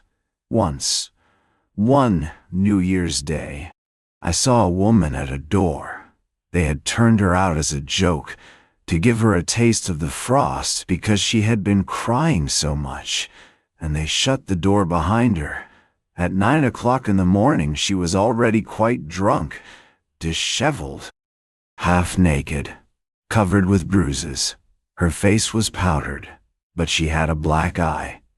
Blood was trickling from her nose and her teeth. Some cabmen had just given her a drubbing. She was sitting on the stone steps. A salt fish of some sort was in her hand. She was crying, wailing something about her luck, and beating with the fish on the steps. And cabmen and drunken soldiers were crowding in the doorway, taunting her. You don't believe that you will ever be like that. I should be sorry to believe it too. But how do you know? Maybe 10 years, 8 years ago, that very woman with the salt fish came here fresh as a cherub, innocent, pure, knowing no evil, blushing at every word. Perhaps she was like you, proud, ready to take offense, not like the others. Perhaps she looked like a queen, and knew what happiness was in store for the man who should love her, and whom she should love. Do you see how it ended? And what if at that very minute when she was beating on the filthy steps with that fish, drunken and disheveled, what if at that very minute she recalled the pure early days in her father's house, when she used to go to school and the neighbor's son watched for her on the way, declaring that he would love her as long as he lived, that he would devote his life to her, and when they vowed to love one another forever and be married as soon as they were grown up? No, Liza, it would be happy for you if you were to die soon of consumption in some corner, in some cellar like that woman just now. In the hospital, do you say? You will be lucky if they take you. But what if you are still of use to the madam here? Consumption is a queer disease. It is not like fever. The patient goes on hoping till the last minute and says he is all right. He deludes himself, and that just suits your madam. Don't doubt it, that's how it is. You have sold your soul, and what is more, you owe money, so you daren't say a word. But when you are dying, all will abandon you. All will turn away from you, for then there will be nothing to get from you. What's more, they will reproach you for cumbering the place, for being so long over dying. However you beg, you won't get a drink of water without abuse. Whenever are you going off, you nasty hussy? You won't let us sleep with your moaning. You make the gentlemen sick. That's true. I have heard such things said myself. They will thrust you dying into the filthiest corner in the cellar, in the damp and darkness. What will your thoughts be, lying there alone? When you die, strange hands will lay you out, with grumbling and impatience. No one will bless you. No one will sigh for you. They only want to get rid of you as soon as may be. They will buy a coffin, take you to the grave as they did that poor woman today. As they did that poor woman today. And celebrate your memory at the tavern, in the grave, sleet, filth, wet snow. No need to put themselves out for you. Let her down, Venua. It's just like her luck. Even here, she is head foremost, the hussy. Shorten the cord. You rascal. It's all right as it is? All right, is it? Why, she's on her side. She was a fellow creature after all. But never mind. Throw the earth on her, and they won't care to waste much time quarreling over you. They will scatter the wet blue clay as quick as they can and go off to the tavern. And there your memory on earth will end. Other women have children to go to their graves, fathers, husbands, while for you neither tear nor sigh nor remembrance. No one in the whole world will ever come to you.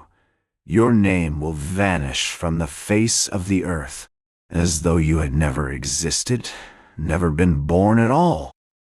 Nothing but filth and mud, however you knock at your coffin lid at night, when the dead arise.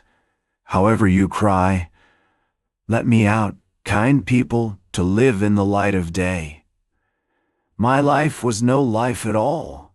My life has been thrown away like a dishclout. It was drunk away in the tavern at the Haymarket. Let me out, kind people, to live in the world again.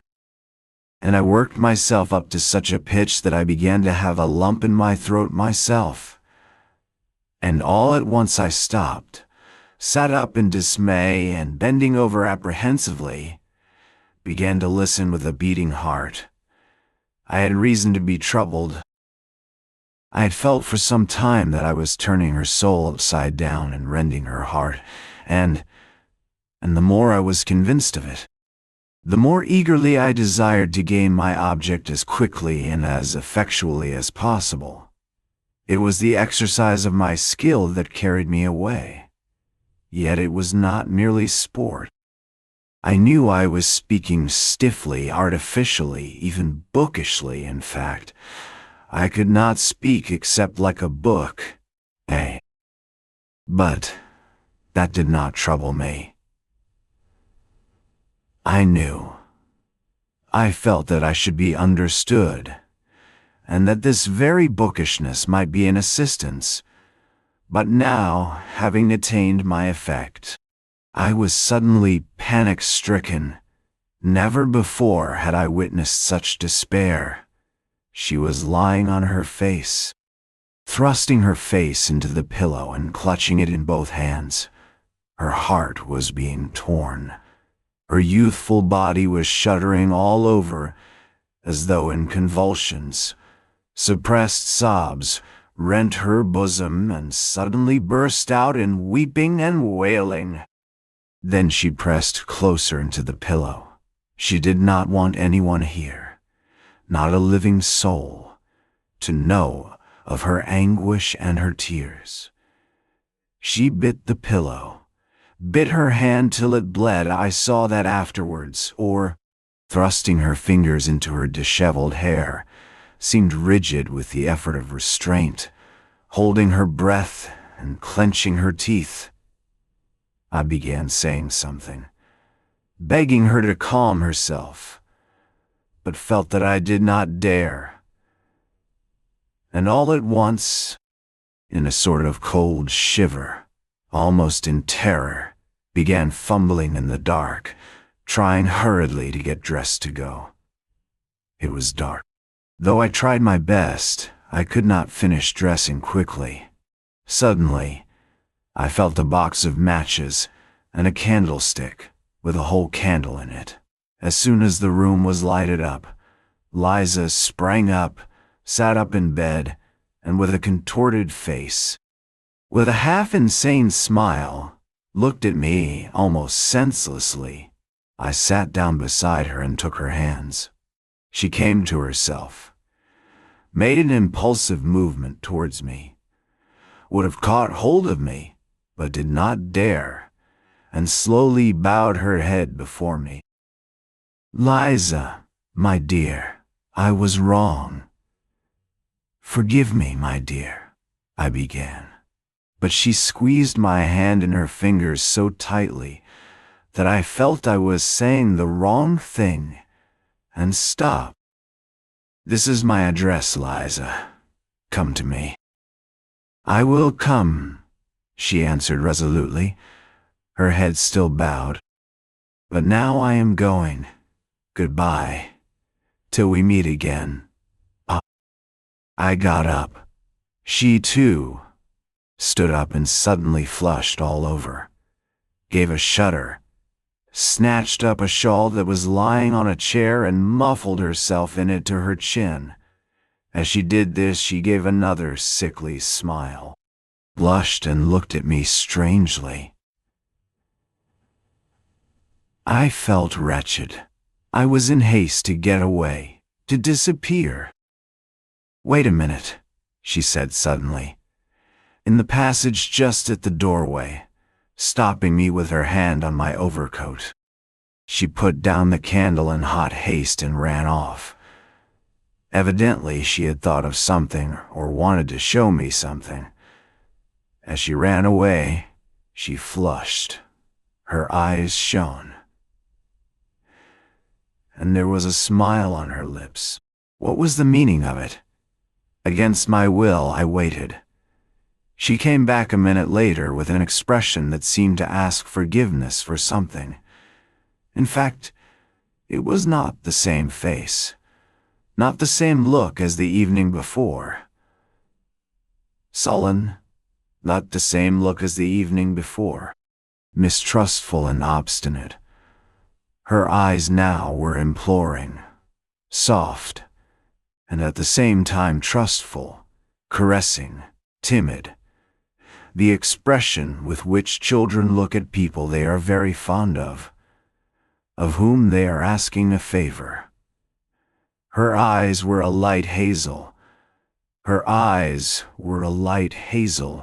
They were lovely eyes, full of life, and capable of expressing love as well as sullen hatred, making no explanation, as though I, as a sort of higher being, must understand everything without explanations.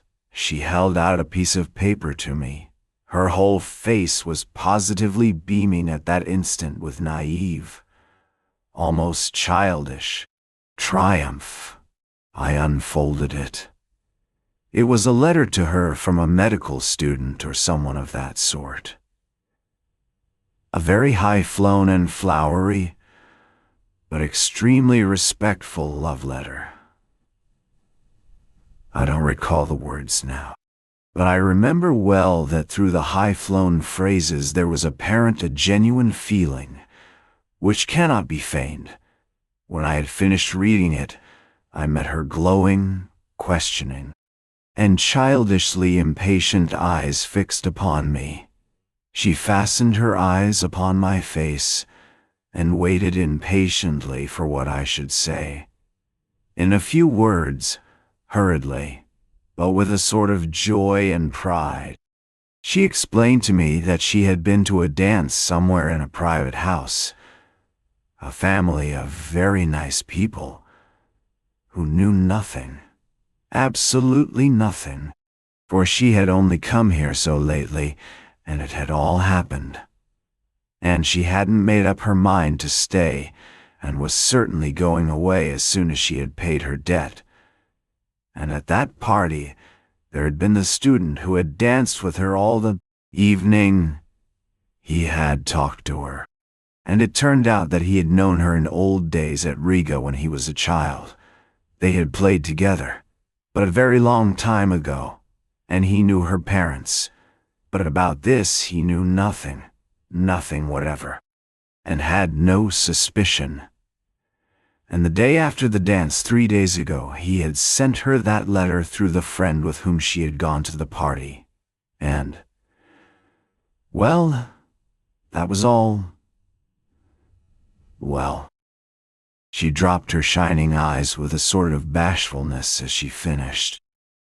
The poor girl was keeping that student's letter as a precious treasure, and had run to fetch it, her only treasure, because she did not want me to go away without knowing that she too was honestly and genuinely loved, that she too was addressed respectfully. No doubt that letter was destined to lie in her box and lead to nothing. But nonetheless, I am certain that she would keep it all her life as a precious treasure, as her pride and justification. And now, at such a minute, she had thought of that letter, and brought it with naive pride to raise herself in my eyes that I might see, that I, too, might think well of her. I said nothing, pressed her hand and went out. I so longed to get away. I walked all the way home, in spite of the fact that the melting snow was still falling in heavy flakes. I was exhausted, shattered, in bewilderment. But behind the bewilderment the truth was already gleaming. The loathsome truth. Chapter 8. It was some time, however, before I consented to recognize that truth. Waking up in the morning after some hours of heavy leaden sleep, and immediately realizing all that had happened on the previous day, I was positively amazed at my last night's sentimentality with Liza, at all those outcries of horror and pity. To think of having such an attack of womanish hysteria. Pah, I concluded. And what did I thrust my address upon her for? What if she comes? Let her come, though. It doesn't matter. But obviously, that was not now the chief and the most important matter. I had to make haste and at all costs save my reputation in the eyes of Zverkov and Simonov as quickly as possible. That was the chief business. And I was so taken up that morning that I actually forgot all about Liza. First of all, I had at once to repay what I had borrowed the day before from Simonov. I resolved on a desperate measure, to borrow 15 rubles straight off from Anton Antonitch. As luck would have it, he was in the best of humors that morning, and gave it to me at once, on the first asking. I was so delighted at this that, as I signed the IOU with a swaggering air, I told him casually that the night before I had been keeping it up with some friends at the Hotel de Paris.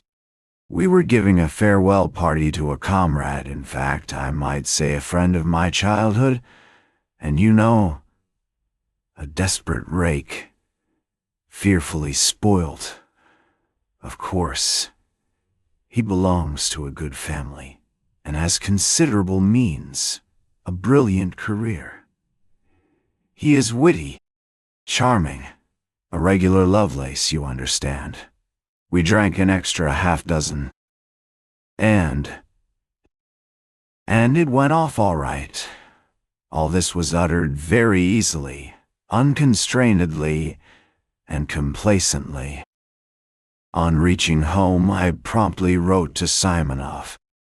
To this hour, I am lost in admiration when I recall the truly gentlemanly, good-humored, candid tone of my letter, with tact and good breeding, and, above all, entirely without superfluous words.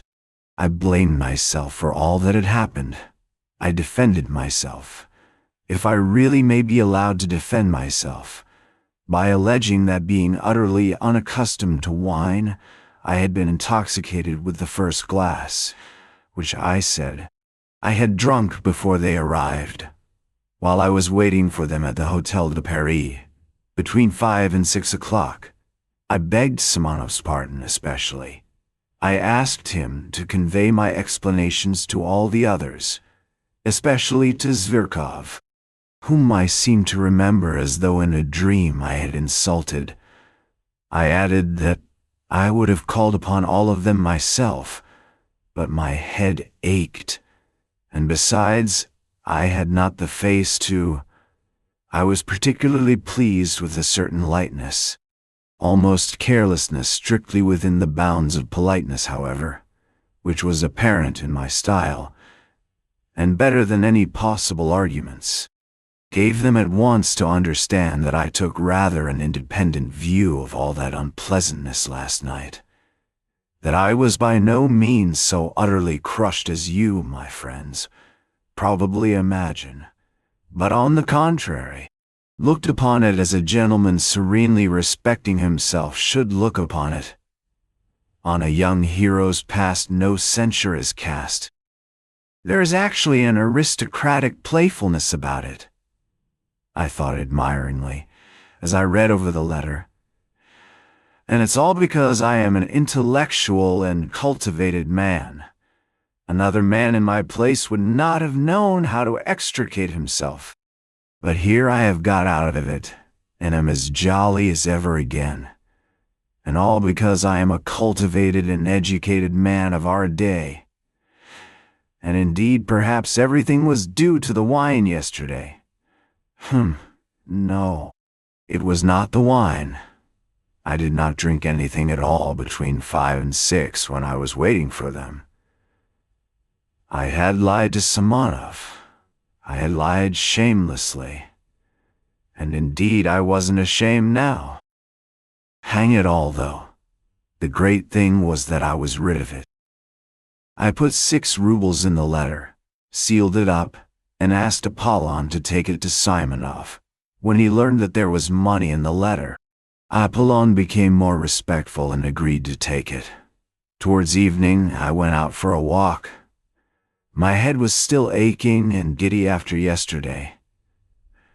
But as evening came on and the twilight grew denser, following them, my thoughts, and following them, my thoughts, grew more and more different and confused.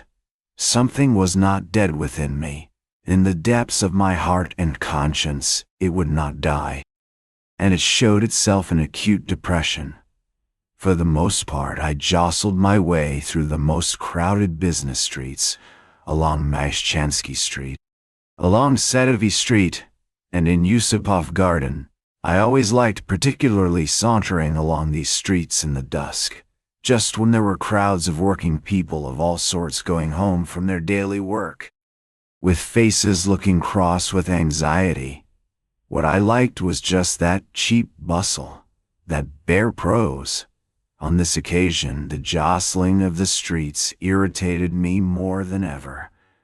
I could not make out what was wrong with me. I could not find the clue. Something seemed rising up continually in my soul, painfully, and refusing to be appeased. I returned home completely upset. It was just as though some crime were lying on my conscience. The thought that Liza was coming worried me continually. It seemed queer to me that of all my recollections of yesterday, this tormented me, as it were, especially, as it were, quite separately. Everything else I had quite succeeded in forgetting by the evening. I dismissed it all and was still perfectly satisfied with my letter to Simonov. But on this point I was not satisfied at all. It was as though I were worried only by Liza. What if she comes? I thought incessantly. Well, it doesn't matter. Let her come. It's horrid that she should see, for instance, how I live. Yesterday I seemed such a hero to her, while now... It's horrid, though, that I have let myself go so. The room looks like a beggar's, and I brought myself to go out to dinner in such a suit. And my American leather sofa with the stuffing sticking out, and my dressing gown, which will not cover me, such tatters. And she will see all this, and she will see Apollon. That beast is certain to insult her. He will fasten upon her in order to be rude to me. And I, of course, shall be panic-stricken as usual. I shall begin bowing and scraping before her, and pulling my dressing gown round me. I shall begin smiling, telling lies. Oh, the beastliness! And it isn't the beastliness of it that matters most. There is something more important, more loathsome. There is something more important, more loathsome. Viler. Yes, viler. And to put on that dishonest lying mask again. When I reached that thought, I fired up all at once. Why dishonest? How dishonest? I was speaking sincerely last night. I remember there was real feeling in me, too. What I wanted was to excite an honorable feeling in her. Her crying was a good thing. It will have a good effect. It will have a good effect. Yeah, I could not feel at ease all that evening. Even when I had come back home, even after 9 o'clock, when I calculated that Liza could not possibly come, still she haunted me, and what was worse, she came back to my mind always in the same position. One moment out of all that had happened last night stood vividly before my imagination. The moment when I struck a match and saw her pale, distorted face with its look of torture. And what a pitiful, what an unnatural, what a distorted smile she had at that moment. But I did not know then that 15 years later I should still in my imagination see Liza, always with the pitiful, distorted, inappropriate smile which was on her face at that minute. Next day, I was ready again to look upon it all as nonsense, due to overexcited nerves, and above all, as exaggerated. I was always conscious of that weak point of mine, and sometimes very much afraid of it. I exaggerate everything. That is where I go wrong, I repeated to myself every hour. But however, Liza will very likely come all the same, was the refrain with which all my reflections ended. I was so uneasy that I sometimes flew into a fury. She'll come. She is certain to come, I cried, running about the room. If not today, she will come tomorrow. She'll find me out. The damnable romanticism of these pure hearts. Oh, the vileness. Oh, the silliness. Oh, the silliness. The stupidity of these wretched sentimental souls. Why, how fail to understand? How could one fail to understand? But at this point, I stopped short, and in great confusion indeed. And how few words, I thought, in passing, were needed. How little of the idyllic and affectedly, bookishly, artificially idyllic too had sufficed to turn a whole human life at once according to my will. That's virginity, to be sure. Freshness of soil. At times a thought occurred to me, to go to her, to tell her all, and beg her not to come to me. But this thought stirred such wrath in me that I believed I should have crushed that damned Liza if she had chanced to be near me at the time. I should have insulted her, have spat at her, have turned her out, have struck her. One day passed, however, another and another. She did not come, and I began to grow calmer. I felt particularly bold and cheerful after 9 o'clock. I even sometimes began dreaming, and rather sweetly. I, for instance, became the salvation of Liza, simply through her coming to me and my talking to her. I develop her, educate her. Finally, I notice that she loves me passionately. I pretend not to understand, I don't know, however, why I pretend. Just for effect, perhaps. At last, all confusion, transfigured, trembling and sobbing, she flings herself at my feet and says that I am her savior, and that she loves me better than anything in the world. I am amazed, but Liza, I say, can you imagine that I have not noticed your love? I saw it all. I divined it. But I did not dare to approach you first, because I had an influence over you, and was afraid that you would force yourself, from gratitude, to respond to my love, would try to rouse in your heart a feeling which was perhaps absent, and I did not wish that, because it would be tyranny.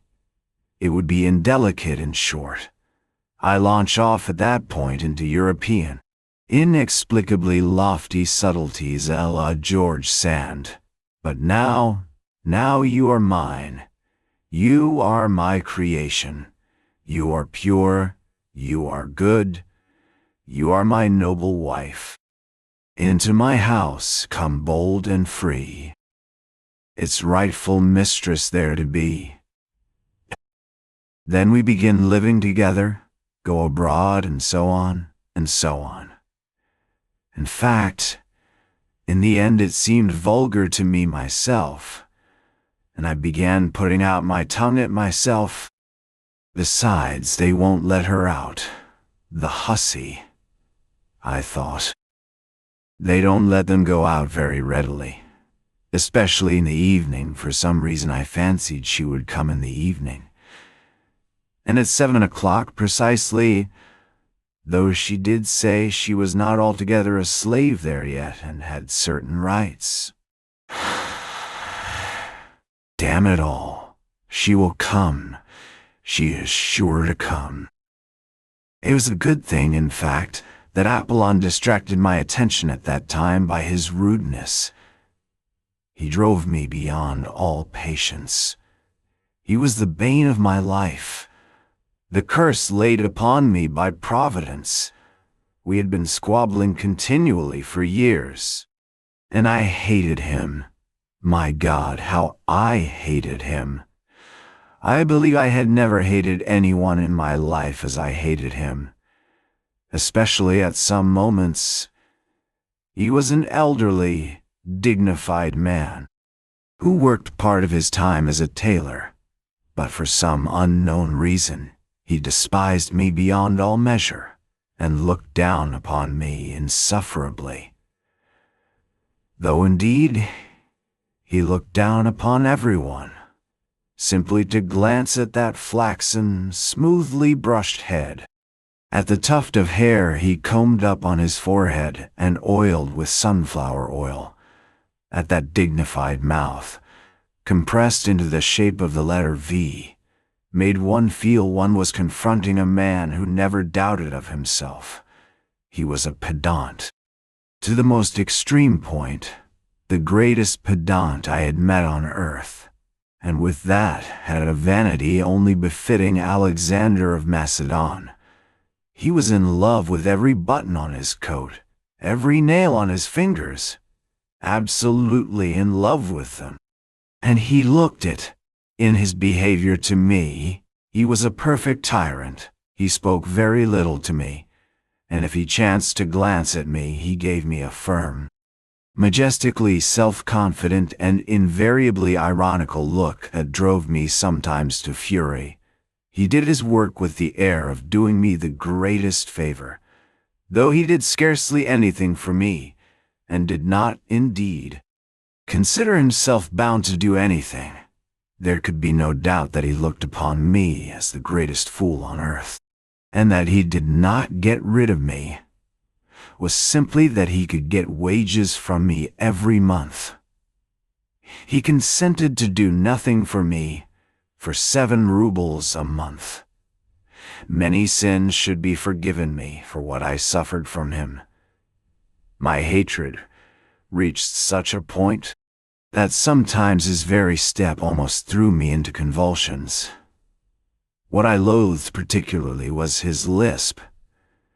His tongue must have been a little too long or something of that sort, for he continually lisped, and seemed to be very proud of it, imagining that it greatly added to his dignity. He spoke in a slow, measured tone, with his hands behind his back and his eyes fixed on the ground. He maddened me particularly when he read aloud the Psalms to himself behind his partition. Many a battle I waged over that reading. But he was awfully fond of reading aloud in the evenings, in a slow, even, sing-song voice, as though over the dead. It is interesting that that is how he has ended. He hires himself out to read the Psalms over the dead. And at the same time he kills rats and makes blacking. But at that time, I could not get rid of him. It was as though he were chemically combined with my existence. Besides, nothing would have induced him to consent to leave me. I could not live in furnished lodgings. My lodging was my private solitude, my shell, my cave, in which I concealed myself from all mankind, and Apollon seemed to me, for some reason, an integral part of that flat, and for 7 years I could not turn him away. To be 2 or 3 days behind with his wages, for instance, was impossible. He would have made such a fuss, I should not have known where to hide my head. But I was so exasperated with everyone during those days that I made up my mind for some reason, and with some object, to punish Apollon, and not to pay him for a fortnight the wages that were owing him. I had for a long time, for the last 2 years, been intending to do this, simply in order to teach him not to give himself airs with me, and to show him that if I liked I could withhold his wages. I purposed to say nothing to him about it, and was purposely silent indeed, in order to score off his pride and force him to be the first to speak of his wages. Then I would take the 7 rubles out of a drawer, show him I have the money put aside on purpose, but that I won't. I simply won't pay him his wages. I won't, just because that is what I wish, because I am master, and it is for me to decide. Because he has been disrespectful, because he has been rude. But if he were to ask respectfully, I might be softened and give it to him. Otherwise he might wait another fortnight, another 3 weeks, a whole month. But angry as I was, yet he got the better of me. I could not hold out for 4 days. He began as he always did begin in such cases. For there had been such cases already. There had been attempts, and it may be observed I knew all this beforehand. I knew his nasty tactics by heart. He would begin by fixing upon me an exceedingly severe stare, keeping it up for several minutes at a time, particularly on meeting me or seeing me out of the house. If I held out and pretended not to notice these stares, he would, still in silence, proceed to further tortures. All at once, apropos of nothing, he would walk softly and smoothly into my room, when I was pacing up and down or reading, stand at the door, one hand behind his back and one foot behind the other, and fix upon me a stare more than severe, utterly contemptuous. If I suddenly asked him what he wanted, he would make me no answer, but continue staring at me persistently for some seconds. Then, with a peculiar compression of his lips and a most significant air, deliberately turn round and deliberately go back to his room. 2 hours later, he would come out again and again, present himself before me in the same way. It had happened that in my fury, I did not even ask him what he wanted, but simply raised my head sharply and imperiously, and began staring back at him.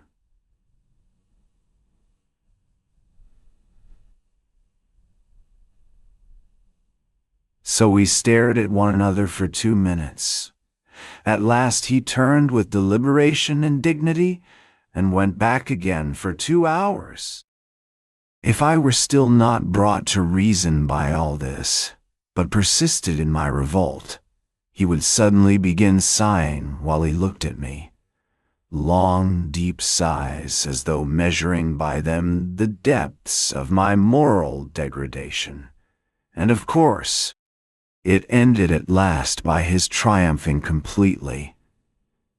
I raged and shouted, but still was forced to do what he wanted. This time, the usual staring maneuvers had scarcely begun when I lost my temper and flew at him in a fury. I was irritated beyond endurance apart from him. "Stay!"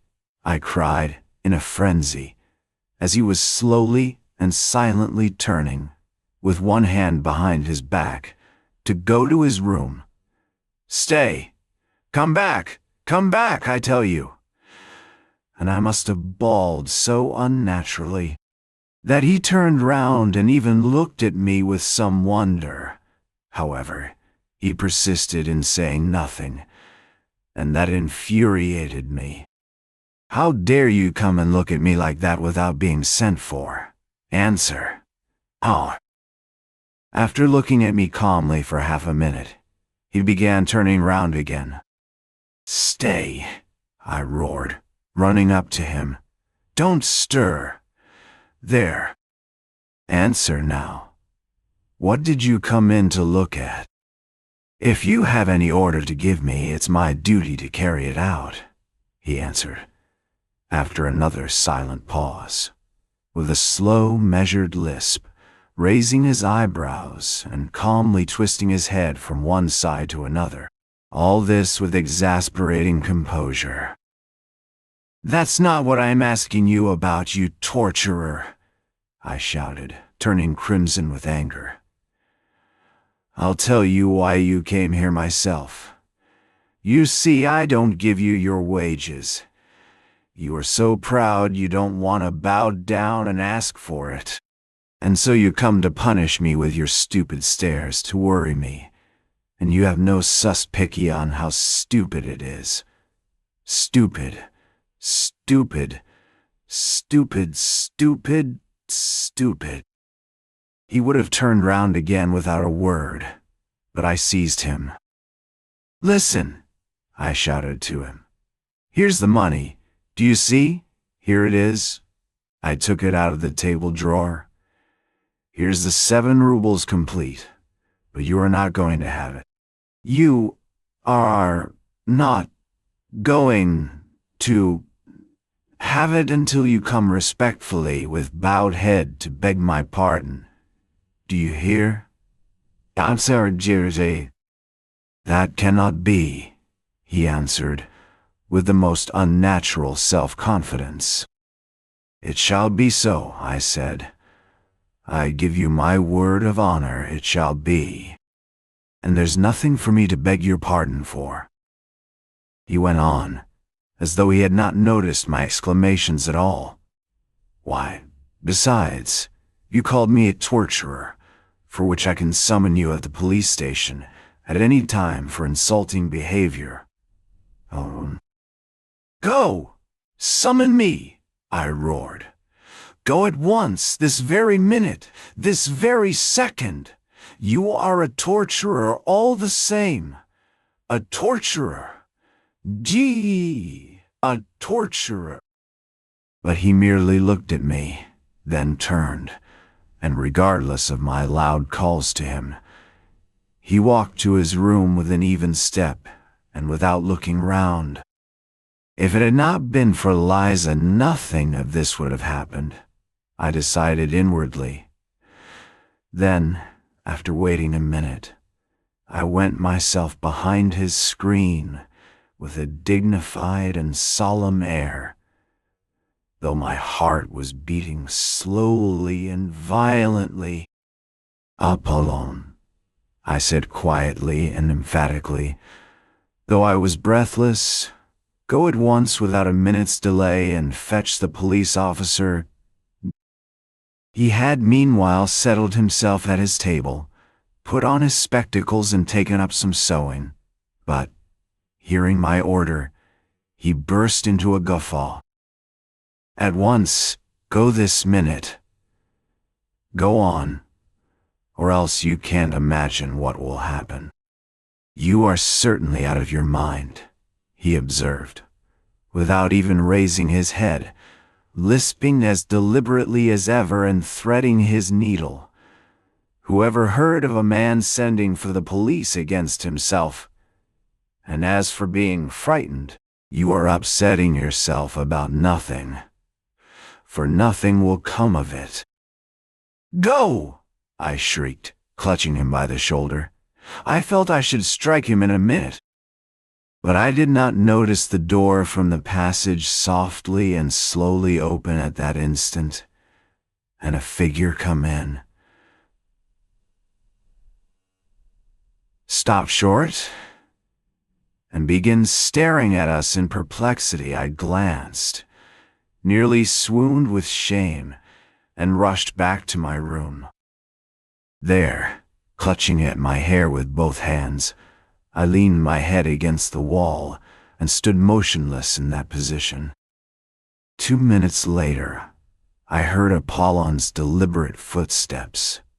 "There is some woman asking for you," he said, looking at me with peculiar severity. Then he stood aside and let in Liza. He would not go away, but stared at us sarcastically. "Go away! Go away!" I commanded in desperation. At that moment, my clock began whirring and wheezing and struck 7. Chapter 9. Into my house come bold and free, its rightful mistress there to be. Out. I stood before her crushed, crestfallen, revoltingly confused, and I believe I smiled as I did my utmost to wrap myself in the skirts of my ragged wadded dressing gown. 1. Exactly as I had imagined the scene not long before in a fit of depression. After standing over us for a couple of minutes, Apollon went away, but that did not make me more at ease. What made it worse was that she, too, was overwhelmed with confusion, more so, in fact, than I should have expected, at the sight of me, of course. "Sit down," I said mechanically, moving a chair up to the table, and I sat down on the sofa. She obediently sat down at once and gazed at me open-eyed, evidently expecting something from me at once. This naivete of expectation drove me to fury, but I restrained myself. She ought to have tried not to notice, as though everything had been as usual, while instead of that, and I dimly felt that I should make her pay dearly for all this. "You have found me in a strange position, Liza," I began, stammering and knowing that this was the wrong way to begin. "No, no, don't imagine anything," I cried, seeing that she had suddenly flushed. "I am not ashamed of my poverty. On the contrary, I look with pride on my poverty. I am poor but honorable. One can be poor and honorable," I muttered. "However, would you like tea? However, would you like tea?" "No," she was beginning. "Wait a minute." I leapt up and ran to Apollon. I had to get out of the room somehow. "Apollon," I whispered in feverish haste, flinging down before him the 7 rubles which had remained all the time in my clenched fist. "Here are your wages. You see, I give them to you. But for that, you must come to my rescue. Bring me tea and a dozen rusks from the restaurant. If you won't go, you'll make me a miserable man. You don't know what this woman is. This is everything. You may be imagining something, but you don't know what that woman is." Apollon, who had already sat down to his work and put on his spectacles again, at first glanced askance at the money without speaking or putting down his needle. Then, without paying the slightest attention to me or making any answer, he went on busying himself with his needle, which he had not yet threaded. I waited before him for 3 minutes with my arms crossed à la Napoleon. My temples were moist with sweat. I was pale, I felt it. But thank God. He must have been moved to pity, looking at me. Having threaded his needle, he deliberately got up from his seat, deliberately moved back his chair, deliberately took off his spectacles, deliberately counted the money, and finally asking me over his shoulder, "Shall I get a whole portion?" deliberately walked out of the room. As I was going back to Liza, the thought occurred to me on the way. Shouldn't I run away just as I was in my dressing gown, no matter where, and then let happen what would? I sat down again. She looked at me uneasily. For some minutes we were silent. "I will kill him," I shouted suddenly, striking the table with my fist so that the ink spurted out of the inkstand. "What are you saying?" she cried, starting. "I will kill him. Kill him," I shrieked, suddenly striking the table in absolute frenzy, and at the same time fully understanding how stupid it was to be in such a frenzy. "You don't know, Liza, what that torturer is to me. He is my torturer. He is gone now to fetch some rusks. And suddenly, I burst into tears. It was an hysterical attack. How ashamed I felt in the midst of my sobs, but still I could not restrain them. She was frightened. "What is the matter? What is wrong?" she cried, fussing about me. "Water! Give me water! Over there!" I muttered in a faint voice, though I was inwardly conscious that I could have got on very well without water and without muttering in a faint voice. But I was, what is called, putting it on, to save appearances, though the attack was a genuine one. She gave me water, looking at me in bewilderment. At that moment Apollon brought in the tea. It suddenly seemed to me that this commonplace, prosaic tea was horribly undignified and paltry after all that had happened, and I blushed crimson. Liza looked at Apollon with positive alarm. He went out without a glance at either of us. "Liza, do you despise me?" I asked, looking at her fixedly, trembling with impatience to know what she was thinking. She was confused and did not know what to answer. "Drink your tea," I said to her angrily. I was angry with myself. But of course, it was she who would have to pay for it. A horrible spite against her suddenly surged up in my heart. I believe I could have killed her. To revenge myself on her, I swore inwardly not to say a word to her all the time. She is the cause of it all, I thought. Our silence lasted for 5 minutes. The tea stood on the table. We did not touch it. I had got to the point of purposely refraining from beginning in order to embarrass her further. It was awkward for her to begin alone. Several times she glanced at me with mournful perplexity. I was obstinately silent.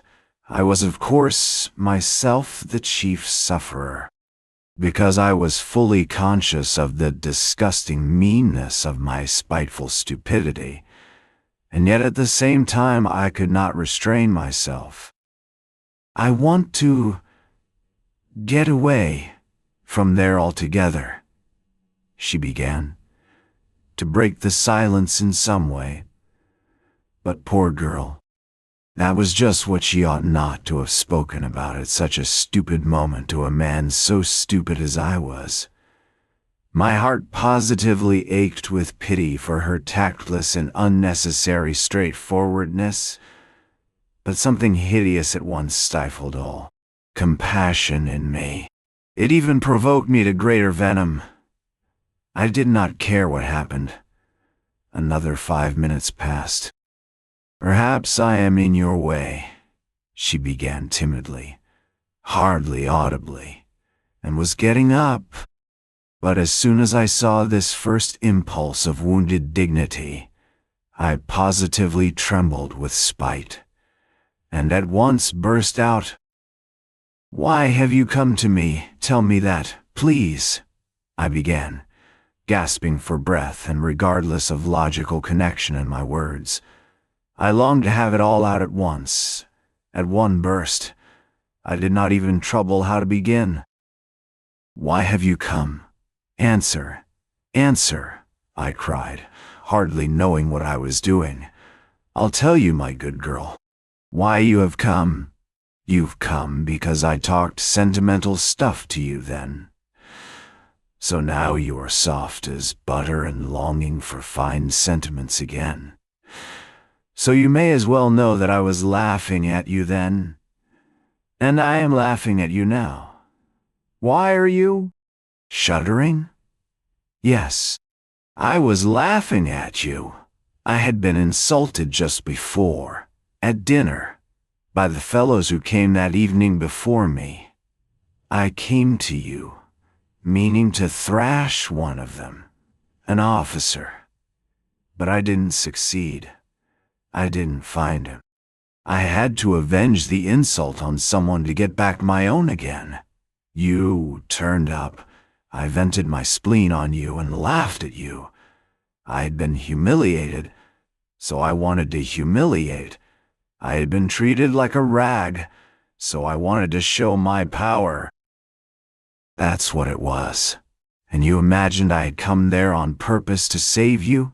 Yes, you imagined that? You imagined that? You imagined that? I knew that she would perhaps be muddled and not take it all in exactly. But I knew, too, that she would grasp the gist of it very well indeed. And so, indeed, she did.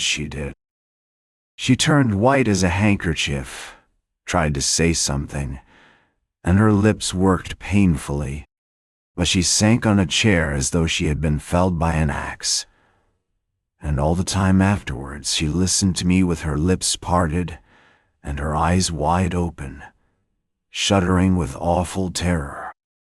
The cynicism of my words overwhelmed her. "Save you," I went on, jumping up from my chair and running up and down the room before her. "Save you from what? But perhaps I am worse than you myself. Why didn't you throw it in my teeth when I was giving you that sermon? But what did you come here yourself for? Was it to read us a sermon? Power was what I wanted then. Sport was what I wanted. I wanted to wring out your tears, your humiliation, your hysteria. That was what I wanted then. Of course, I couldn't keep it up then.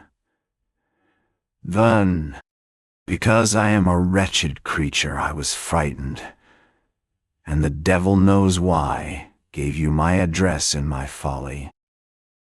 Afterwards, before I got home, I was cursing and swearing at you because of that address. I hated you already, because I only like playing with words, only dreaming. But do you know, what I really want is that you should all go to hell. That is what I want. I want peace. Yes, I'd sell the whole world for a farthing, straight off, so long as I was left in peace. Is the world to go to pot, or am I to go without my tea? I say that the world may go to pot, for me, so long as I always get my tea. Did you know that, or not? Well, anyway, I know that I am a blackguard, a scoundrel, an egoist, a sluggard. Here I have been shuddering for the last 3 days at the thought of your coming. And do you know what has worried me particularly for these 3 days? That I posed as such a hero to you, and now you would see me in a wretched torn dressing gown, beggarly, loathsome. I told you just now that I was not ashamed of my poverty, so you may as well know that I am ashamed of it. I am more ashamed of it than of anything, more afraid of it than of being found out if I were a thief, because I am as vain as though I had been skinned, and the very air blowing on me hurt. Surely by now you must realize that I shall never forgive you for having found me in this wretched dressing gown. Just as I was flying at Apollon like a spiteful cur, the savior, the former hero, was flying like a mangy, unkempt sheepdog at his lackey, and the lackey was jeering at him. And I shall never forgive you for the tears I could not help shedding before you just now, like some silly woman put to shame. And for what I am confessing to you now, I shall never forgive you either. Yes, you must answer for it all because you turned up like this, because I am a blackguard, because I am the nastiest, stupidest, absurdest, and most envious of all the worms on earth, who are not a bit better than I am, but the devil knows why, are never put to confusion, while I shall always be insulted by every louse. That is my doom. And what is it to me that you don't understand a word of this? And what do I care? What do I care about you? And whether you go to ruin there or not? Do you understand how I shall hate you now after saying this? For having been here and listening. Why, it's not once in a lifetime a man speaks out like this, and then it is in hysterics. What more do you want? Why do you still stand confronting me? After all this, why are you worrying me? Why don't you go? But at this point a strange thing happened. I was so accustomed to think and imagine everything from books, and to picture everything in the world to myself, just as I had made it up in my dreams beforehand, that I could not all at once take in this strange circumstance. What happened was this. Liza, insulted and crushed by me, understood a great deal more than I imagined. She understood from all this what a woman understands first of all. If she feels genuine love, that is, that I was myself unhappy. The frightened and wounded expression on her face was followed first by a look of sorrowful perplexity. When I began calling myself a scoundrel and a blackguard, and my tears flowed, the tirade was accompanied throughout by tears. Her whole face worked convulsively. She was on the point of getting up and stopping me. When I finished, she took no notice of my shouting. Why are you here? Why don't you go away? But realized only that it must have been very bitter to me to say all this. Besides, she was so crushed, poor girl. She considered herself infinitely beneath me. How could she feel anger or resentment? She suddenly leapt up from her chair with an irresistible impulse and held out her hands, yearning towards me, though still timid and not daring to stir. At this point, there was a revulsion in my heart too. Then she suddenly rushed to me, threw her arms around me, and burst into tears. I, too, could not restrain myself, and sobbed as I never had before. "They won't let me. I can't be good," I managed to articulate.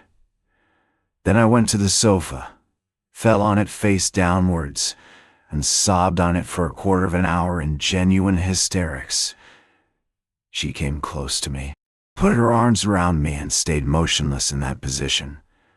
But the trouble was that the hysterics could not go on forever, and I am writing the loathsome truth lying face downwards on the sofa with my face thrust into my nasty leather pillow. I began by degrees to be aware of a far-away, involuntary but irresistible feeling that it would be awkward now for me to raise my head and look Liza straight in the face. Why was I ashamed? I don't know, but I was ashamed. The thought, too, came into my overwrought brain that our parts now were completely changed, that she was now the heroine, while I was just a crushed and humiliated creature as she had been before me that night, 4 days before. And all this came into my mind during the minutes I was lying on my face on the sofa. My God! Surely I was not envious of her then. I don't know. To this day, I cannot decide. And at the time, of course, I was still less able to understand what I was feeling than now. I cannot get on without domineering and tyrannizing over someone. But there is no explaining anything by reasoning, and so it is useless to reason. I conquered myself, however, and raised my head. I had to do so sooner or later, and I am convinced to this day that it was just because I was ashamed to look at her that another feeling was suddenly kindled and flamed up in my heart. A feeling of mastery and possession. My eyes gleamed with passion, and I gripped her hands tightly. How I hated her and how I was drawn to her at that minute. The one feeling intensified the other. It was almost like an act of vengeance. At first there was a look of amazement, even of terror on her face. But only for one instant. She warmly and rapturously embraced me. Chapter 10. A quarter of an hour later, I was rushing up and down the room in frenzied impatience. From minute to minute, I went up to the screen and peeped through the crack at Liza. She was sitting on the ground with her head leaning against the bed and must have been crying. But she did not go away, and that irritated me. This time she understood it all. I had insulted her finally, but there's no need to describe it. She realized that my outburst of passion had been simply revenge, a fresh humiliation, and that to my earlier, almost causeless hatred was added now a personal hatred born of envy. Though I do not maintain positively that she understood all this distinctly, but she certainly did fully understand that I was a despicable man, and what was worse, incapable of loving her. I know I shall be told that this is incredible, but it is incredible to be as spiteful and stupid as I was. It may be added that it was strange I should not love her, or at any rate, appreciate her love. Why is it strange? In the first place, by then I was incapable of love, for I repeat, with me loving meant tyrannizing and showing my moral superiority. I have never in my life been able to imagine any other sort of love, and have nowadays come to the point of sometimes thinking that love really consists in the right, freely given by the beloved object, to tyrannize over her. Even in my underground dreams, I did not imagine love, except as a struggle. I began it always with hatred and ended it with moral subjugation.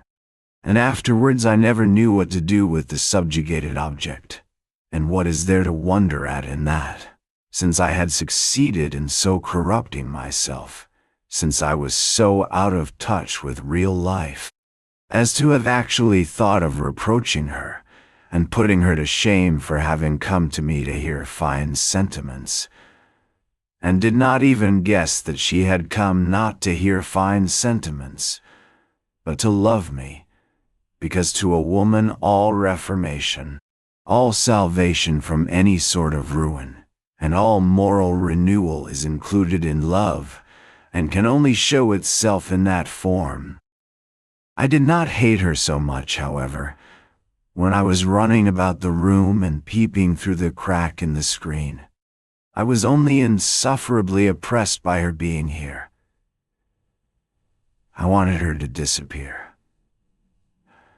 I wanted peace, to be left alone in my underground world. Real life oppressed me with its novelty so much that I could hardly breathe. But several minutes passed and she still remained, without stirring, as though she were unconscious. I had the shamelessness to tap softly at the screen, as though to remind her. She started, sprang up, and flew to seek her kerchief, her hat, her coat, as though making her escape from me. 2 minutes later she came from behind the screen and looked with heavy eyes at me. I gave a spiteful grin, which was forced, however, to keep up appearances, and I turned away from her eyes. "Goodbye," she said, going towards the door. I ran up to her, seized her hand, opened it, thrust something in it, and closed it again.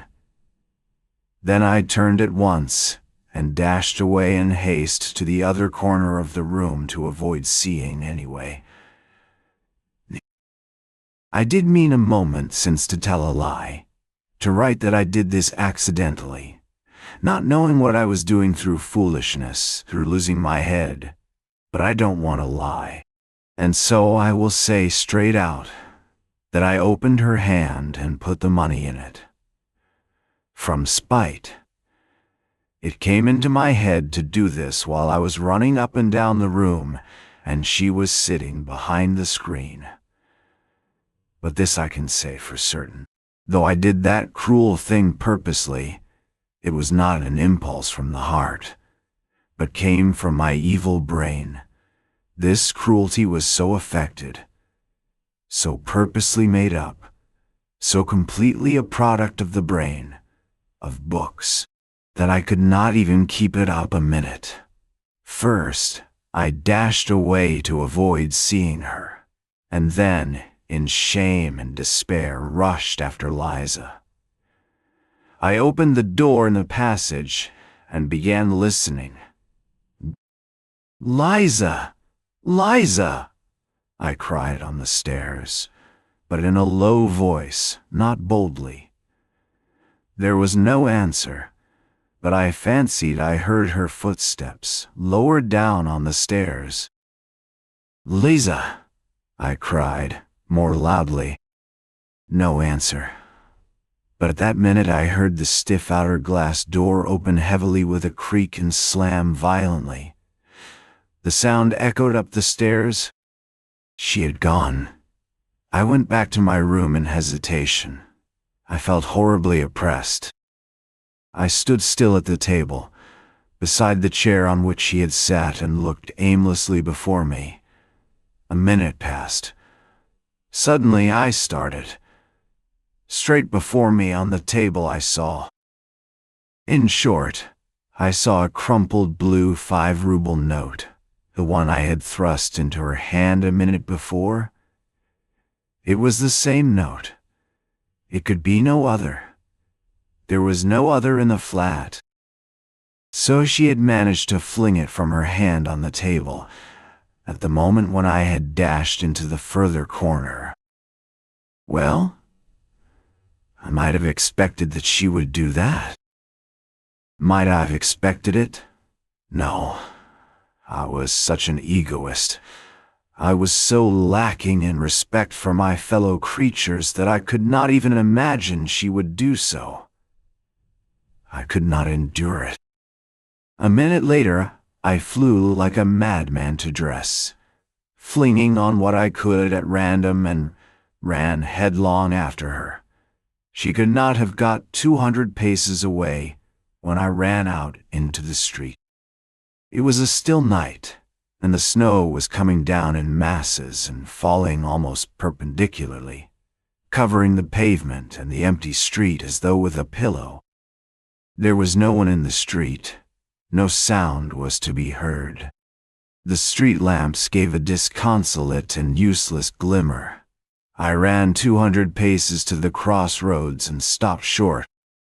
Where had she gone? And why was I running after her? Why? To fall down before her, to sob with remorse, to kiss her feet, to entreat her forgiveness. I longed for that. My whole breast was being rent to pieces, and never, never shall I recall that minute with indifference. But what for? I thought. Should I not begin to hate her, perhaps even tomorrow? Just because I had kissed her feet today? Should I give her happiness? Had I not recognized that day, for the 100th time, what I was worth? Should I not torture her? I stood in the snow, gazing into the troubled darkness, and pondered this. And will it not be better? I mused fantastically. Afterwards at home, stifling the living pang of my heart with fantastic dreams. Will it not be better that she should keep the resentment of the insult forever? Resentment? Why? It is purification. It is a most stinging and painful consciousness. Tomorrow I should have defiled her soul and have exhausted her heart, while now the feeling of insult will never die in her heart, and however loathsome the filth awaiting her, the feeling of insult will elevate and purify her. By hatred, perhaps too by forgiveness, will all that make things easier for her, though, and indeed, I will ask on my own account here an idle question. Which is better, cheap happiness or exalted sufferings? Well, which is better? So I dreamed as I sat at home that evening, almost dead with the pain in my soul. Never had I endured such suffering and remorse. Yet could there have been the faintest doubt when I ran out from my lodging that I should turn back halfway? I never met Liza again, and I have heard nothing of her. I will add, too, that I remained for a long time afterwards pleased with the phrase about the benefit from resentment and hatred, in spite of the fact that I almost fell ill from misery. Even now, so many years later, all this is somehow a very evil memory. I have many evil memories now, but hadn't I better end my notes here? I believe I made a mistake in beginning to write them. Anyway, I have felt ashamed all the time I've been writing this story, so it's hardly literature so much as a corrective punishment. Why, to tell long stories, showing how I have spoiled my life through morally rotting in my corner, through lack of fitting environment, through divorce from real life, and rankling spite in my underground world, would certainly not be interesting. A novel needs a hero, and all the traits for an anti-hero are expressly gathered together here. And what matters most, it all produces an unpleasant impression. for we are all divorced from life. We are all cripples, every one of us, more or less. We are so divorced from it that we feel at once a sort of loathing for real life, and so cannot bear to be reminded of it. Why? We have come almost to looking upon real life as an effort, almost as hard work, and we are all privately agreed that it is better in books. And why do we fuss and fume sometimes? Why are we perverse and ask for something else? We don't know what ourselves. It would be the worse for us if our petulant prayers were answered. Come, try, give any one of us, for instance, a little more independence. Untie our hands, widen the spheres of our activity, relax the control, and yes, I assure you, we should be begging to be under control again at once. I know that you will very likely be angry with me for that, and will begin shouting and stamping.